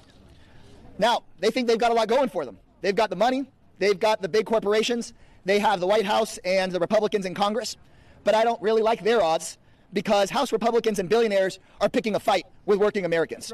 And in a democracy, the people win. 8 years ago, when extreme Republicans had the White House and both the House and the Senate, they had the money, they had their plan to take health care away from millions of Americans and end the Affordable Care Act, but the American people won and those House Republicans lost. And we're right back in the same situation because today something is happening in America. Americans are rising up to say we want a government by and for the people, not by and for the billionaires. You see it in protests and marches and at Republican town halls all across the country. I can promise you, even though when the press go and ask some of these Republicans whether they're worried about what they're seeing at their town halls, whether they're worried about those protests, they have to lie through their teeth when they say they're not worried because we hear them in the hallway worried. They're worried because they know that they have a choice. They can either be representatives of their districts or they can act like Trump Musk employees. The tax cuts. Always, always, always comes back to the tax cuts. Always, always, always comes back to the tax cuts. They don't want us paying attention and they don't want us calling them out, but we are going to every single day on this show. And if you want to support that, as always, you can hit that subscribe button. Yep. Here. This one I will put in chat. There you go. Jack's pretty good. My only issue with his presentation is that he's just a little too slow. So I always have to speed him up. Kyle's got like the best one as far as like in which he the way he talks. All right, guys, so I'm gonna play the new intro to the show. I know some of you are probably getting sick of it. Maybe, I don't know. I hope not, because I'm not. Who the heck is Pep Talks? I'm not gay, but I fantasize about Marco Rubio. Pep talks. Pep talks. Pep talks. Let's eradicate the Kung flu. I'm literally coming. Pep talks. Pep talks. Who the heck is Pep Talk? They want our women. They want our children. Pep talks. Sometimes no means yes. Grab them by the Pep talk. Grab them by the Marco Rubio. Obama is a racist. Pep talks. I'm literally coming. I'm Pep literally coming. Pep talks. We found weapons of mass Pep talks. destruction. My fellow Americans, it has been confirmed today from Pep Talks that we are indeed all high on politics. Still good. It's so cool. All right. What do you guys think? I hope you guys enjoyed. Also, shout out Kirk.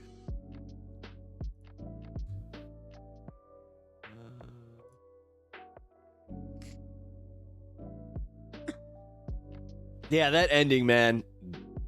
That ending is fucking fire. Fellow Americans.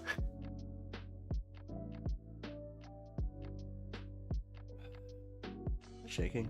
I think I'm shaking.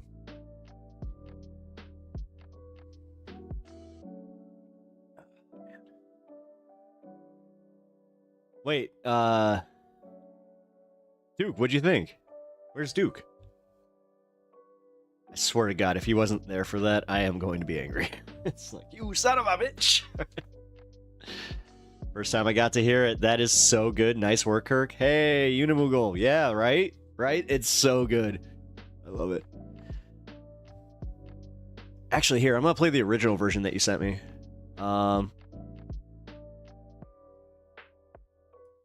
This is the uncensored version. Who the heck is Pep Talks? I'm not gay, but I fantasize about Marco Rubio. Pep talks. Pep talks. Let's eradicate the Kung Flu. I wasn't trying to figure. Oh. Pep talks. Pep talks. Who the heck is Pep Talk? They want our women. They want our children. Pep talks. Sometimes no means yes. Grab them by the pussy. Obama is a racist. Now I see what you cut. Pep talks. I'm literally coming. Pep talks. Pep talks. We found weapons of mass Pep talks. destruction. My fellow Americans, it has been confirmed today from Pep Talks that we are indeed all high on politics. Dude, yeah. Yeah, we're gonna use the cut one, but yeah. Actually, yeah, if I do end up, maybe I'll use it for the 420 fun half for a little bit there. We'll do the uncut one.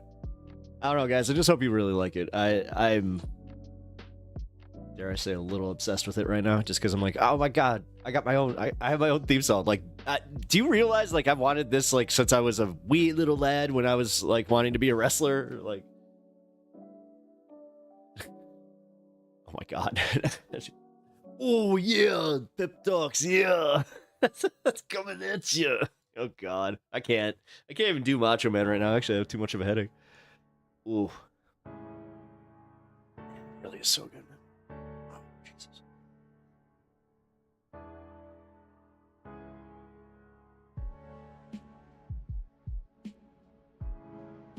Just starting to wonder if this is ocular because my eyes. I can't get over how good that is. I know. It's, as I said, I wasn't joking when I said it's better than the Majority Report. Because I was just kind of, when Emma got her video, like the video in her thing is really good, but grab her by the Marco Rubio. That was,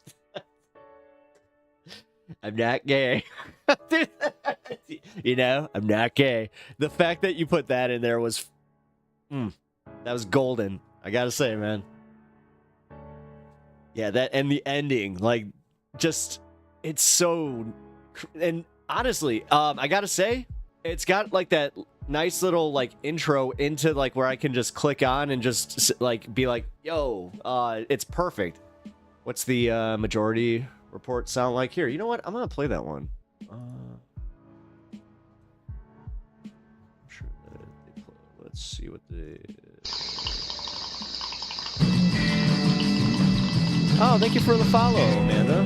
I really appreciate that. Hello, how are you, Amanda Borealis? That's an awesome freaking name. Gotta say. Let me find the fun half song. Fun half song, fun half song, fun half song, fun half song. Where's fun half song? Ah, fun half song.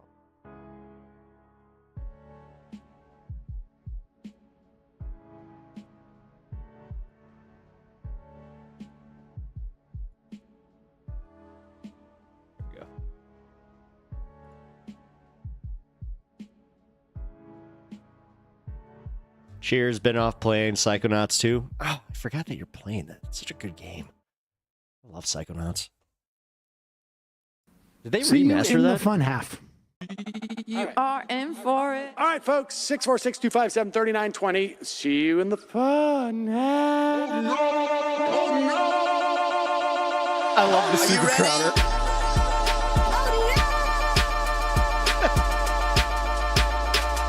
Who sent us this? Alpha males are back. Boys back. And the alpha males are back. Just as delicious as you could imagine. The alpha males are I back. love that drop. Back. Just as delicious as you can and the imagine. alpha males are back. Just want to degrade the white man. Alpha males are back. I take all of I it. fucking miss Michael so Alpha much. males are back. Snowflake Almost says as what? The alpha males are Oh yeah, back. Snowflake says what? You are a madman. And the alpha males are back. That's right wing Mandela. Oh no, Sam Cedar! What a fucking nightmare! Bring back DJ. Yeah, or a Crusade couple got of them, just put them in corrupted. rotation. DJ Danner. Well, the problem with those is they're like 45 DJ seconds Anarchy. long, so I don't know if they're enough for the break. I love how excited he gets. That's fucking nonsense. Good, but tired from court, but I'm happy. Oh, I'm glad to hear that court went well for you. I mean, And the alpha males. Psych. Fuck them. Fuck them. Snowflake says what? What?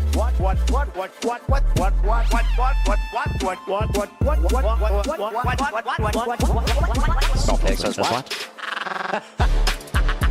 dude, I love that cut of Michael's laugh. Bank. A hell of a lot of bank. A hell of a lot of bank. Okay. I swear, I miss Michael so much. He bank. legit, without him, I would not be doing the show. A hell of a lot of bank. All lives matter. Have you tried doing an impression on a college campus?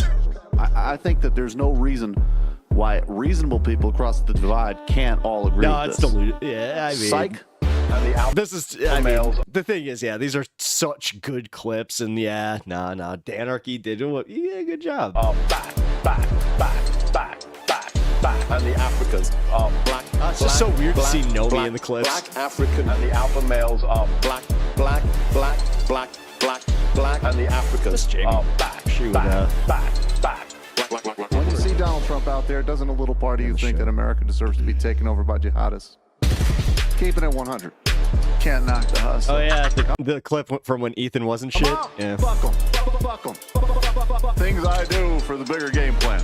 By the way, it's my birthday. This is so funny. Happy birthday to me, Jew boy. I have a thought experiment for you. And the alpha males are back. Africans are black. Alpha males are black. Africans are back. This slaps. Come on. Someone needs to pay the price for blasphemy around here. I am a total pussy. They actually, they used to say the C word at the like right at the end there. They would drop that. Here, I'm gonna see if I can find the other one. I think they do it. Well, here, wait, the M Majority Report one. I want to see that one. That was last Tuesday. I know that for a fact. This would take if you didn't have people grab these samples for. Oh, really? I see. It is a banger, though. Man, see, I like the inside baseball on that, though, like knowing how like that works. Oh no. Let's see.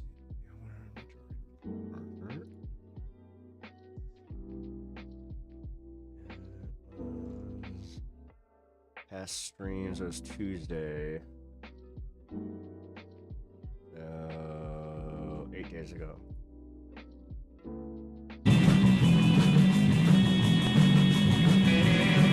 I'm like a little kid. Nope. That's not it. Yeah.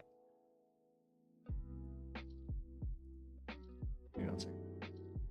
This would take me a month by myself. Well, yeah, I mean, like you said, getting all those drops, dude, like...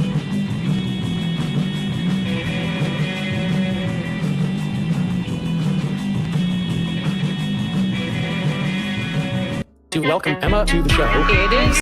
Oh, come on. What the hell is it? I want to see the one with the video. Give me 1 second. Oh, no. I think it was this one. It's probably a good idea. Used to pay 7,000. Oh, damn it. I'm gonna find it. It's not the one with Sam. I know that. Fuck.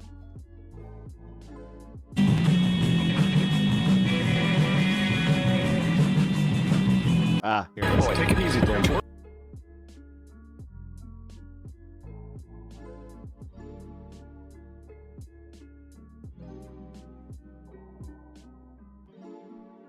I like how we're just going through the Majority Report fun half clips. Like screw. And the majority report. Wait. Look, Sam is unpopular. I do deserve a vacation at Disney World. So, ladies and gentlemen, it is my pleasure to welcome Emma to the show. It is Thursday. I think you need to take over for Sam. Yes, please. No. I'm gonna pause you right there. Wait, what? You can't encourage Emma to live like this. And I'll tell you why. So was offered a tour, sushi, and poker with the boys. Tour, sushi, and poker with the boys. So was offered a tour, sushi, and poker with the boys. Tour, sushi, and poker with the boys. Obsessed? Tour, sushi, and poker with the boys. So was offered a tour, sushi, and that's what we call the biz. Tour, sushi, and poker. I gotta say, this video. Sushi, and poker. We're gonna get demonetized. I just think It's that kind what you of weird did that she technically got a better video than to Pool was this one's me. banger too. Free speech. I mean, That's not what we're about here. Look at how sad he's become now. We shouldn't even talk about it. I think you're responsible. I probably am in a certain way, but let's get to the meltdown here. I love Sushi and poker with the boys. Oh my god. Wow. Sushi. Sorry, I'm losing my fucking mind. I'm sorry, I'm losing my fucking mind. Sushi and poker with the boys. Logic. Nah, dude. Sushi and poker with the boys. Boy. I think I'm like a little kid. I think I'm like a little kid. I think I'm like a little kid. This is the best part. I think I'm like a little kid. I feel like a little kid. 1,000 times. A little kid. I think I'm like a little kid. I think I'm like a kid. I'm losing my fucking mind. Some people just don't understand. I'm trying to be a dick right now, but like, I absolutely think the U.S. should be providing me with a wife and kids. That's not what we're talking about here. Okay, all right. It's not a fun job. Twerk? That's a real thing. That's a real thing. Willy Wonka twerk? That's a real thing. That's a real thing. Offered to twerk? That's a real thing. That's a real thing. Real thing. That's a real thing. That's a real thing. Offered to twerk? Ladies and gentlemen, oh my god, man. That's a real thing. That's poker with the boys. I think he might be blowing it out of proportion. Real thing. That's poker with the boys. Offered to twerk? That's a real thing. That's poker. Let's go, Joe. Twerk, sushi, and poker with the boys. Take it easy, Dan. Twerk, sushi, and poker. Things have really gotten out of hand. Sushi and poker with the boys. It's sad. Twerk, sushi. You don't have a clue as to what's going on. YouTube. Sam has like the weight of the world on his shoulders. Sam doesn't want to do the show anymore. It was so much easier when the majority report was just you. You were happy. Let's change the subject. Rangers and Knicks are doing great. Now shut up. I don't want people saying reckless things on your program. That's No. one of the most difficult parts about this show. This is a pro-killing podcast. I'm thinking maybe it's time we bury the hatchet. Left is best. Trump Violet Twerk. Don't be foolish and don't fucking tweet at me and don't bitch. The way Emma has cucked all of these people, love it. That's where my heart is, so I wrote my honors thesis about it. She wrote an honest thesis. I should hand the main mic to you now. You want to go right on the on policy. We already funded. He gave her so much shit that day. That's a tougher question I have an answer.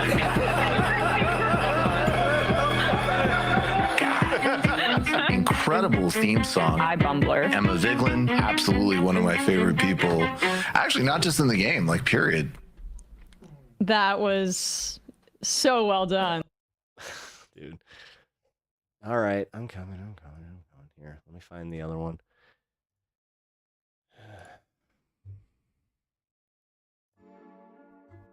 I like how you're getting inspired, though. You're just like, I'm gonna write you a banger. You'll see. You'll see. Like you didn't already write me a fucking banger. What the hell? Duke, this is why I was getting upset with you. I'm like, what? Why would you do that? Just say that. No, now you're gonna make him, like, now he's just gonna be inspired. He is. Oh, please, I'm done. Oh. Okay. I'll be honest, I don't really have sympathy and shit, but also don't get humor.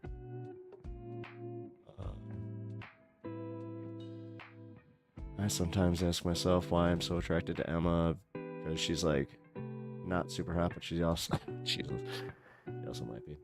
Please, I'm done. Okay, well, we're not.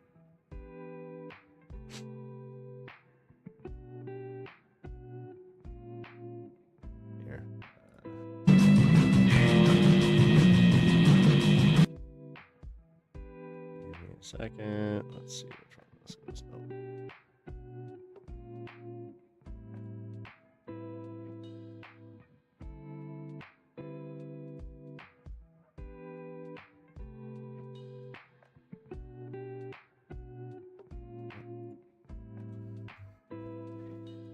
Did they just play the other?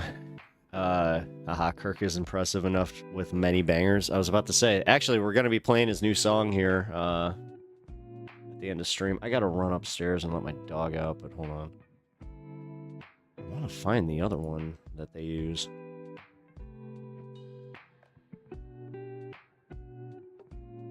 Wait, do they just have the fun half? Nah, they don't. Shit. Weeks ago. Just...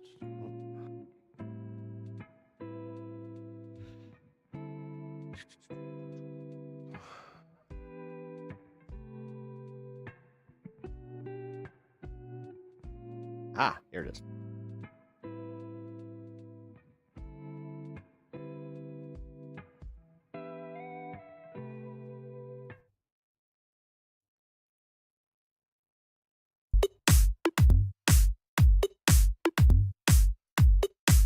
This is the oldest one.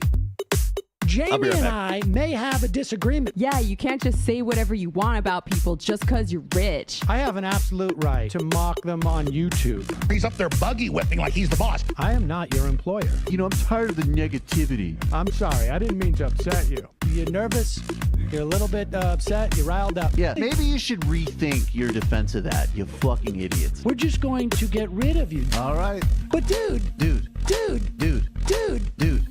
you want to smoke this joint? Yes. Do you feel like you are a dinosaur? That's a good shit. Exactly. I'm happy now. It's a win-win. It's a win-win-win. Oh, hell yeah. Now listen to me. 2, 3, 4, 5 times. 847-906-501-457. 2, 38, 56, 27. 1 half. 5 eighths. 3.9 billion. Wow. He's the ultimate math nerd. Don't you see? Why don't you get a real job instead of spewing vitriol and hatred, you left-wing Limbaugh? Everybody's taking their dumb juice today. Come on, Sammy! Dance, dance, dance.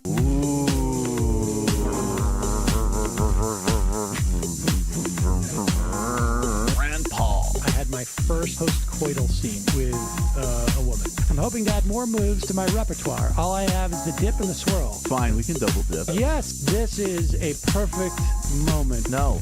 Wait, what? You make under $1 million a year. You're scum. You're nothing. Excuse me? Fuck you, you fucking liberal elite. I think you belong in jail. Thank you for saying that, Sam. You're a horrible, despicable person. All right, gonna take a quick break. I want to take a moment to talk to some of the libertarians out there. Take whatever vehicle you want to drive to the library. What you're talking about is jibber jabber. Classic. I'm feeling more chill already. Good. Donald Trump can kiss all of our asses. Hey, Sam. Hey, Andy. You guys ready to do some evil? Hitler was such an idiot. That guy might be a Nazi. Agree. No. Death to America. You.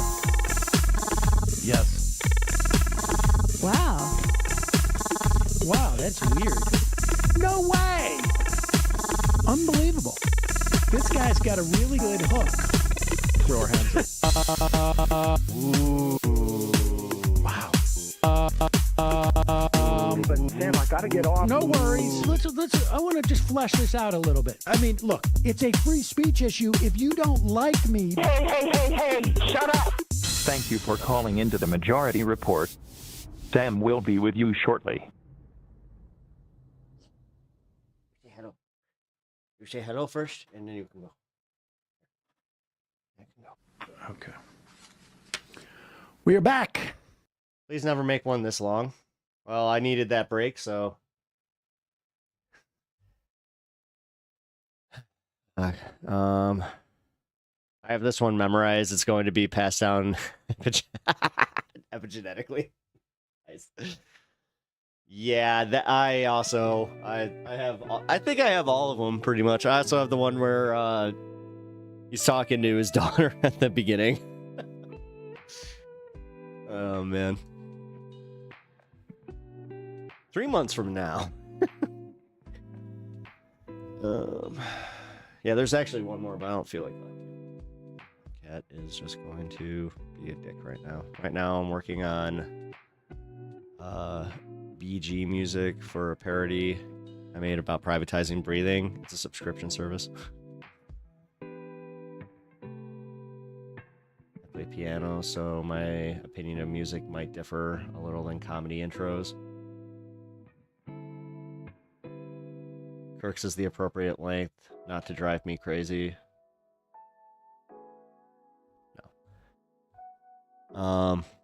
I mean, I don't know, because the fun half, they need, like, it's a bathroom break, like, they all get a bathroom break, and then they load up the fun half. Like, that's usually how that goes, so, I mean, the fact that they are professional and have those is great. Because I know that they definitely requested that it be that long, so. Also, I mean, hey, what the fuck? Not gonna lie, yeah, Kirk's, yours is, like, perfect, like, intro length for me to just fire up and just be like, all right, let's on with the show. Oh, I get to do that now. Let's take like a hard sip and just be like, all right, on with the show. All right, I gotta, damn it, turn out the door. Give me 1 second. Fuck it, I'll be right back. This will take me a minute.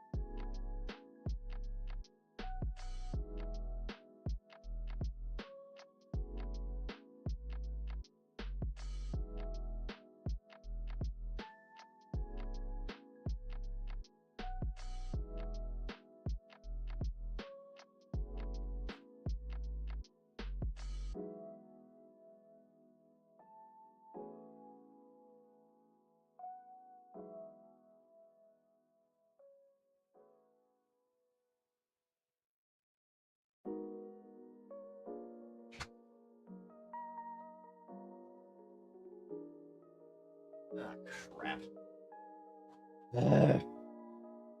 Well, hey, what the hell? What are you doing in my game for you a little bit? Stan went and got himself all muddy, so I like to remind me to pee commercials. Oh, that makes sense. Bathroom break. Yeah. Yes. Trust me. The more I've done this, the more I've realized how important it is to schedule your bathroom breaks and actually keep to that schedule, because yeah, man. I actually have like a legitimate problem with doing that. Where yeah. I'll go too long and then my kidneys hurt and then it just becomes a problem. All right, here, I wanted to cover this. Stan! Stan! Yes, Stan. Oh, damn it. Just pee under your desk. I am not the quartering. That's what I would do. That's disgusting. No, thank y'all. Right now I'm working on... Oh. Wait. Ah, hold on. YouTube's doing it again. Give me a second. Reboot now. And there you go. Okay.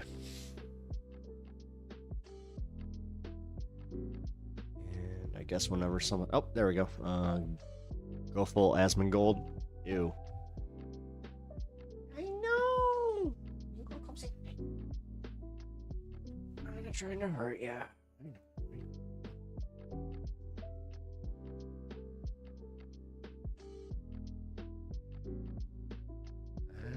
Alright, go explore.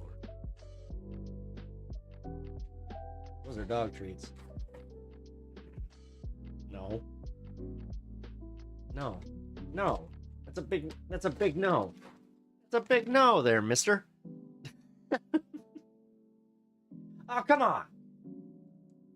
You are in Diablo mode. Okay, well. Alright. Oh, God. Jeez. Stop it. Alright. What is wrong with you? Don't tell me y'all. What? No, it's the fact that, no. I have a bathroom upstairs that I can just go to use. Fuck would you do that on stream? That's just, I don't know. It seems like you might have some social issues there if you think that's okay. Okay, come on. Come on. Come on. You're being a problem.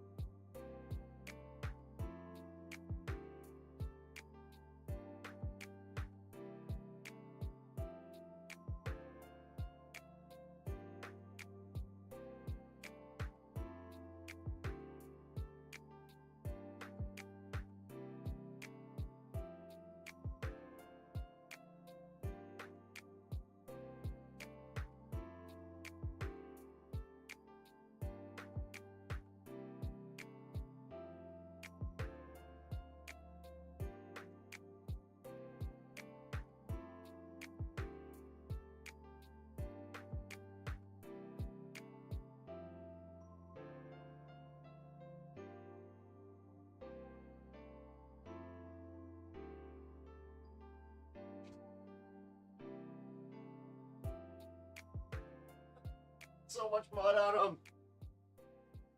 Okay. That sucked. Well, he is not coming down here for a minute. Weird. I do it while driving? Yeah, TMI, dude. There's such thing. I mean... If you need to during like a traffic thing, but if you're doing that like on the reg, just like because you're just like, I kind of gotta pee, that's a little weird too. So no, do not go full Asmongold. But speaking of Asmongold, leading into the next segment here that I wanted to cover, so that actually worked out. Thank you for that. Thank you. Have you ever considered inviting Asmongold? Oh shit! You know what? I haven't done this. I actually forgot to do this yesterday. Guys.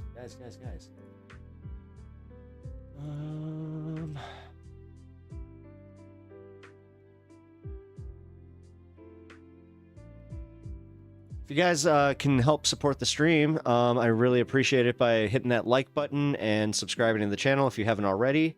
Also follow over on Twitch if you haven't already. And then if you guys would like, if you guys can, or you would like to help support the stream, you can help support the stream through that link, or you can also donate over on YouTube and Twitch. I appreciate it. But I really do appreciate like any of the like ones that you can do for free just by hitting that like button. You guys are really, dude, that really does help me. So. And all YouTube creators. I'm going to just go out on a limb and say, hey, if you enjoy a YouTube video, hit that like button. It's not that hard. Speaking of, all right. Go to LA to meet actual social activists, real SJWs, and the culture I'm a little sorry to go back to Asmon. No. I haven't thought about that because I think that even a normal conversation with Asmongold at this stage is completely lost. Okay, there was a point in time when that could have happened, but I think that he does not care. I'll be honest. I don't think he is a convincible person. I think he doesn't necessarily care. He's nihilistic about his approach to politics. It's just content. It really is. It's pure content, and it's also pure content that actively gives him a massive fan base. Why the fuck would you stop doing that if you're, if the only thing you care about is relevance, and this is giving you that thing that you care about more than anything else, then yeah, you're not going to stop it. And I think he's been very clear on that too. I don't think that if his dad can't get to him, if his closest friends that he's grown up with can't actually change his mind, I don't think that this is like a genuinely mistaken person who will have a change of heart. Yeah, he actively says he does. Wait a minute. What'd you say? Unless I vehemently despise the video, I always hit the like button as long as I'm subscribed. It's honestly a bit much. Sorry, man. I know that sometimes like people get annoyed by that stuff, but I did it one time through my stream, so does not care. So there was a point in time where I thought that was possible, but I don't think that he is. I just don't think that he cares.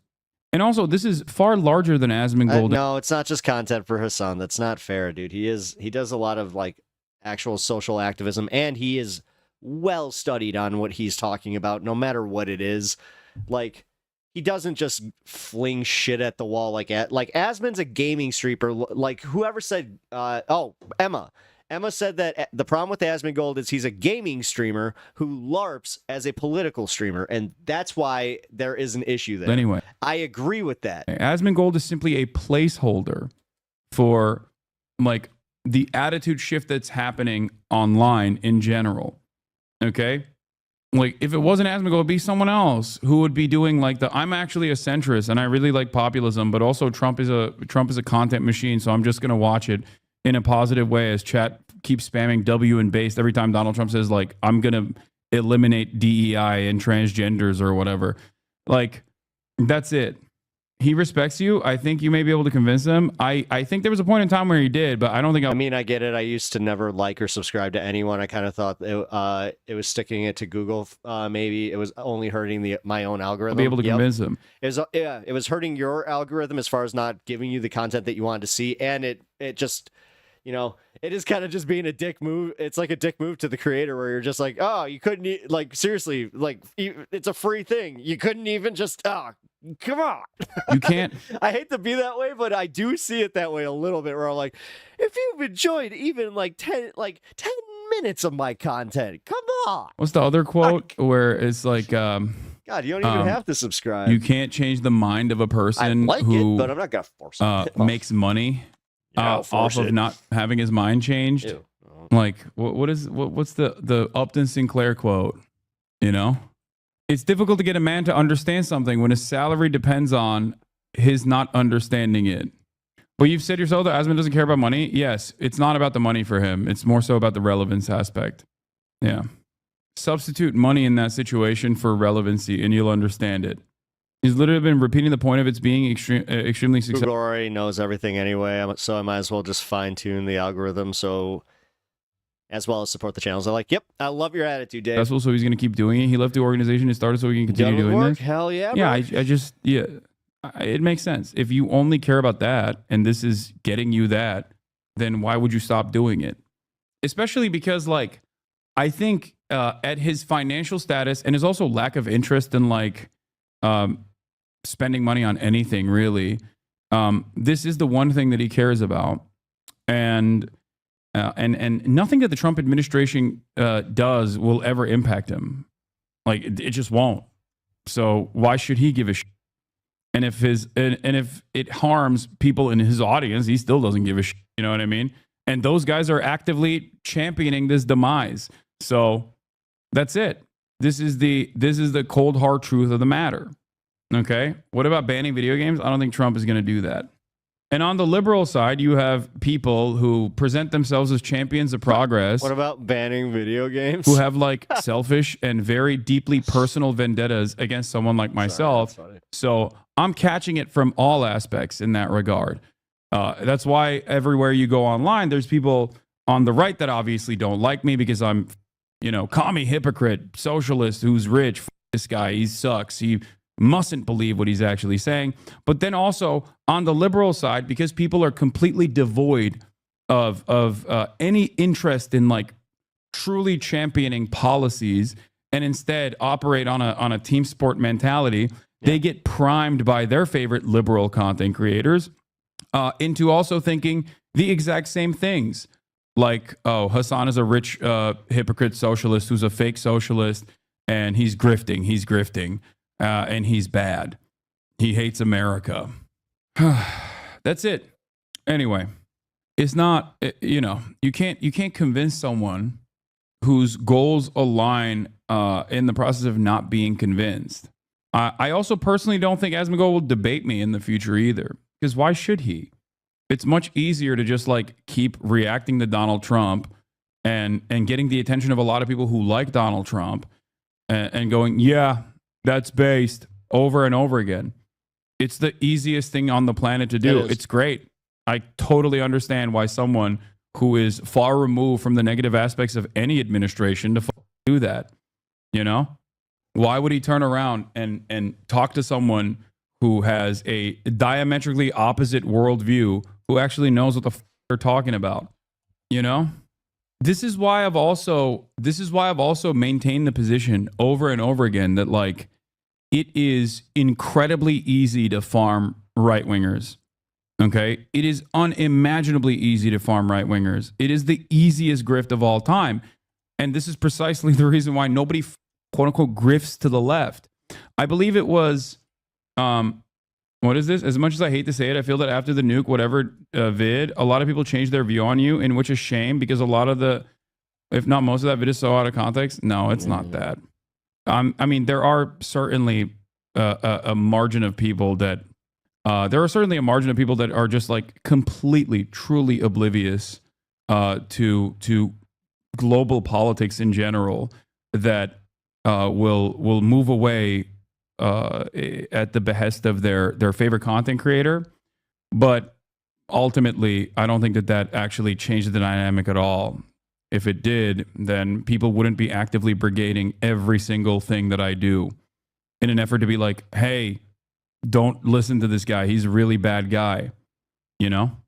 Most people don't know who Asmin or Hassan is. It's all content. Yes, there's also that aspect of it as well. I've heard like I think it's maybe a little suspicious that the overwhelming majority of my naysayers are people who just have no political associations or have right-wing political associations in general and don't necessarily understand politics at all. They don't understand my politics, but they don't understand politics at all. It is always from the aspect of drama.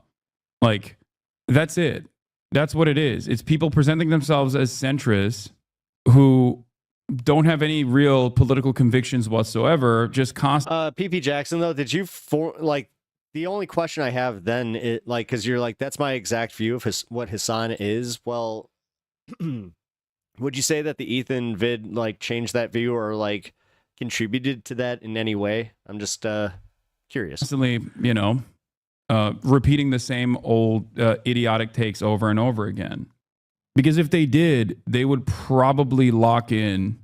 Like if anyone was a remotely serious person about politics, if they truly weren't just drama farming content creators, I suspect that they would spend more of their time right now trying to actively find ways of combating the incoming administration and all of the devastating actions that they're engaging in. Like when you got migrants being shipped off to Guantanamo Bay and your battle that you are waging is against the dude who you on paper agree with 99% of the time, you're probably not very serious about things. Yeah, I know a few people who hate you for various different reasons. One of them was when you said streaming is harder than a 9 to 5 and something you defend sexual assault in Israel. All of them either saw clips or the nuke. Yeah, exactly. It's just, well, the nuke is just a collection of clips. But I still do believe. I still believe that people have the capacity. Does anybody know if he actually watched it, like even off stream, to make up their own mind, regardless of what other people are, regardless of what other people are saying? You know what I mean? Like, it's impossible for people to come in here and continue maintaining this position that, they maintaining the position that they are going to consistently, they're going to keep being duped actively, Anyway, your haters always attack your character and appearance, but never actual political takes, which I find weird. Not a single counter argument, but bah, terrorist supporter because someone says so, bah. Exactly. Okay. Anyway, I think it's a little bit of a good thing depending on which audience is reacting. Like, at least they're being wary of content creators in general, because so many of them are just marketing things to you or total fakes. No, I don't think people do that. He's just been so good. My point is, I think drama, and I've said this a lot, drama is a very palatable way to consume politics, because politics is otherwise very boring, or even worse than boring. Politics is really scary and sad, especially when you feel how powerless you are. And for that reason, drama is like the most entertaining way that you can get that. You can feel smart, you can feel intelligent, because someone who's not very intelligent is telling you that this other guy who might have yelled at you or have undermined your worldview is actually stupid, or if not stupid, a hypocrite, right? He's a bad guy. So politics is not easily digestible, even though I try to make it as palatable as possible. These guys actually just only care about the drama aspect and the algorithm boost that they get from it, and will very actively garner the attention of people who also aren't necessarily interested in the policies, whether it hurts them individually or not. So they gravitate towards the drama aspect of it. Everyone's got a different method. My method is to have fun while covering horrifying realities. I try to do that to the best of my ability. I think I do a pretty decent job with that, Well, Hassan, the problem is you also, it's not chill enough. It's like, I think that this is why we have the most chill vibe on YouTube or Twitch. I just got to say. I love that analogy that I came up with about how we're essentially YouTube stoner circle. I just don't do it from the framework of drama. Hey, Hassan, someone in my relatively niche online community is using the conservative playbook and people are eating it up despite others pointing out the hypocrisy, doublethink, etc., etc. He recently made a video that gained traction and now the community is filled with tourists parroting his opinion. I hate the fact that every corner of the internet is filled with these people nowadays.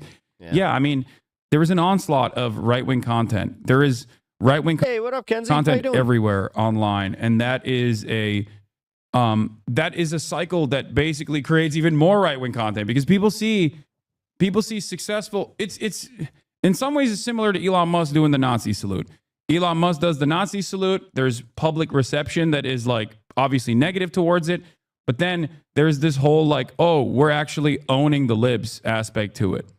Okay, so then other people start doing it as well. They do it to basically say yeah, I'm doing it. So what are you gonna do about it? Do you understand? And it's exactly like that. It's exactly like that, where if you see Asmongold popping off, and farming right-wing viewers, and you are otherwise politically agnostic or don't necessarily care, and you just want to make money or you want to get your clout up, yeah, you're going to go in that direction. That's a lot of people's first foray into, I think, commentary in general. I do truly believe that if there was a massive amount of communist, leftist content creators out there that were unimaginably successful in the independent media landscape, and there are obviously structural hurdles ahead of that make it impossible, there would be plenty of other people who also did that initially and without believing the ideology whatsoever, but just did it because they're well, other people are doing it, I might do it as well.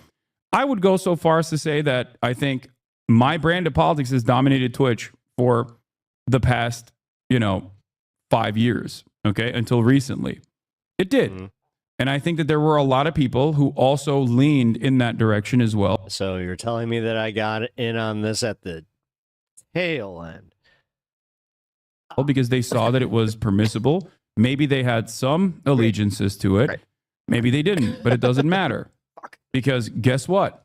The people who weren't real believers, okay, the people who were not real believers of this kind of thing very quickly moved on and no longer, and openly demonstrated that they actually have right-wing opinions as well. Yeah, I think that the other side of this that also is damaging is that I am not a drama content creator. I'm a political content creator, okay? I don't exist in the world where I constantly find new villains online to tackle. If I did, I would do that. Okay. If I did, I would love this opportunity to duke it out. Okay. There are YouTube video compilations. If you think that people are aggressively anti me and that actually helps in the algorithm, I promise you it does. Yes, I have drama in the title because it's a bait. Okay. And it's stupid. I hope you understand. There are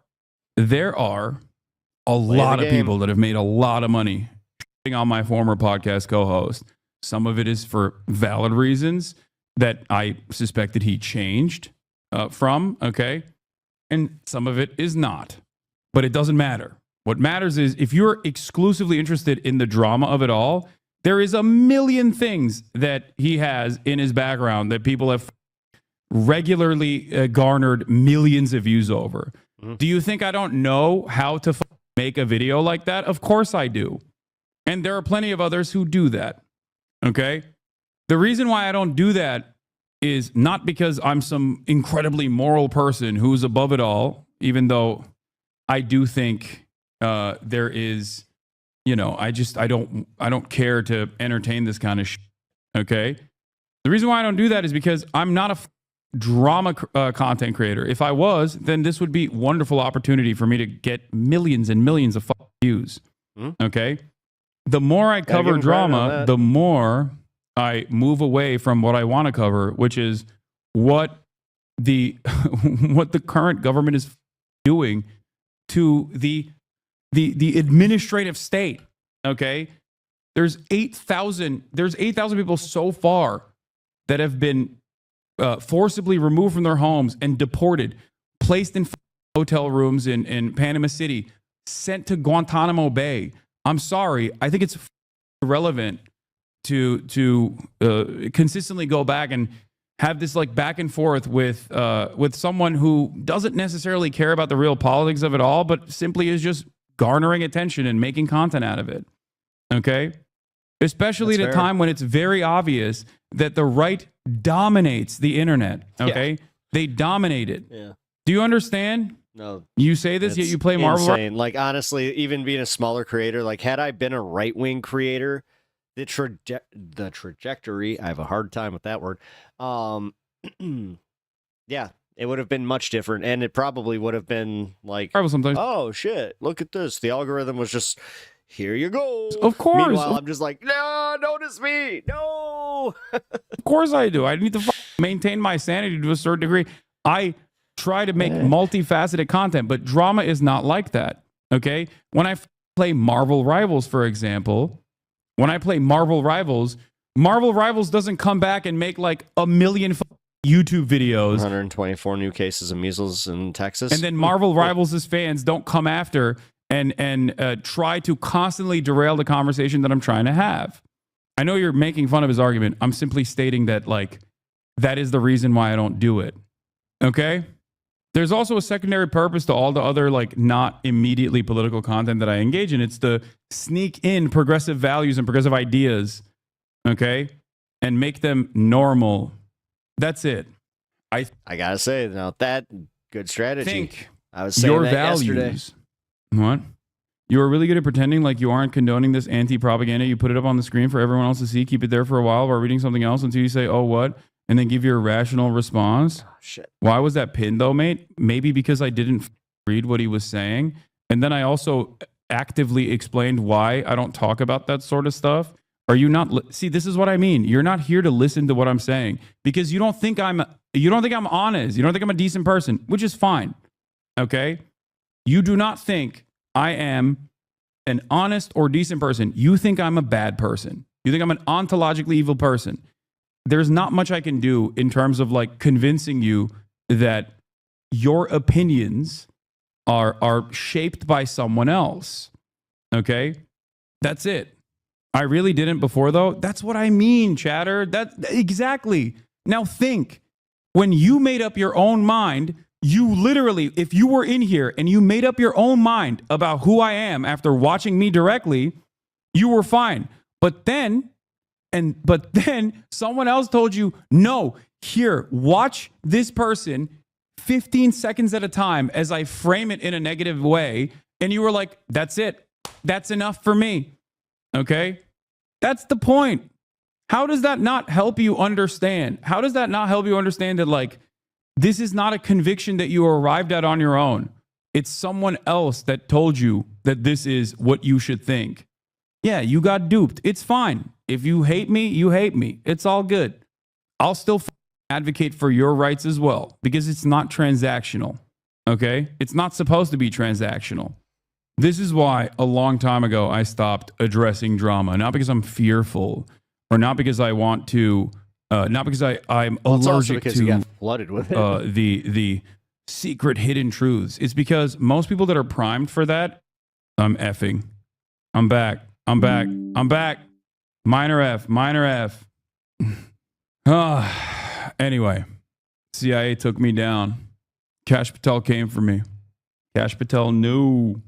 Do you, for the chatters who are actually thinking that like I'm legitimately evil and scared of the truth or whatever, do you understand how this conversation devolves into completely unproductive shit, and that 30,000 people that come in here every day don't want to watch me repeat the same points over and over again and defend myself seemingly? That's the reason why I don't do it. Okay? The truth is out there. If you want to see it, it's readily available. It's not a secret. It's out there. There's context for every single thing. You know? I think the point is we're all boned regardless. You can go down playing their game, trying to make drama content, or you can go down making genuine content on your own terms. The destination will unfortunately more likely than all be the same. At least you're staying true to your values and are not letting the world drag you down. I mean, yeah. I still sympathize with Hassan's approach. I assume that's what you're referring to. It's also my approach. Yeah. For those of you in this community, yes, if you see someone just like saying some unhinged, insane shit, yes, you can correct them. Do it in a gentle way. To be like, hey, look, here is the actual appropriate context for this. It's not correct. Okay? That's it. That's all you can do. All right.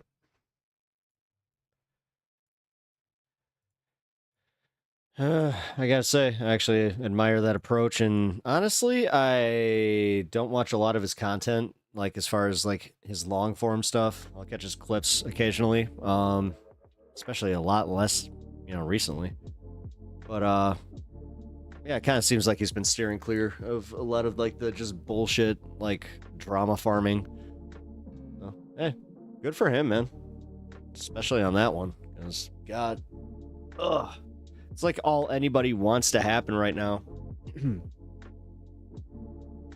I have a feeling that, yeah, that's why like guys like Ethan starts seeing some of like the increases where he's just like, wait a minute. So if I talk about politics, I don't really see this much. But if I talk about Hassan and how bad he is in politics, then I see a boost. I don't know.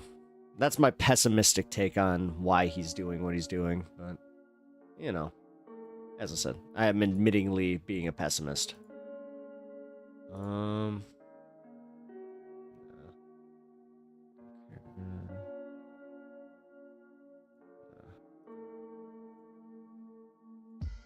second.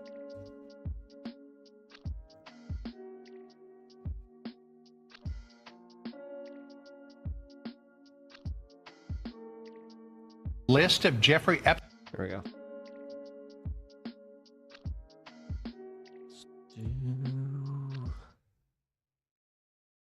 And by the way, guys, if you haven't already, please hit the like button. Really helps the stream out. I appreciate it. Epstein's clients? Will that really happen? It's sitting on my desk right now to review. That's been a directive by President Trump. I'm reviewing that. I'm reviewing JFK files, MLK files. That's all in the process of being reviewed because that was done at the directive of the president from all of these agencies. So have you seen anything that you said, oh my gosh? Not yet. Okay. Well, we'll check back with you. That's what Attorney General Pam Bondi said last week. She is currently reviewing the Epstein files at the directive of the president. They're on her desk, and she fully intends on making them public. However, fast forward to today, and the Epstein files still, conspicuously, have not been released. And with each passing day, suspicion continues to grow among conservatives who are beginning to imply that they suspect that she might be tampering with the list before it's released to protect some powerful people that she doesn't want named, or maybe she just won't release it altogether. This is all speculation. People are growing anxious. Now, they can't quite figure out why she hasn't released the list yet. For example, a prominent conservative on Twitter named Gunther Eagleman asked, "Hey Pam Bondi, I know you are likely busy with day-to-day responsibilities within the DOJ, but the American people deserve to see who's on the Epstein client list. What's the holdup? Is someone keeping you from releasing the unredacted versions?" Hours later, he followed up saying, "Looking forward to seeing the list, but I want people arrested and jailed for being on it." Hours after that, after still not getting a response, he tweeted, "You know, anytime now on the Epstein list. Trump promised the release of it. What's going on, Pam Bondi? We demand answers." Others started to say the same thing. For example, MAGA Voice on Twitter, a fairly prominent conservative account, called funny to see it from MAGA them Voice to be released multiple times, getting lots of retweets for that, and later said that they should be unredacted as well. Catcher 2 chimed in as well, saying that the pedos associated with Epstein have been protected long enough, saying MAGA release the darling. list already. Laura Loomer also echoed that call, saying still no Epstein list. If it's on the desk, what's taking so long? We don't need any more Fox News one-liners. Release the list if the list is on the desk. Now, I never thought that I would say this, so please don't take this out of context in the future. I actually agree with Laura Loomer for once. This is pretty suspicious. Please It don't almost cut feels this. like Pam Please Bondi don't is clip taking this. her Please time don't clip specifically this. to protect one person, perhaps a person whose name she didn't expect to find on Epstein's list, and whose name she doesn't want to release to the public. I wonder who that might be. Whose name might that be? I don't know. I'm on the edge of my seat. Thinking hard about my tiny little hands are just, they're hanging on. that. Now, this isn't just some fringe request being made by right-wing influencers on Twitter, because Republican lawmakers have even started to ask the same question. For example, Representative Anna Paulina Luna writes, on February 11th and 19th, House Oversight sent a letter to the DOJ asking for status on releasing the Epstein files, as well as JFK etc. The DOJ has not responded, reaching out on X because we can't seem to get a response from the AG. Pam Bondi, what is the status of the documents? These documents were ordered to be declassified. Additionally, Republican Congressman Tim Burchett says, where are the Epstein files, Pam Bondi? Republican Mike Collins says, release the Epstein files. Senator Mike Lee responded to that saying, this information belongs to the American people. It's about damn time they be given access to it. Now, I don't think that it's unreasonable for these Republican lawmakers to ask for the release of the Epstein files to be expedited, since Pam Bondi herself criticized Merrick Garland for rolling out the documents too slowly before she became AG. I want to know why AG Garland and the Justice Department are so quiet on this tonight. You know, they're out there labeling parents domestic terrorists, yet they're saying nothing about this. And these documents were so slow to come out. And she wasn't wrong when she said that months ago, but now that she's in a position to release the unredacted files, all of a sudden, she's the one who's dragging her feet, and people are noticing. But she's not the only one who's currently feeling the heat, because Senator Marsha Blackburn tweeted at Kash Patel saying, for years, my efforts to crack the Epstein trafficking ring wide open have been stonewalled by Democrats at every turn. This will change under FBI Director Kash Patel. I just sent him a letter asking for the complete and unredacted Epstein files. The time for transparency is now. No word yet at the time that I record this video on whether or not he's going to give those to her, but the request for unredacted files specifically might be the real holdup here, given the likelihood that there's one name in particular that they just don't want us to see. You know, if we get anything, it's probably going to be censored or heavily edited. The list will be released with a Sharpie across one name, and when asked, Trump will say, Biden did it. I don't know. That's not me. Hence why Pam Bondi said she's taking the time to review them as opposed to just releasing them as they are, because she wants to make sure that we only see what she wants. The thing is, he wouldn't be able to resist himself, because when you hand him a Sharpie, he automatically like does his signature, so it looks like your blood pressure, just like, I don't know. That's not my signature. That's just a bunch of scribbly. Just to see. But she's not the only Republican who people are looking at with side eyes, because closeted homosexual conservative influencer Benny Johnson is alleging that FBI whistleblower claims that the FBI is actively destroying evidence after the Cash Bongino takeover. Quote, the FBI is working day and night to destroy files on these servers. Can't be restored. I'm sure there's info about Epstein and subversion against Americans. Now, I don't necessarily know if Benny Johnson himself actually broke this story, because the FBI whistleblower reportedly also gave this information to Michael Schellenberger. But Benny Johnson did get the most hits for this. This is a viral video online that's going around. But having said that, he's not a journalist. I feel like that goes without saying. Therefore, he's not qualified to vet the claims that this whistleblower is making, even if he had any interest in doing that. But the allegation here conveniently does not implicate Kash Patel and Dan Bongino. Rather, it implicates some deep state plans within the FBI who are acting against Bongino and Patel, who are trying to stop them from uncovering the truth. But on the other hand, if the current Attorney General, Pam Bondi, already said that she has the files on her desk, that suggests that the Epstein files couldn't possibly be affected by some deep state purge by bureaucrats who are trying to stop Kash Patel and Dan Bongino from getting to the bottom of this. Because, if they deleted it, then she wouldn't have it. And that's part of the claim. Like, the video itself is very long and superfluous, but one of the claims is that this information can never be restored, even by somebody who's a genius like Elon Musk. That's not what they said, but that's basically the crux of it. So, I mean, if that were true with regard to these files specifically, then Pam Bondi wouldn't have it, but she does. So, unfortunately, it seems like the real problem here is actually going to be the cause of some cognitive dissonance for Republicans when I say it, because I suspect that it's probably a lot less complicated than they're making it out to be. So just hear me out, Republicans, if you're still with me. What if Pam Bondi is taking her sweet time to release the Epstein files because she's trying to remove mentions of Donald Trump? Shocking. Whoa. I know. But for some reason, this is something that none of them can fathom, which is weird to me. And one thing that still stands out to me is how delusional these people are. I mean, after Trump was convicted on all 34 felonies last year, Trump supporters were literally coping with tweets like this. They convicted Trump before convicting a single client of Epstein. Let that sink in. Which is an amazing thing to say, because Trump almost certainly was a client of Epstein, you dense motherfucker. But they refused to accept even the possibility that a man who was found liable for sexual assault in civil court, who was accused of sexual misconduct by more than 24 women, who admitted on tape that he sexually assaults women, who was once one of Epstein's closest friends, according to him and Epstein, might possibly be implicated in the Epstein files.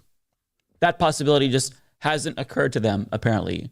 And they haven't thought about whether or not that might be holding up the release of the Epstein files, because they're hacks.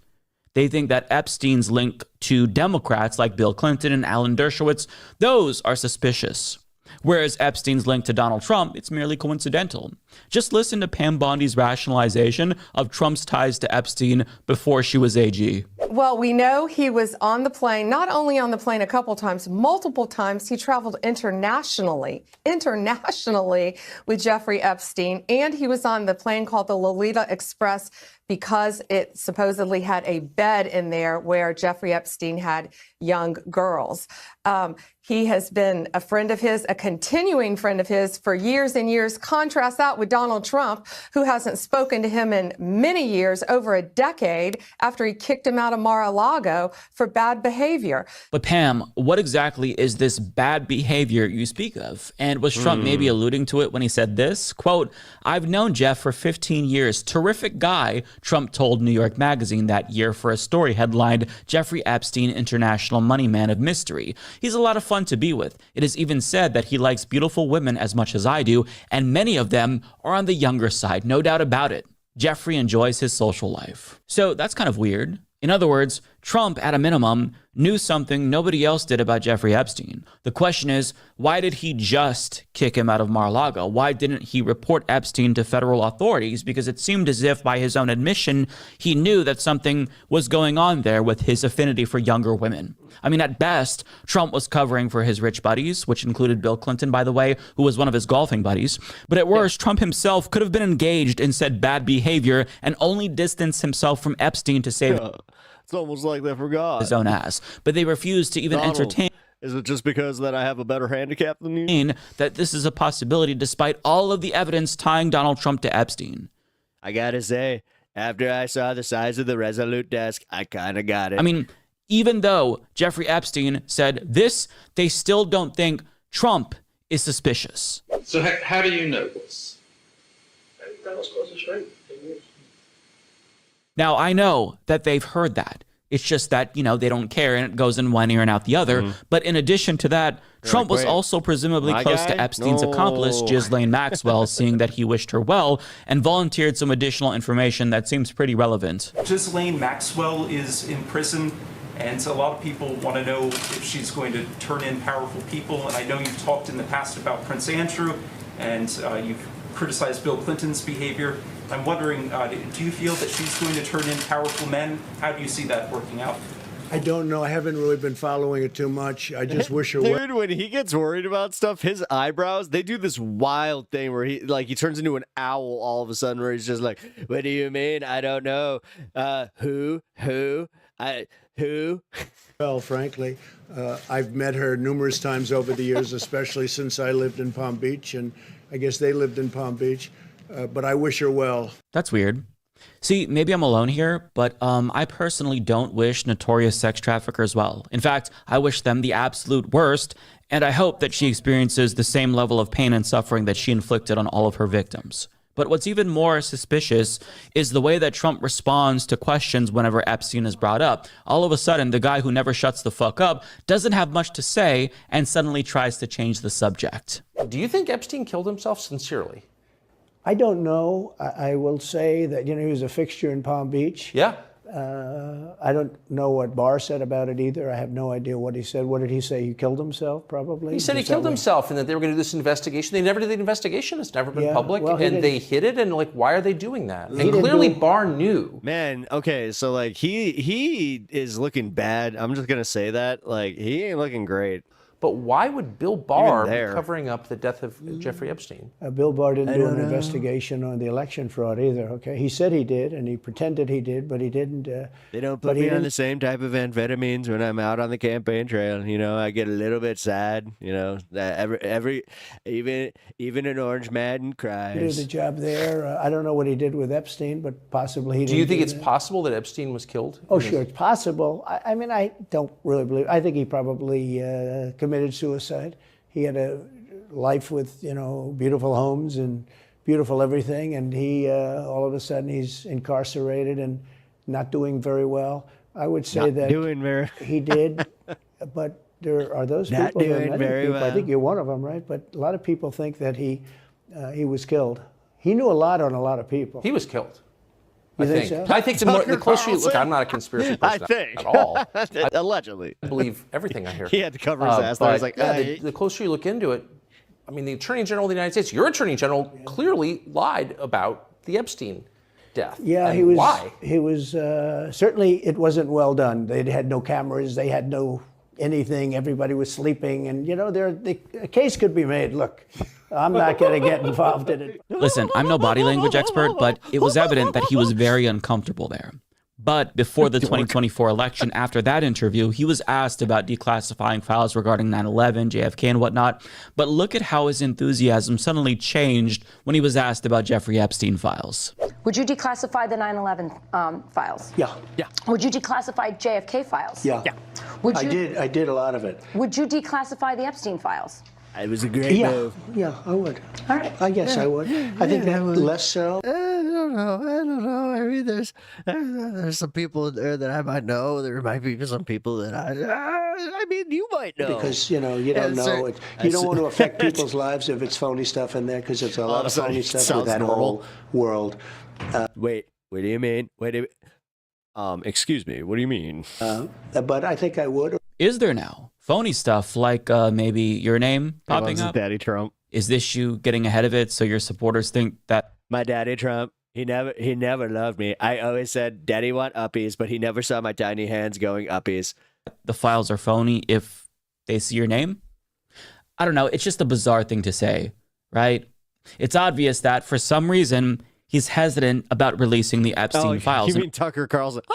Always was. And when he was asked about said hesitation on Lex Friedman's podcast, his answer was very, very interesting. I'm just asking questions. Why would a grown man look up to another orange grown man and think that guy could be my father?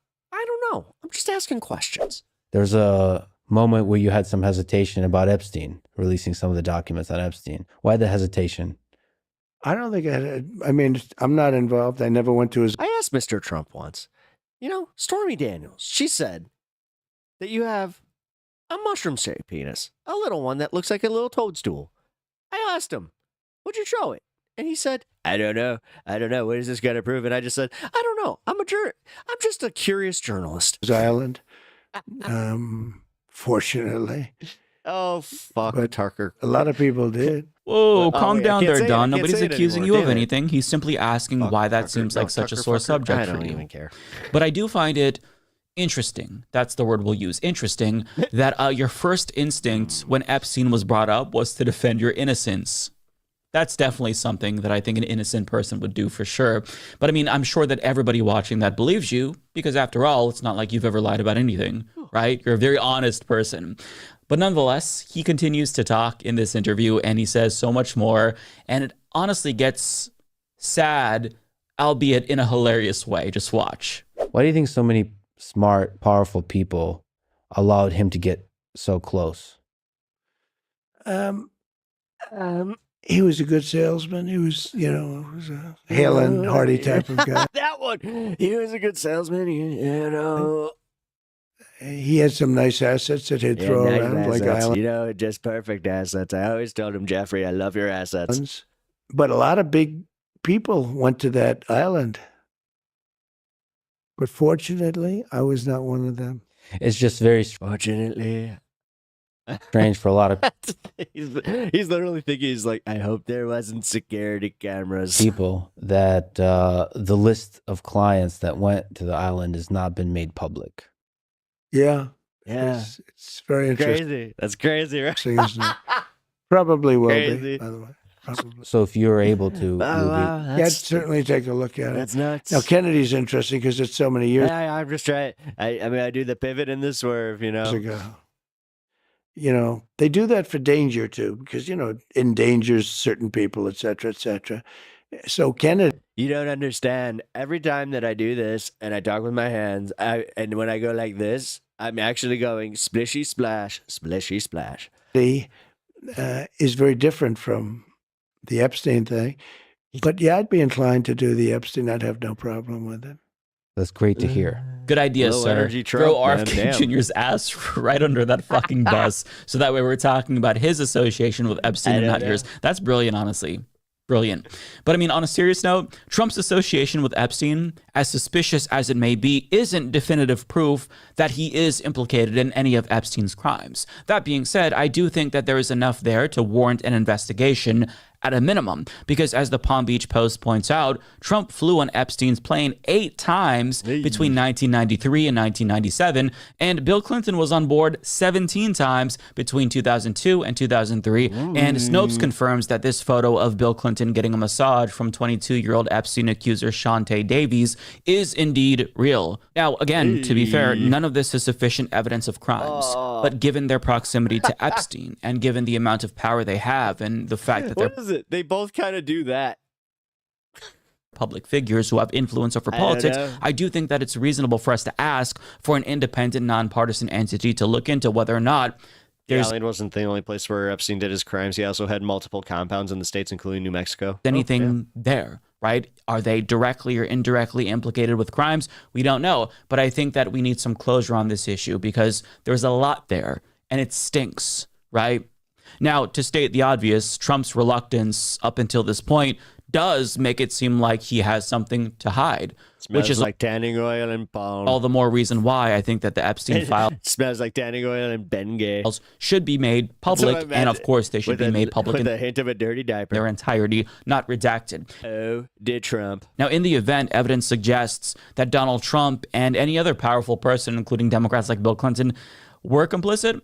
I think that they should all be tried, and they should I'll bring up the New Mexico compound because I remember it being in the news where some of the young women had serious allegations against them that took place there. all be convicted, and they should all be imprisoned. Trump and Bill Clinton can share a cell as far as I'm concerned, but I mean, part of the problem is that I'm willing to be consistent and say both Democrats and Republicans implicated with Epstein's crimes should be held accountable, whereas the same can't be said for Trump sycophants who want the Epstein files to be released only insofar as they have damning evidence on Democrats and not Republicans like Donald Trump. I mean, ask yourself, how would these Republicans who are demanding that the Epstein files be released right now respond if they came out and there was definitive proof that Trump was culpable? We already kind of have an idea as to how they'd react to that, since they reject all the other non-Epstein related allegations against Donald Trump. I mean, they don't believe that he raped E. Jean Carroll. No. They seemingly don't believe any of the 26 women who accused him of crimes ranging from sexual harassment to rape. So we all know how they'd react if we did get evidence that he was guilty, like his buddy Epstein. They would call it fake news and accuse the deep state of tampering with the documents or cooking up bullshit to implicate him when it's not actually true, or they just believe whatever bullshit excuse Donald Trump himself gives them. Because there's not going to be anything, no amount of evidence that would snap them out of the false reality that they've constructed for themselves. So that's why I actually find it pretty strange that Trump is so awkward whenever Epstein is brought up. Yep. Sure, he might be culpable in some way. This is conjecture, No, but he gets visibly uncomfortable. even if he is, he's learned over the past few years that he can do anything and get away with it.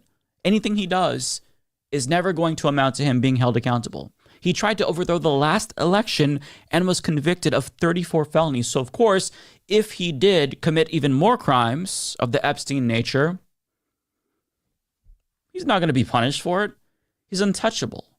And moreover, his base is never going to leave him no matter what, even if they say they want the people associated with Epstein who were guilty to be put in prison, because we know that they don't think that applies to Trump. And even if it did, they would find some way to do mental gymnastics to make him innocent in their minds, right? Because again, they gobble up whatever bullshit he sells them. They're already buying the story about him kicking Epstein out of Mar-a-Lago for bad behavior, which doesn't make him look good. And Pam Bondi is not the only person to parrot that shitty excuse. Last year, Marjorie Greene called the accusation against Donald Trump and Epstein fake, saying that him kicking Epstein out of Mar-a-Lago was proof that he had nothing to hide, as if him discovering evidence of sex trafficking but not reporting it makes him look good. If you believe that, I've got a bridge to sell you. But I mean, this is the type of people that we're dealing with. And fortunately for Donald Trump, it doesn't really matter if the Epstein files are never released or if they are and he's implicated, because his cult will find some way to deflect or pin blame on somebody else. And it's too early to tell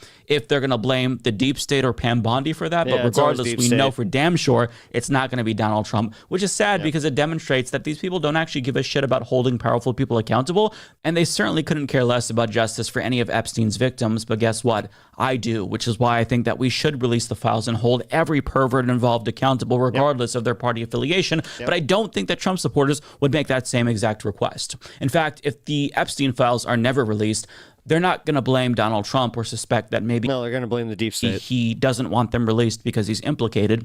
They're just going to blame Pam Bondi or the deep state or somebody else, because that's how they operate. We can never get consistency for them, and whatever cause they purport to care about, there's always some ulterior motive behind it. It's not because they care about justice. It's because they care about owning somebody who they don't like. So that's what this is about. But look, I genuinely hope that I'm proven wrong, and I hope that they are released. And I hope we see the unredacted version, because the people who are involved do need to be held accountable. Too bad I already got to it with the Sharpie. Little did you know. I already did it, but we all know how much I love my Sharpie. They told me, Donnie, it's a big Sharpie. You're going to love it. They call me Donnie. I think it will be a good month of arguing. Oh, Jesus Christ. It is. It's gonna be interesting to see what happens in the next. I mean, dude, the fact that we're not even a full 2 months into this presidency, and I feel like I've aged a decade. For real. Ugh. Let's see. What do we got? What do we got?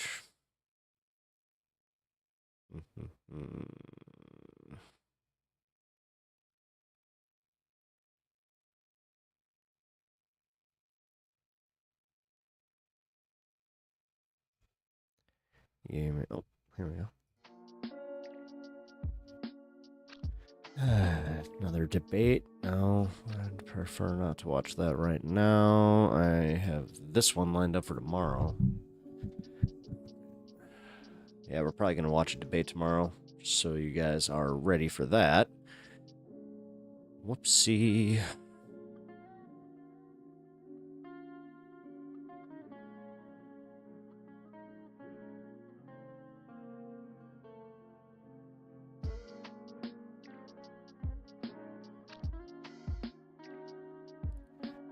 Hold on. Shit.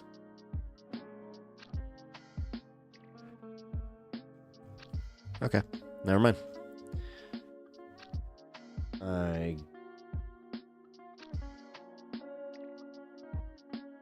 Wait, did they actually take that down? Shit. They did. Oh, there goes that. All right.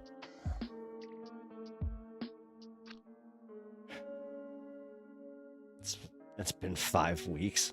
I know. Feels like it's been 5 months. Did I say 2 months even? Jesus. All right, so I got some wild updates for you guys about Elon and Doge here. So, as you all know, he released an email the other day basically telling government employees, like, hey, send me 5 bullet points of what you did in the last week, and if you don't, I'll consider that your resignation.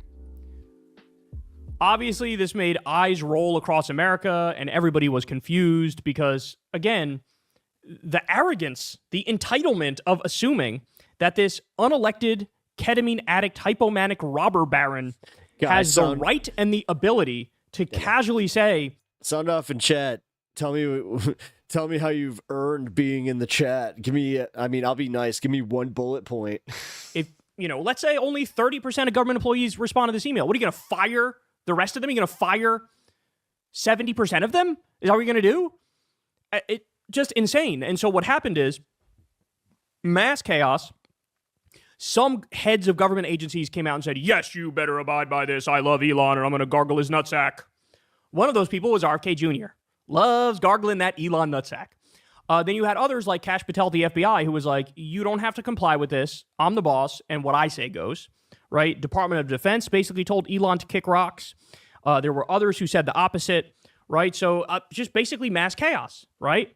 And this was humiliating to Elon because he ran into a brick wall of the reality that some of these government agencies have people at the top who are just not going to go along with his bullshit, and they know he doesn't really have the authority to fire these people. And so they're telling him to fuck off, basically. So that was humiliating to Elon, right? And Trump has been useless in all this. Trump basically tepidly agreed with Elon and went along with him, but then the White House released something that I think said the opposite, and this is fucking amateur. It's a robber baron coup and a fascist takeover, but it still somehow manages to be idiot amateur hour. That's what I was saying earlier, where I'm just like, guys, they're making the dumbest mistakes where it's just so obvious. Elon, feeling humiliated, decides, I'm going to go back to Twitter, and I'm going to dig myself into a deeper hole. So he says the following. The email request was utterly trivial as the standard. I got to work on my Elon impression. As the standard for passing. Literally, it's just a Danzig impression. He just needs to do the Danzig impression, and then he's got it the down. Test was to type some words and press send. Yet so many failed. Danzig likes Elon. Danzig also drives a Tesla Cybertruck. Even that inane test urged on in some cases by thermometer. I don't know. I'm dangerously close to slipping into Dr. Killinger and his magic motor bag.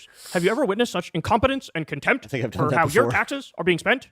Makes old Twitter look good. Didn't think that was possible. again, the nerve of this guy to talk about, how your taxes are spent. What I don't want my taxes going towards are the $20 billion in subsidies to your ass. That's what I don't want my money going towards. Okay? Yeah. But this is him saying they couldn't do this, and that was a failure on their part, and now it's going to get worse. So then he also comes out, quote tweets this Matt Walsh thing. Matt Walsh says, fire any federal worker who didn't answer the email, fire any who complained publicly about the email, fire anyone who complained privately about the email, fire anyone who did anything but cheerfully and promptly answer it. Motherfucker, somebody should walk up to him holding a platter with boots on it. Yep. And say, here are your boots to lick, bitch. Because this is the biggest boot licking shit I've ever seen in my life. So Elon quote tweets this and says, subject to the discretion of the president, they will be given another chance. Failure to respond a second time will result in termination. So he's fucking doubling down. He creates this crisis. He creates chaos. They send out this email, right? Some of the departments are like, fuck off, we're not doing that. Other ones are like, yeah, please answer that and do it, right? And then he says, failure to respond a second time will result in termination. Guys, they don't even have the infrastructure, if these emails were sent to them, to go through them. Never mind the fact he has no fucking authority. Like, who are you? You're the world's richest robber baron. You're completely unelected. You're a hypomanic ketamine addict. Who are you to determine I'm going to fire millions of government employees because they didn't send an email that I want to see? This is like, and a Democratic senator pointed this out, Tina Smith or whatever her name is. This is the ultimate dick boss move. Just like their whole thing about shut the fuck up and get back to the office. Right? Like, work from home. You might even be more productive at home. But I don't care. I want to have dominion over you. It's dominion, I want to coerce and also you. they need to justify all those fucking expenses on the property. I want to exercise my power over you, so shut the fuck up and get back in the office. Oh, does that ruin your plans? Does that make it so you have to find somebody to drive the kids to school? Does that throw a wrench in the middle of your day? Does that fuck everything up? Do we not have the ability to create an orderly process where literally every government worker works from an office? Well, too bad. Suck it up. You're going to fucking do it. They're trying to terrorize these people. Okay. So that's the update on that. But then we also get this. You ready? Doge staffers resign after being asked to dismantle critical public services. All who resigned had previously held senior roles at tech companies like Google and Amazon. So, let me just say up front about this. These aren't like the OG Doge staffers who are like the pilled up 19-year-olds and 21-year-old groypers who were doing all the dirty work for Elon Musk. This is basically a different government agency that he sort of absorbed into Doge. And the reason he did it is because these are like the actual tech experts who know what they're doing. And so in Elon's mind, these people became part of Doge. And 21 of them said, you're crazy. The stuff you're asking for is insane and illegal. I'm going to have no part of this. Ready? So this is from the AP. More than 20 civil service employees resigned Tuesday from billionaire Trump advisor Elon Musk's Department of Government Efficiency, saying they were refusing to use their technical expertise to dismantle critical public services.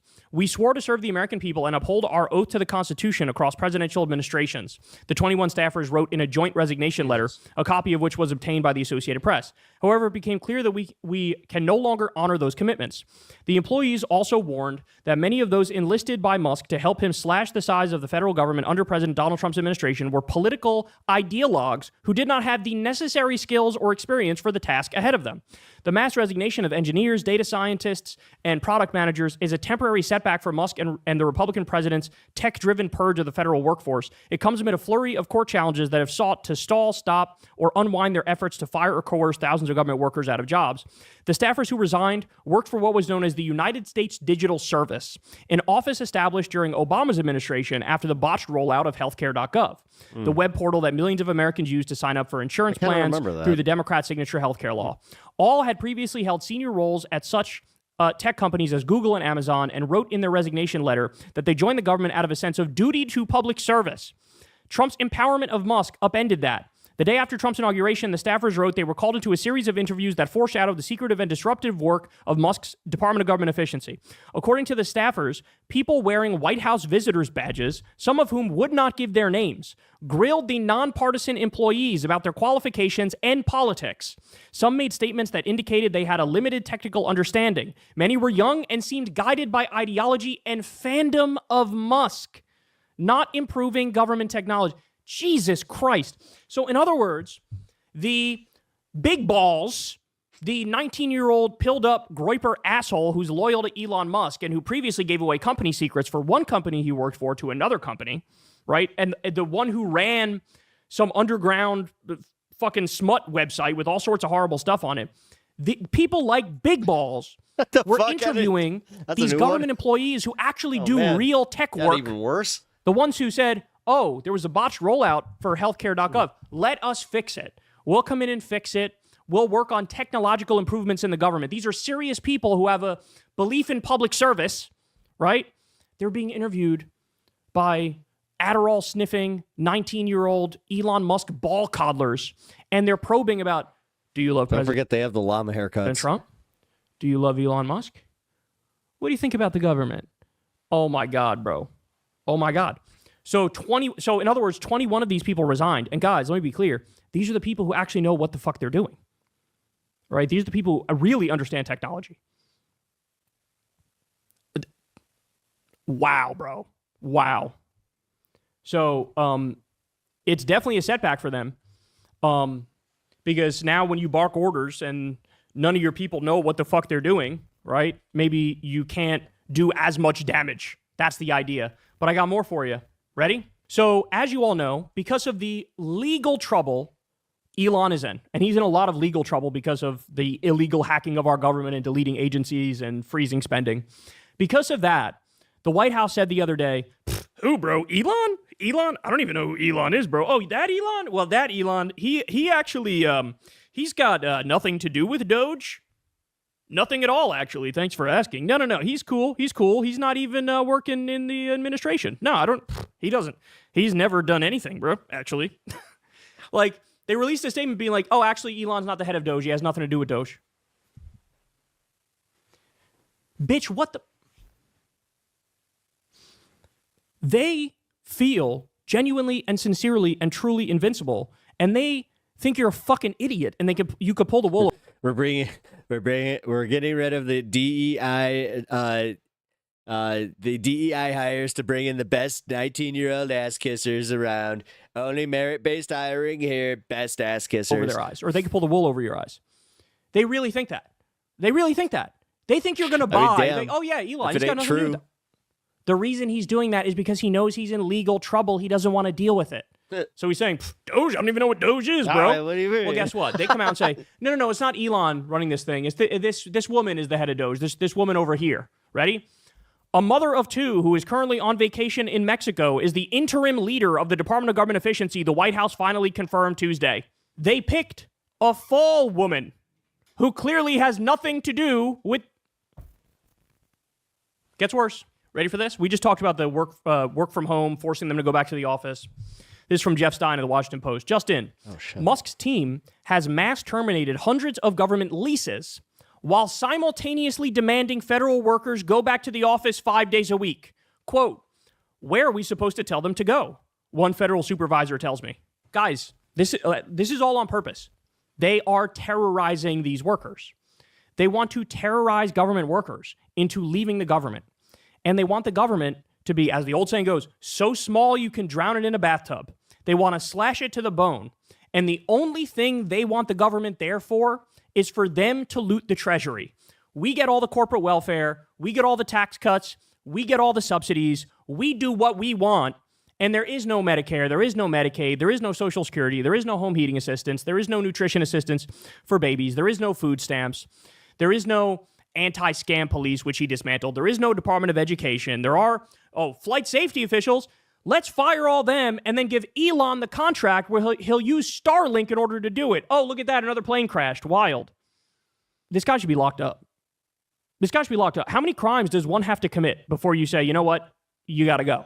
You got to be locked up. Now, I've been saying that according to Legal Eagle, yes, a lot of what Elon is doing is illegal, but it's not necessarily criminally illegal, right? And that's a problem because here you have a guy who's committing all these violations. He's refusing to listen to the court, but he still hasn't crossed a criminal line. Well, guess what?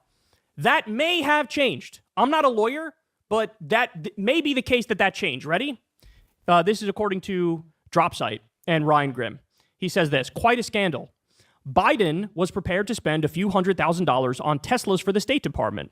And the Trump administration altered that number to $400 million, then backdated the records to make it look like Biden did it.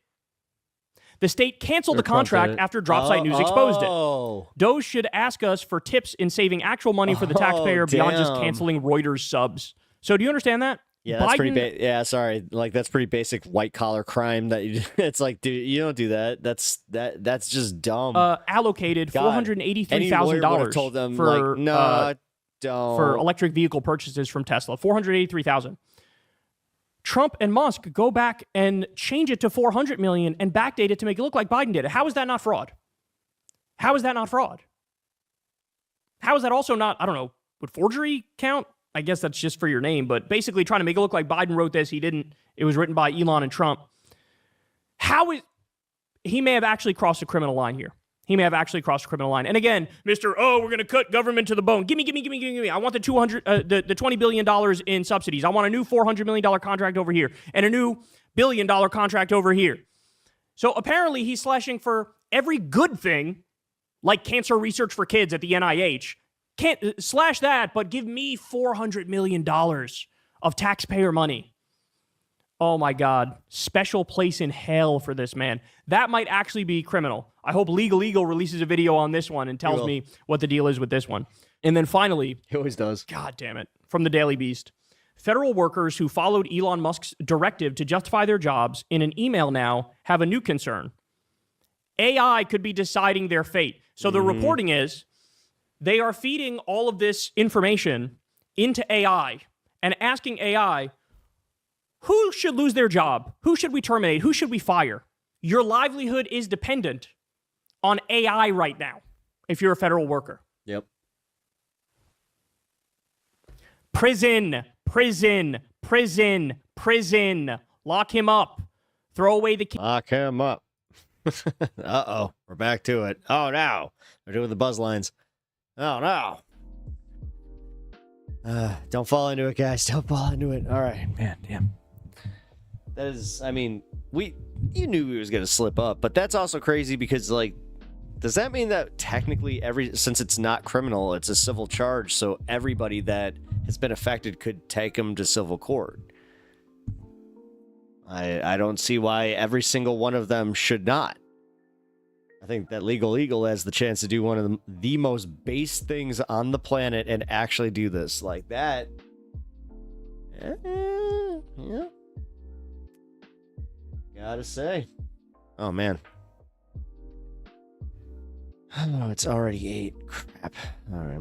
Well, you guys got the extra hour today.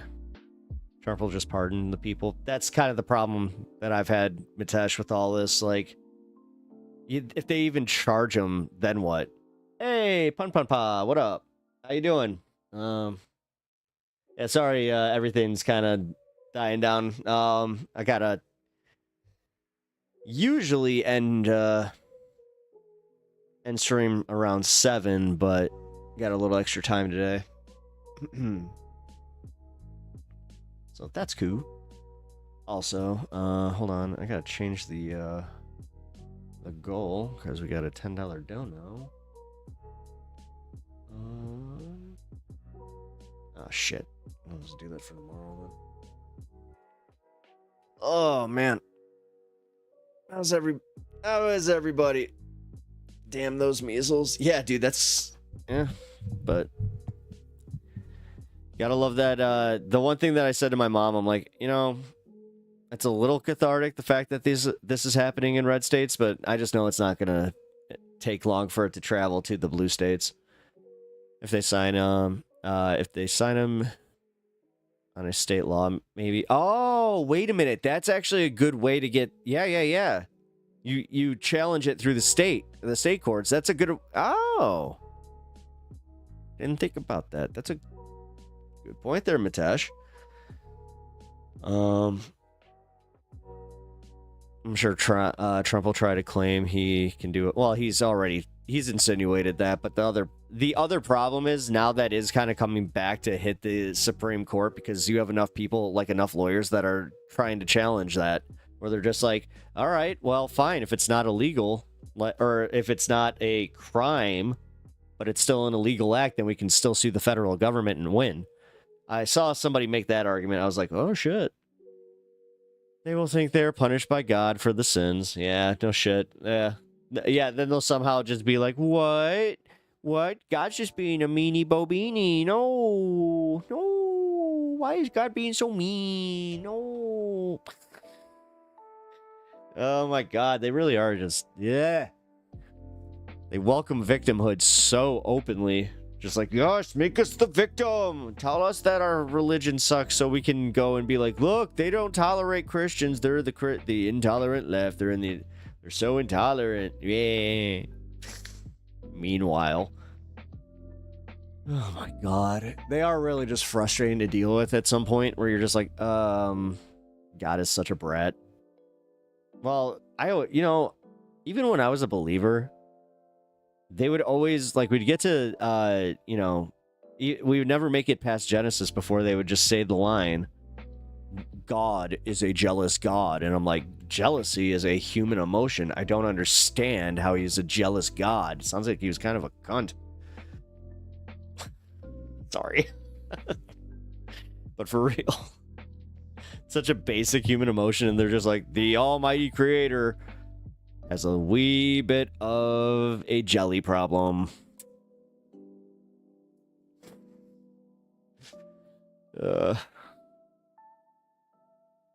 He was jelly of his own creation. Like, think about it. If he's a jealous God, what did he have to be jelly before even making us? Like, there's so many of these contradictions that they can never answer. And then they're just like, well, faith. Gotcha. Hell, I used to do that. But jealousy is a sin. Right? I like where you're going with that. You get where I'm going with this. You smell what I stepped in. Wait a minute. I'm not tolerant because I do not need to tolerate gays and minorities. I actually like them. No, I'm actually very intolerant to things I cannot tolerate. I did that thing where I was like, yeah. Oh my God, guys. Ugh. I think it's about time I'm gonna wrap it up. Man. Oh, wait. Hey, one more time. One last time for anybody that hasn't heard it. I'll close out the show with it. I want you guys to hear the Pep Talks theme song one last time, and then as I said, we're gonna be starting the show with it. So if you see the schedule screen with Pep Talks streaming soon, yeah, it's exactly what it is. Just hop in the waiting room. You guys can do all your chats and everything, have some fun there. And yeah, once the music plays, once this theme song hits, then you know that I am starting the show. So it's going to be a little bit of a format shift. Also, oh, actually, you know what? Before I do any of that, I do have to do this real quick. I forgot. This is what happens. The influence of a ham sandwich race is waning. The ham sandwich. Oh, damn the ham sandwich. All right, guys, let's do the ground news segment real quick. I kind of just went through the news using ground news. Now let's actually just show you guys how ground news works. I know that most of you here know how it works, but honestly, guys, in this news cycle and with everything going on, this really is the best way to kind of break through the algorithm that is constantly feeding you just the news that makes you happy, or actually it could even be the opposite, where it's news that's making you angry. So honestly, that's why I sought out ground news, and yeah, they are my sponsor because of it. And the main thing that I really, really enjoy about them is being able to just see things like this. Number one, I like how they format everything. I like how easy everything is to find as far as like home, for you, local, and blind spot is one of my favorite features because it offers you stories that usually you wouldn't get to see. So like if you're left leaning, they will curate this entire page for you to see some stuff that we wouldn't see otherwise. Democrats will lose every election without shift on trans issues. Oh, great. Now he's going full anti-trans. Fantastic. And then on the right, Elon Musk companies have received $38 billion in government support. Oh my God. 0% right. Literally 0%. That's wild. Holy shit. See, guys, this is why you need ground news, is for shit like this, especially if you're on the right. Like, if you lean right, you should feel a little bit ashamed about the fact that there's this pretty big news story that's like, oh, you're telling me that it's the center and the left, so it must be made up. No. Elon Musk's business empire is built on US $38 billion in government funding. Oh, weird how they don't want that being reported. That's odd. Honestly, that's kind of strange, right? Well, let's see who's actually reporting on this, because we can also see Independent. We got Jeff Bezos, the Forbes family. Interesting. New Zealand Media. Oh, that's cool. Independent. We got Raw Story, Michael Rogers, and The New Republic. Not very many people picking that story up. Well, either way, you guys can try out Ground News for free, and then if you really enjoy it, you guys can get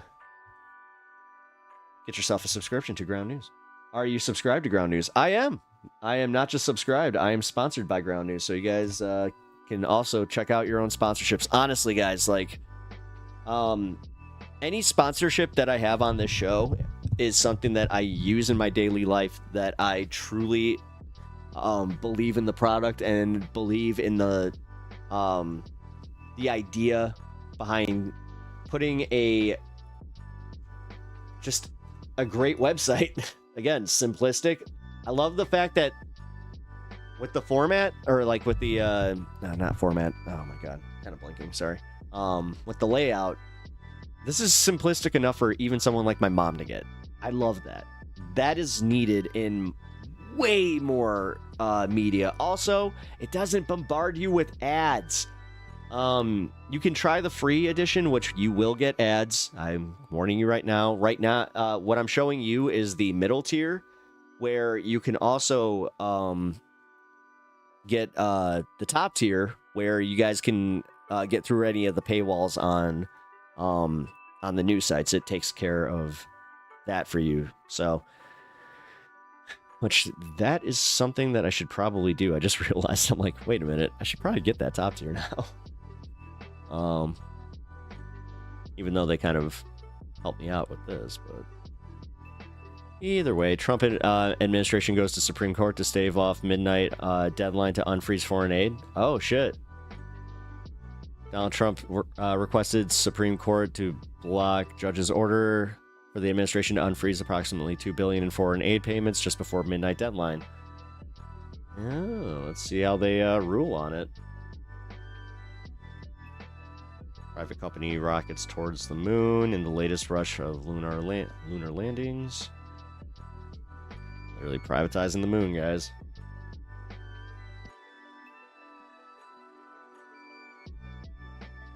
Still love that. There's zero people. All right, let's see. South Carolina Republican wants to put Trump on new $250 bill. Well, I can see why the left doesn't even want to bother reporting on this. This is stupid. Why 250? Why 250? What? What a dumb number. There's like, we always spend almost approximately $250 on dinners, so it's just easier if I have a $250 bill. What? We're literally leaning towards not having like physical currency as far as like the dollar, which that scares me. More and more businesses are getting kind of brazen with like, we don't accept paper money. It's like, yeah, you do. Yes, you absolutely do. Otherwise, I'm about to call the Better Business Bureau. Oh, wait, that's right. They might not be around anymore. Jesus Christ. The fact that they went after the CFPB and the Better Business Bureau should scare the fuck out of everybody. I don't care. Again, Republican, Democrat, like, I love how they've convinced all of these people, like, nah, It's fake news. Fake news. Sorry, guys. I had to also make sure that my monetization was on for the VOD. All right, the right, the moderate, and the Soros propaganda. Yeah, right. That's exactly how they see it. But notice how they don't go the other way, where it's just blatantly like Elon's kind of doing the thing, and you have Bezos. Hey, it's an os, Bezos, Soros. Guys, the connection. There it is. There it is. We figured it out. We figured out the connection. Damn. Should have known all along. But for real, guys, it really does help me out as far as like impressing the sponsor. But it also is something that I truly do think that you guys should check out and try out. So give it a shot. That was the sponsored segment. And yeah, also the news segment. That's why I love doing the sponsored ground news segment, because it's technically the news. And tomorrow, to impress the yay.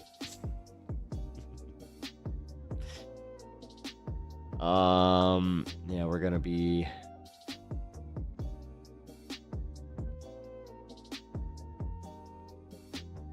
playing the Francesca. Oh, damn it. Hold on. Yeah, I think we'll be doing that tomorrow, because I just thought about this. We have a debate thing. Oh shit, actually, hold on.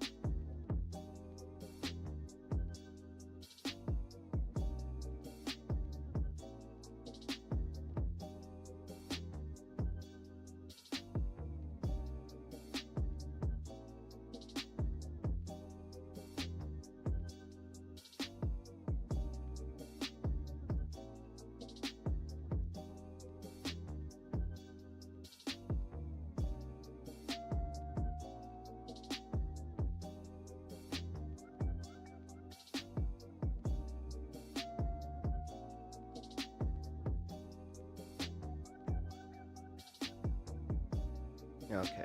Kyle Kalinske mentioned that Trump may have crossed the line when they forged a payment to Tesla to look. Yeah, I just played that video. Oh, sorry. I'm not sure if you saw that, but yeah.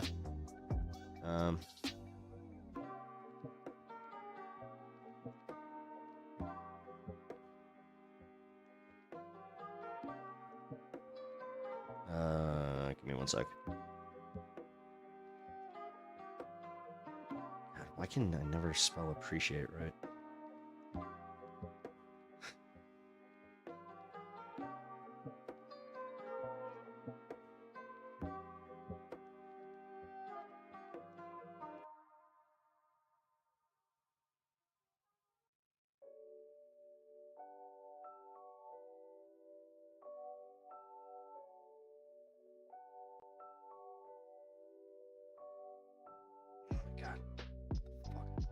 Sorry, guys. This is technically I have to take care of this email here because I totally biffed and forgot to send this earlier.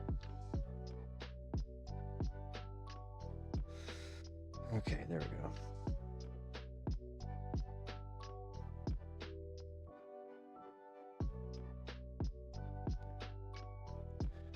No, I just got back. Ah, cool. Yeah, I just played that. So.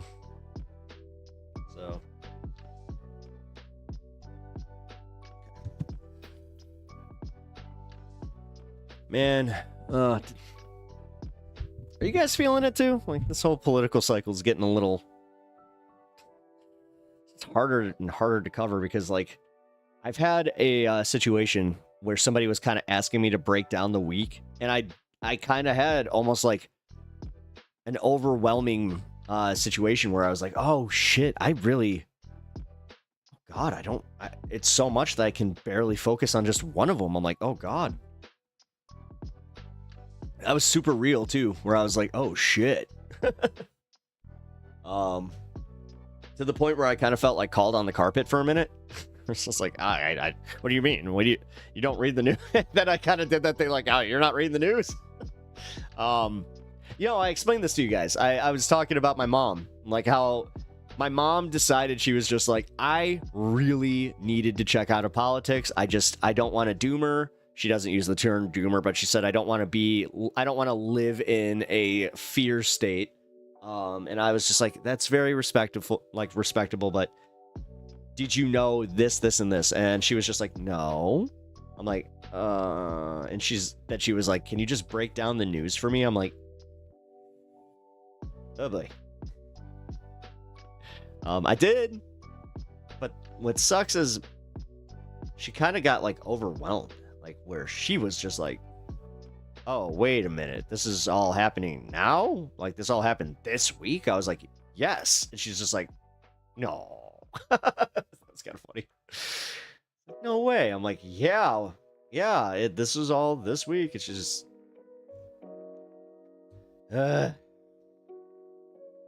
I may have been a little critical too, or she was just like, well, wait, do you really think, because I don't know how we got on it through that conversation, but at one point I made a comment about boomers, and she was like, do you think we're the worst generation? And without missing a beat, I just went, yes, undoubtedly.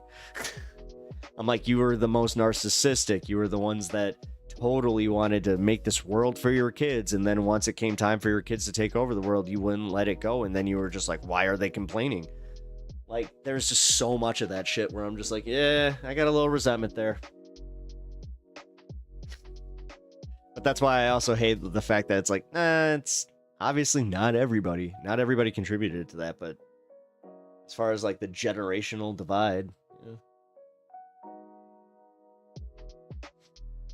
I don't know. Do you guys think I'm being a little too rough? I don't. Because I do kind of feel that way. As a millennial, I do feel a little betrayed to the point where it's like, dude, they spent so much time talking about, well, we got to make the world great for our kids. Or think of the children. Somebody think of the children. And then legit just, what? What do you mean this climate change thing?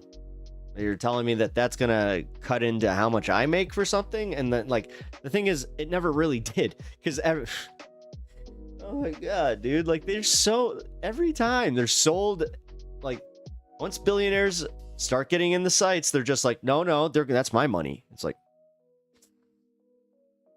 oh my god. All right, I'm gonna smoke with y'all.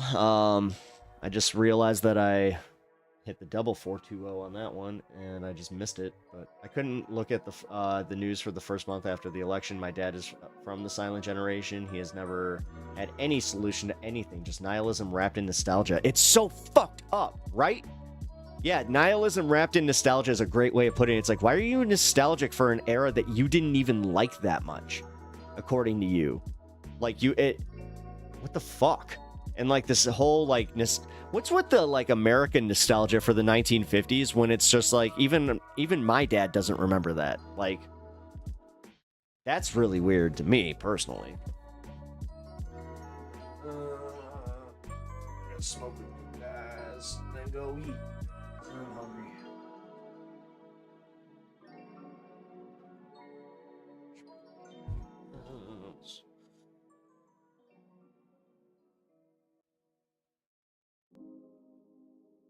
It's the ruling class. There is some truth to boomers being overwhelmingly insane, but it's also not their fault. It is the material conditions. Well, it's also lead poisoning. I'm not kidding about that. I know that I throw that out there like I might be joking, but I'm not. I think that there's actual lead poisoning that contributed to that.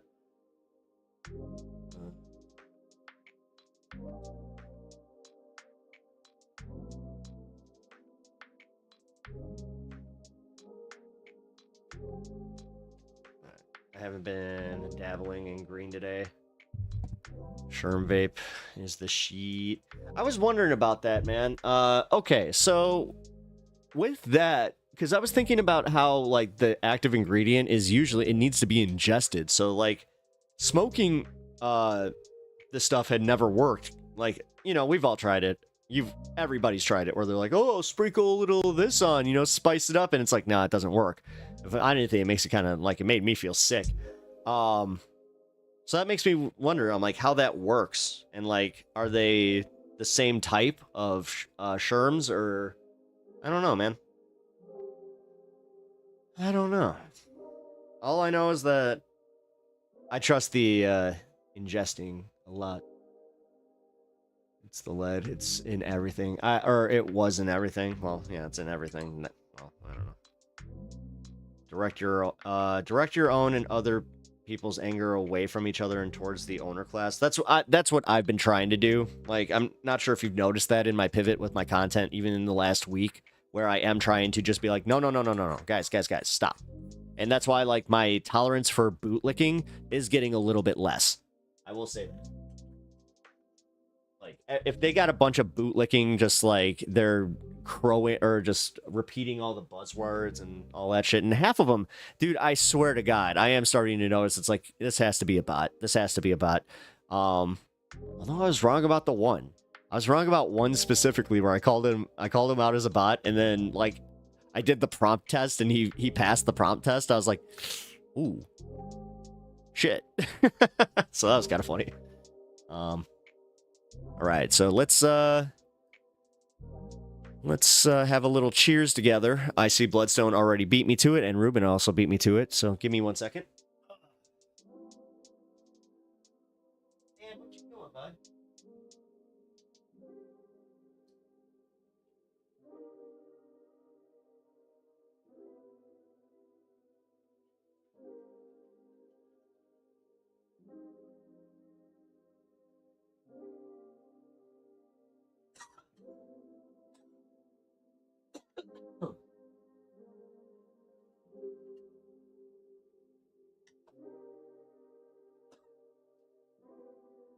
Ooh, that needs a water change.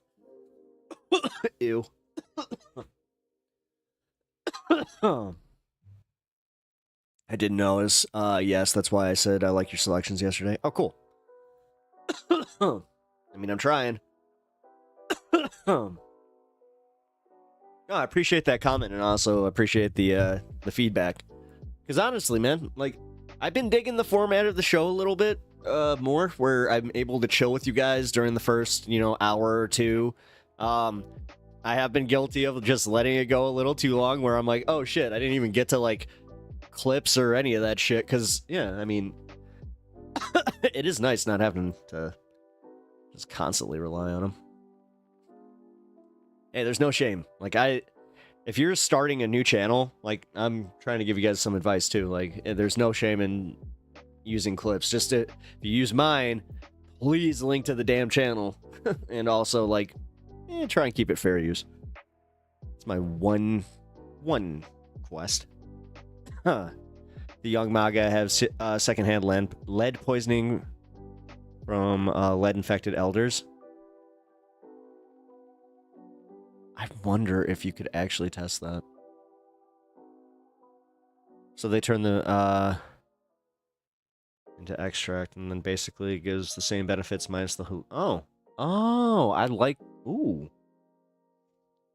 See, that's the thing. Like, when I do some micro, that's what I'm looking for. I'm not looking for visuals in the slightest. I'm so over like that kind of stuff. Like, I've had one decent like visual situation happen recently where it was nice. I let it happen, but then I don't know, man. I've had too many where my brain just takes over, and it's like it becomes so not fun, and I become trapped in that hour, because it always takes about an hour. I'm just like, ugh. But I don't know. Know your limits, kids. That's the main takeaway from that one. When you ask a boomer or silent gen where they think garbage goes when they throw it away, they treat you like you're an asshole for being conscientious. Yeah. Yeah, no, I know. They don't give a shit, dude. The great thing about politics is not talking about politics. It's true. At least I like. I mean, I like, being a political channel, but I also like the fact that we can just vibe. I like the fact that you guys can listen to me kind of go off about some random shit. Some people more than others, because I've had the occasional, are you really talking about wrestling? Are you talking about comics? The big one is hockey. When I go off on my hockey stuff, I have had people just be like, sports segment? Oh, yay, sports. I'll check back in a little bit. It's like, okay. I get it. Emma was kind of saying the same thing about how, that's why she created the sports show. I forgot what the hell that's called. Shit. What is that called? It's not the M Majority Report.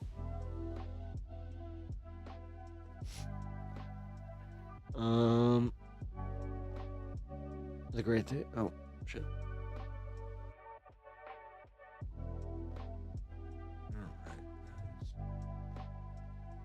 Two of you over there. You know what? I'll raid Angry Ginger today. He's alive.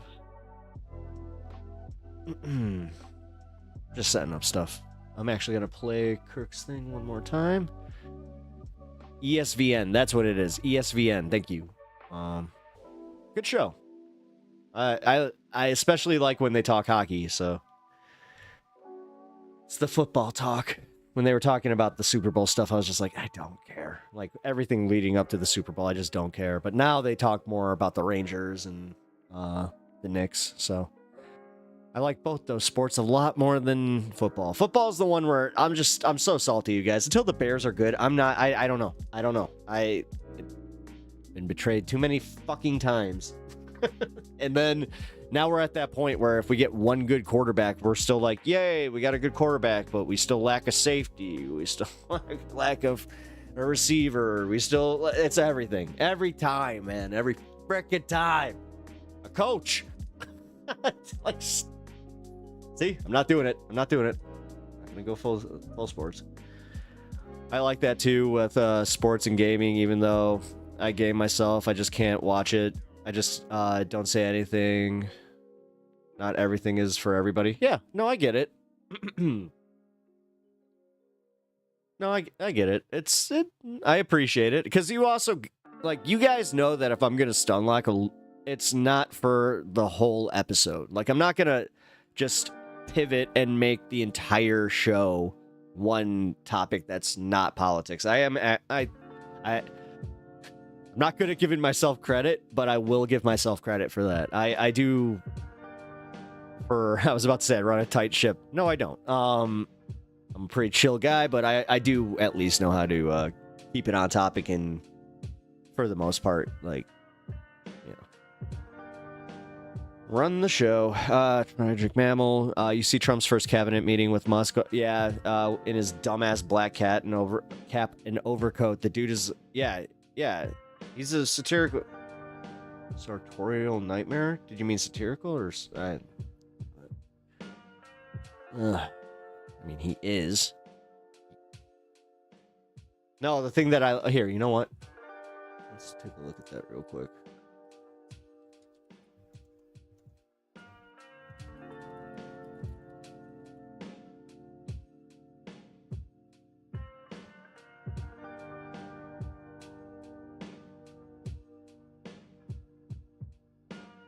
Like last week, the president.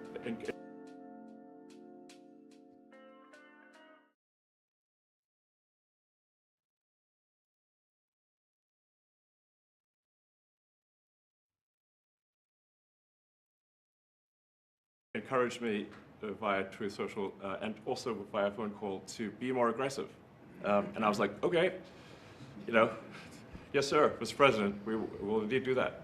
The president is the commander-in-chief. I do what the president asks. And I said, can we send out an email to everyone just saying, what did you get done last week? And the president said yes, so it did that. This is what I'm more interested in. Is him just sitting at the middle of the table, just like, okay. I want the picture. Tech support. Oh my God, what a dork. Oh my God. Why can't Elmo sit down? That is weird.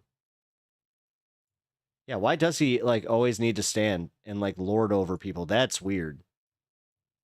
Because I thought that, like, about the first Trump meeting where I was just like, does anybody else notice that he's just, like, lording over him? You know, I thought that was kind of like a thing. Why? So, yeah, Robin. Hey, Robin, how are you, by the way? It's good to see you. Tutorial relating to, tailoring clothes. Oh, okay, cool.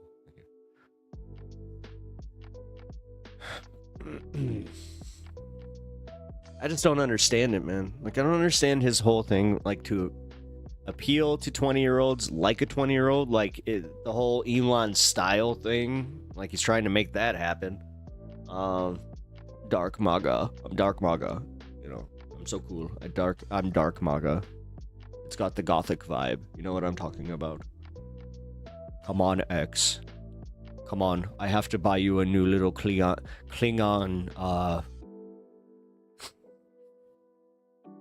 for every booger that X wipes on the desk, I give him another notch on his Klingon belt.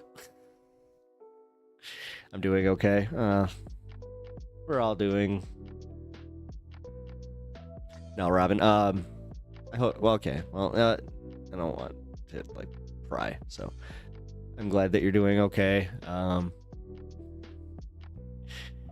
Today is definitely one of those days where everybody's just kind of like, for one reason or another, too. A few people in here were just like, whatever. Bannon is the shittiest dresser. Like, dude, he really is. He looks like he just walked into one of those Bass Pro Shops and just saw the first few. He saw a jacket and, like, the ugliest, like, biggest shirt and, like, a pair of jeans from Costco, and he was just like, this is how I'm dressing for the rest of my life. And then he does a lot of whatever makes his eyes red, because he's got some red-ass eyes. I will say this, he's got that thick-ass head of hair, but I'm thinking hair plugs. It's got to be hair plugs. He had to... Yeah, no, he definitely jumped on that, because his hair wasn't always that, like, bouffantish. But he's such a dork. Yeah. No, he is. The fact that he's trying... Hello, fellow kids. Yeah, that whole fellow kids vibe is so fucking whack, dude. As I just said. What? Yeah, I'm not trying to appeal to the kids. I'm literally just child of the 90s that I don't care. Valiant Thor. Forget the list. I want to know who's going to jail and when. Yeah, well, the list will dictate that. We need to see the list. Release the list. No, don't just say who's going to jail. I want the list. I want to see it for myself. It's supposed to be public knowledge. He said that's what declassifying means. No, man. I don't like when people do this. I don't care. Yeah, I don't even care if you're, like, 100% in agreement with us, man. No. Keep to the... You gotta keep on this. You gotta keep it fair. No. Release the files. Release the list. Otherwise, no. Then I'm gonna assume that he is implicated in it, and I'm going to assume the worst. God, I mean, it's so easy, and the funniest part is you can turn this on QAnon so quickly. Just be like, okay, so this is the reason he wanted to be the president again, is because he was worried about that list getting out. They were this close to releasing it, and it's just like, you know what?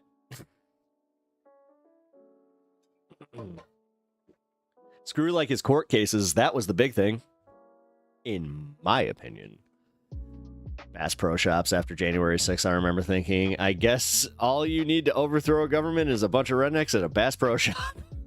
It's true. Man, that's definitely where they got their fits from, too. That's funny. It's been a tough news couple of weeks. Yeah, it has. Yes, publicly, and I'm sorry if there's something going on. But it's been. I'm not sure if you caught my comment where it's like, no, I legit feel like 5 weeks, or like, I know 5 weeks have gone by, but I feel like it's been 5 months. Like, dude, look at this. Look at this. Look at this. This is all from, that's all from this. Not the streaming. It's from just the news cycle. It's just like, holy shit. It's been rough, man. Ugh. Trump didn't want to get convicted again. Yeah, again. Our felon in chief. God, you almost forget. Oh my God. You're so cooked. So cooked. I just went back to that whole like post election feeling where I was like, oh no, we're fucked. God, that's my first stream on my entire live. Like, if you guys go to my first stream on the live channel, it is that night, and I just went, oh well, I guess I'm gonna go to bed and just kind of, all right, guess we're doing this again. I took it a lot better than the first time. I gotta admit, the first time I kind of lost my shit. So I was like, what? This can't be real. And then I woke up the next morning. I'm like, this can't be real. I've never liked the guy. The thing is, I've got reasons for not liking him personally, and then I also have, you know, there's just the whole, what he does, and just the lying, and God, he sucks. Sucks. Ugh.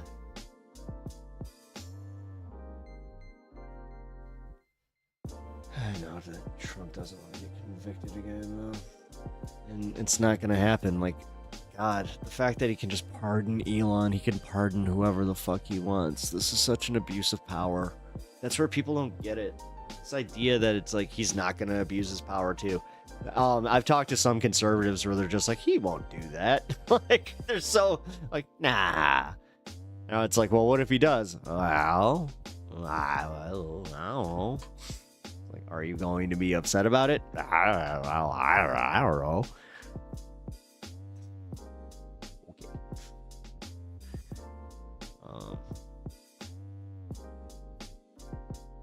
Yeah, that's why I'll be honest, guys. That's why I've been trying to have a little bit more fun with you in the front, like in the first hour, where it's more personal. You know, definitely more of a like.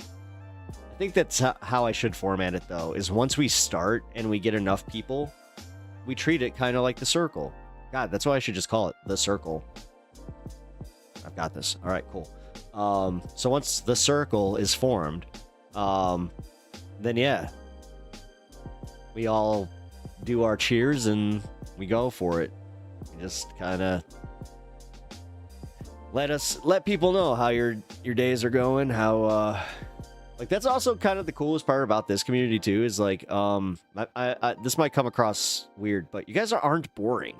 Like, you guys know how to express what's going on in your lives in a way where it's very quick and we can converse with it. Nobody is, you know, overly like trauma dumping or anything like that. Like, or nobody's doing paragraphs of shit. Like, it's super cool, man. Like, I gotta say, people want the ass they are kissing to have all the power because kissing someone else is gay.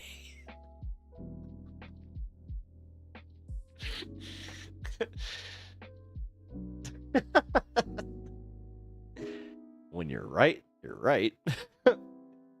All right, that's pretty fucking funny.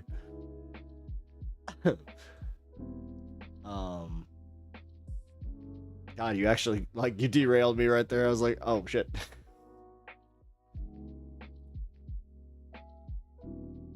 Oh my god, sneeze? No, it's a yawn. Oh, that was fun. That game. Is it a sneeze or a yawn? Just shared a suggestion. Oh, hey, you know what? Great effing timing, because I was literally just kind of looking through my stuff. I'm like, I don't really have much.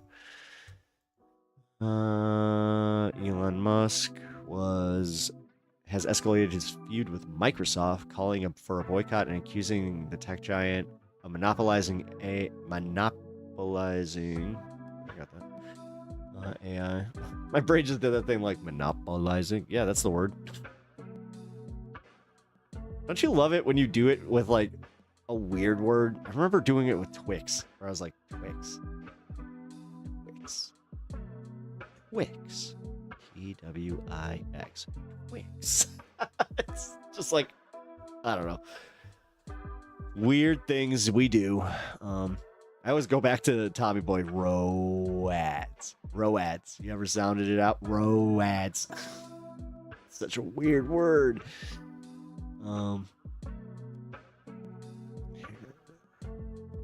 Superior.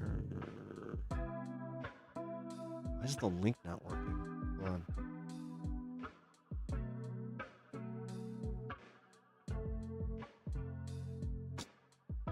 Bro.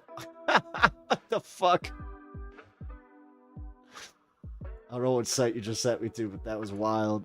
It just sent me to it had a picture of a chick hunting a duck with her ass in the air. Glad I didn't do screenshot that one. Oh, damn! Josh Johnson has a new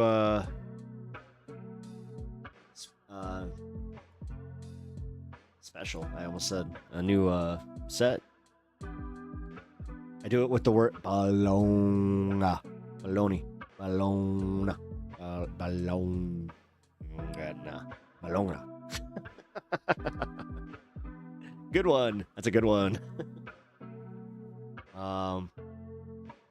It's literally something I saw. Oh. Sorry, man. I am having fun with this because I do this a lot. Where, like, too much. Especially as someone who is, who partakes, where I'm just like, huh. Especially when I'm reading. Like, one of the things that I do when I'm reading high is when I'll just constantly, now that's another word. Then I'll start just going on that, then lose my place. You have to do that thing where you're just like, oh, I gotta read that again. And then you get to the third time where you're reading it again, you're just like, I'm not retaining this. I'm gonna put this book down. This is why I shouldn't read high. Then you're like, but I don't know, having a nice cup of coffee and I don't know. What is anything? No.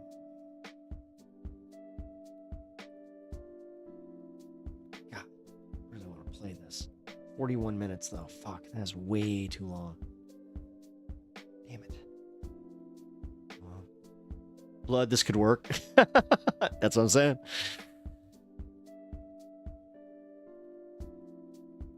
Oh man. I gotta pee again.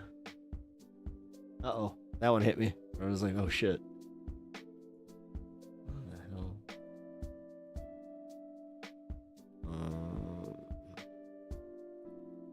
On social media.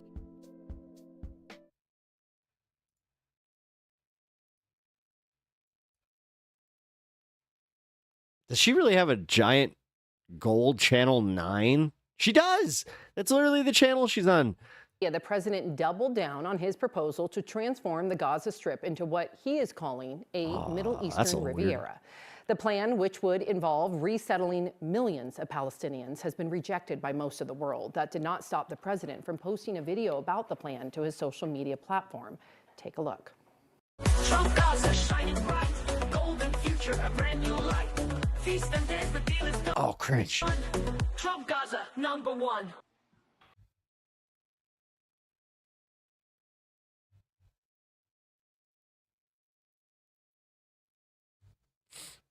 I kind of wish we had that during the election. I'm going to be honest. Trump said today that any decision on the future of Gaza will be made by Israel. That just give anybody else like chills. Like you're just like, oh, Jesus. The president's Middle Eastern Riviera proposal is his least popular, according to one CNN poll. Palestinians have rejected the idea as well. One said it was a, quote, clown idea.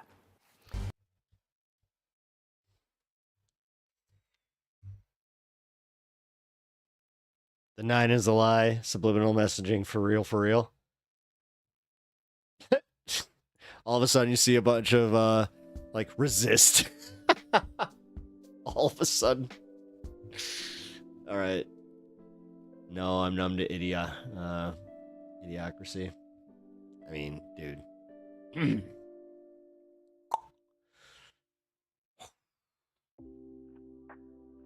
I don't like that. Obviously, I don't like that, but like I just don't. I don't feel good. Governor J.B. Pritzker, who I don't like that. It made me feel upset in the tum-tum. That could just me being hungry. No, I'm hungry. was an unabashed critic of President Donald Trump on many fronts, now challenging the administration over the budget that Republicans just passed in the House and federal money that was supposed to be coming to Illinois, but is now apparently caught in limbo.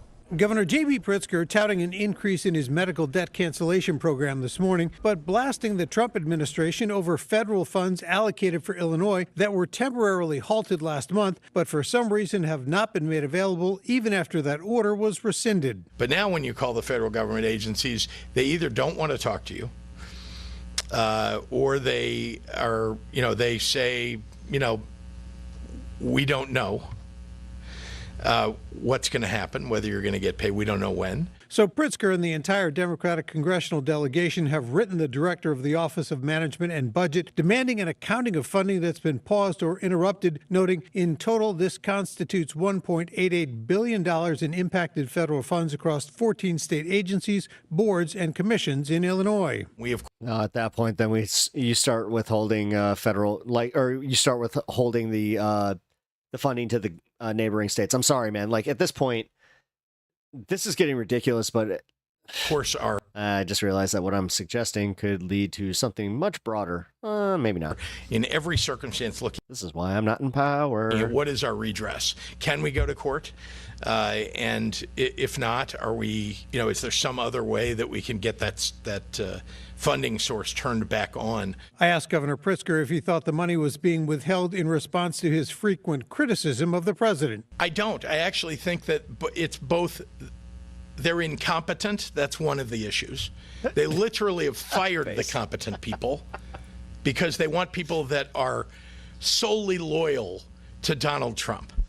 In his letter, Pritzker asked for an accounting of the missing funds by March 4th, money he says is owed to Illinois taxpayers. Yep. Where my money, bitch? Steal from me? I want to know where my money is. Where's my money? Where's my money, Trump? Where's my money? I gotta pee. I'll be right back.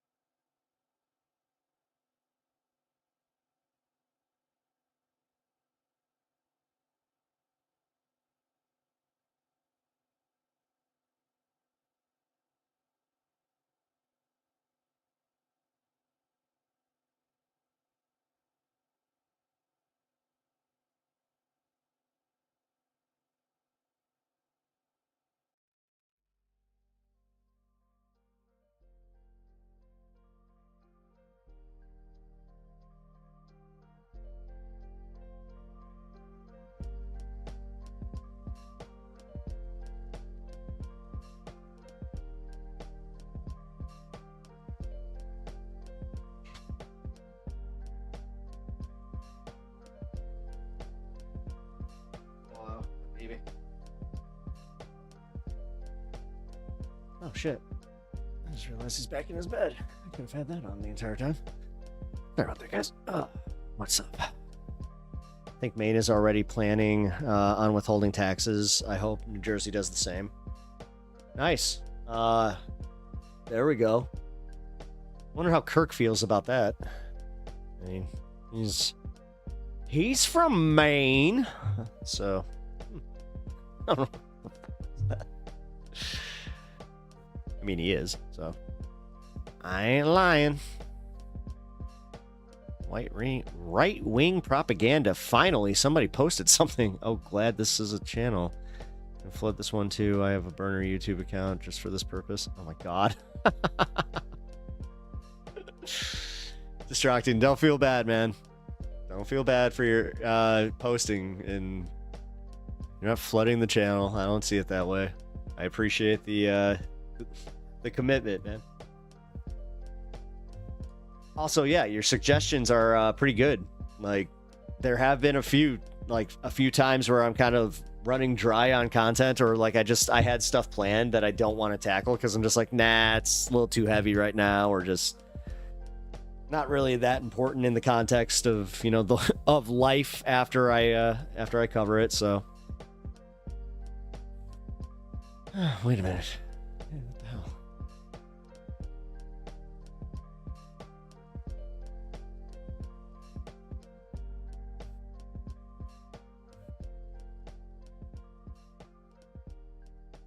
Oh, stocks rebounded, eh?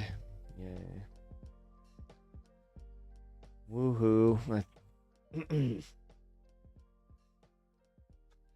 Not that I care. Speculative assets, not really my thing.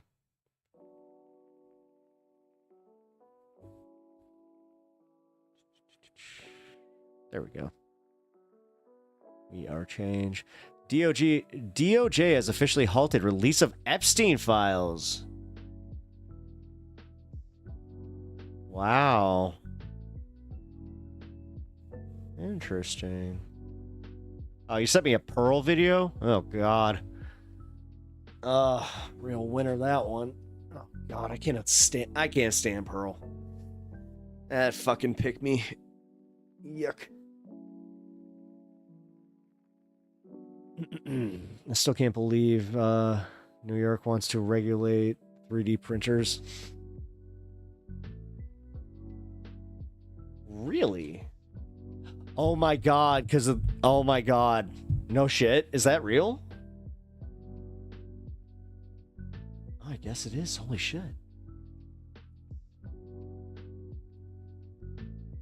Yeah, here.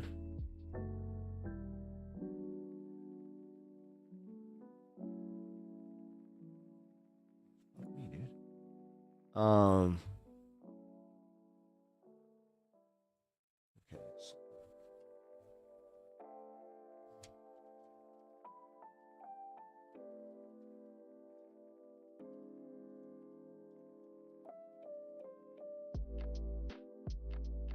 My bill would require background checks. That's hilarious. That's hilarious. By certain 3D printers, the legislation is designed to crack down on potential misuse of 3D printers capable of manufacturing gun parts. It's just so funny how, like, old me would have been like, yeah, nice. Now I'm just kind of like, I don't know about that. That's not a new policy. That's one they've been wanting to... Oh, yeah, it's the ghost gun law. Oh, wait a minute. Yeah, it's just by a different name. Okay. No, okay. 3D pew-pews. The damn term. Sorry. Oh my god, Blair White. Oh, that's one. Okay, so Honeybee was covering some Blair White content, and it just made me realize how much that content from her really pisses me off, because she watched part of the Jubilee video with her where she started like saying how non-binary people don't exist, and how I mean, dude, she might as well just come out and say it, just blink it, just like, I don't think that I don't think that I am trans, and I'm the only one that should like get the pass. Like, at some point she has to say it, like, see it. Yeah, dude, I can't stand. I know. Yeah, I gotta be careful with this one, because like, if I keep going to like, yeah, the second I saw that one, I was like, oh, fuck her. Like, I cannot stand Blair White. Late stream? No, I'm gonna be ending at 7 hours, but I'm going to be doing late stream tomorrow. I start at 8 p.m. Central Standard, and I'm going to be going late, probably into around 1-2. We'll see. We'll see. Health, as long as the health is good. I don't know why I'm laughing. It's like, don't do that. No, I mean, just like, as far as I got plenty to cover. That's the nice part. In this grim state that we are in, as far as the news cycle, there's just so much. I do want to kind of do like a little more targeted content tomorrow, as far as going through some of what Elon was doing. Go through some of the Doge. Well, I kind of went through the Doge thing that I wanted to cover today, like just in that last Kyle Kalinske video, so never mind. That one was pretty well done. The Pritzker stuff, I'm definitely happy about. Again, do not take our governor. Like, dude, he is out there doing the resistance shit, and he's got the balls to do it. He's also got the money. Because the thing is, one of my favorite things that he was talking about is just like, if they're gonna withhold this like money, then he's just like, I'll do it. And I was like, that's the first time I've heard a billionaire finally do something where I was like, oh, wait a minute.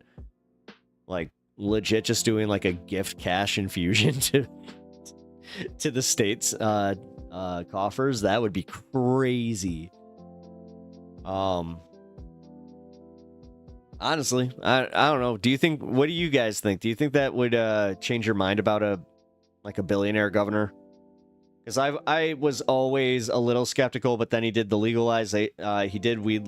weed legalization, and then he also did specifically, he was trying to get legislation where he wanted to get billionaires in Illinois and companies that made over a certain amount to start paying taxes on it, and he was the first one that was going to get hit by that. I was like, all right. So,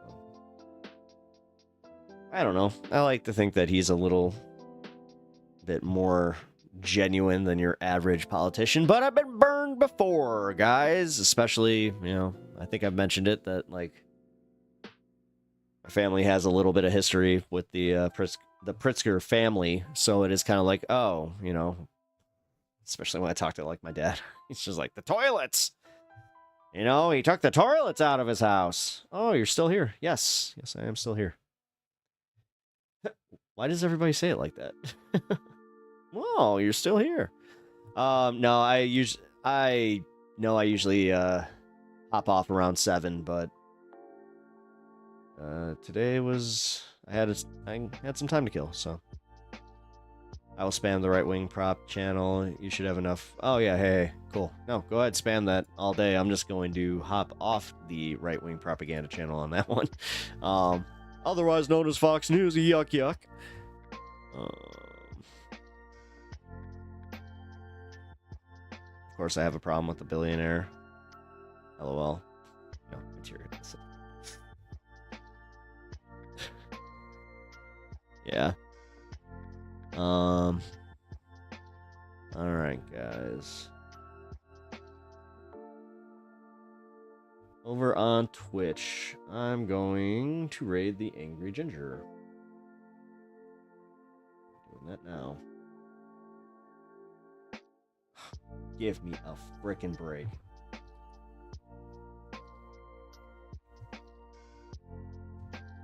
Hell yeah, perfect. Yeah, definitely.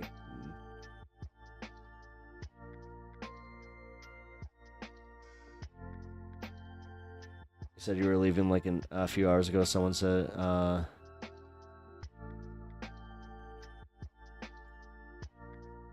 fucking handled. It has to be handled. I was watching Martha. Nice. It's driving me nuts. It's driving me nuts. Doc, also thanks for being a member for 5 months, buddy. I appreciate you. Randy, are you saying you're conservative? I don't have a problem with conservatives. To be honest with you, I don't even fucking like. Wait, you said you were leaving like 40 minutes ago. I finished like, servicing someone and you're still on. It's like, I do think that there's people that voted for Trump that are politically illiterate that just like They're like, well, bro, what was I supposed to do, man? Like, they had fucking, what did they call her? Then now I say Kamala's name right. Kamala. I don't. Kamala. They had The thing is, Kamala, I the don't. I'm the worst prosecutor with up that. there. How was I supposed to vote Kamala. for her? I voted for Trump because I thought, like, how do I vote for the black lady that's a prosecutor? Like, All right. Wait. I just feel like there's just no hope of nobody over educating on- people because, like, politics are actually pretty difficult to understand. Like, you have to be able to think 2 and 3 questions away from where your answer starts, right? Like, one of the reasons when it comes to, like, conservatives, for instance. Oh, you mean, yeah, Trump's dad is. But Man. Thanks, Pep Talks. Appreciate you. Don't forget to go over to Pep Talks channel and subscribe to my friend Pep Talks over there. I appreciate that. But even on the conservative side, like, He is a straight up good dude. Yo, Facebook crashed in my region. How about?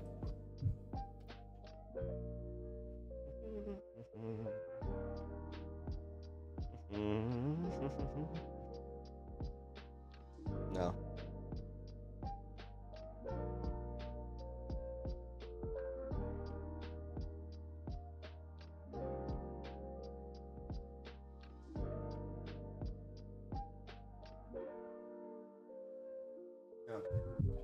That's why I couldn't find that Pam Bondi thing. It was from apparently in 2018. Pam Bondi was giving Trump some advice on, the ghost gun thing, and then they were talking about like how they can do like a mental health thing.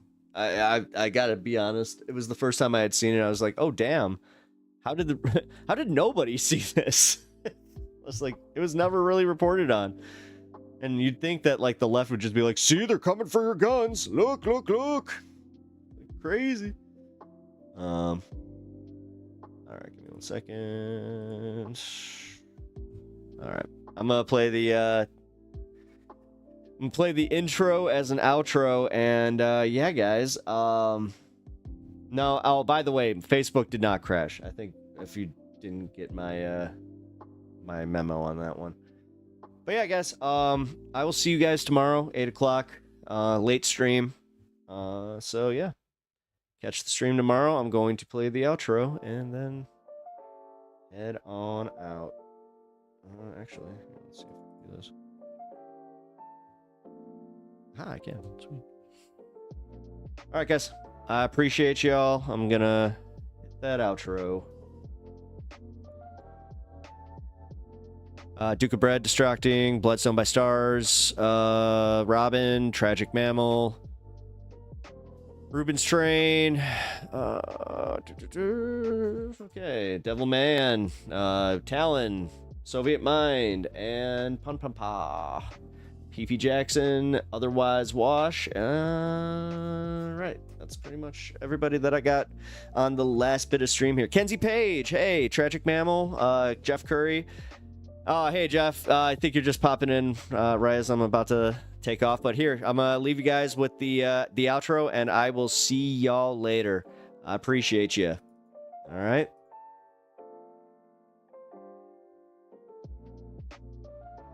Who the heck is Pep Talks? I'm not gay, but I fantasize about Marco Rubio. Pep Talks. Pep Talks.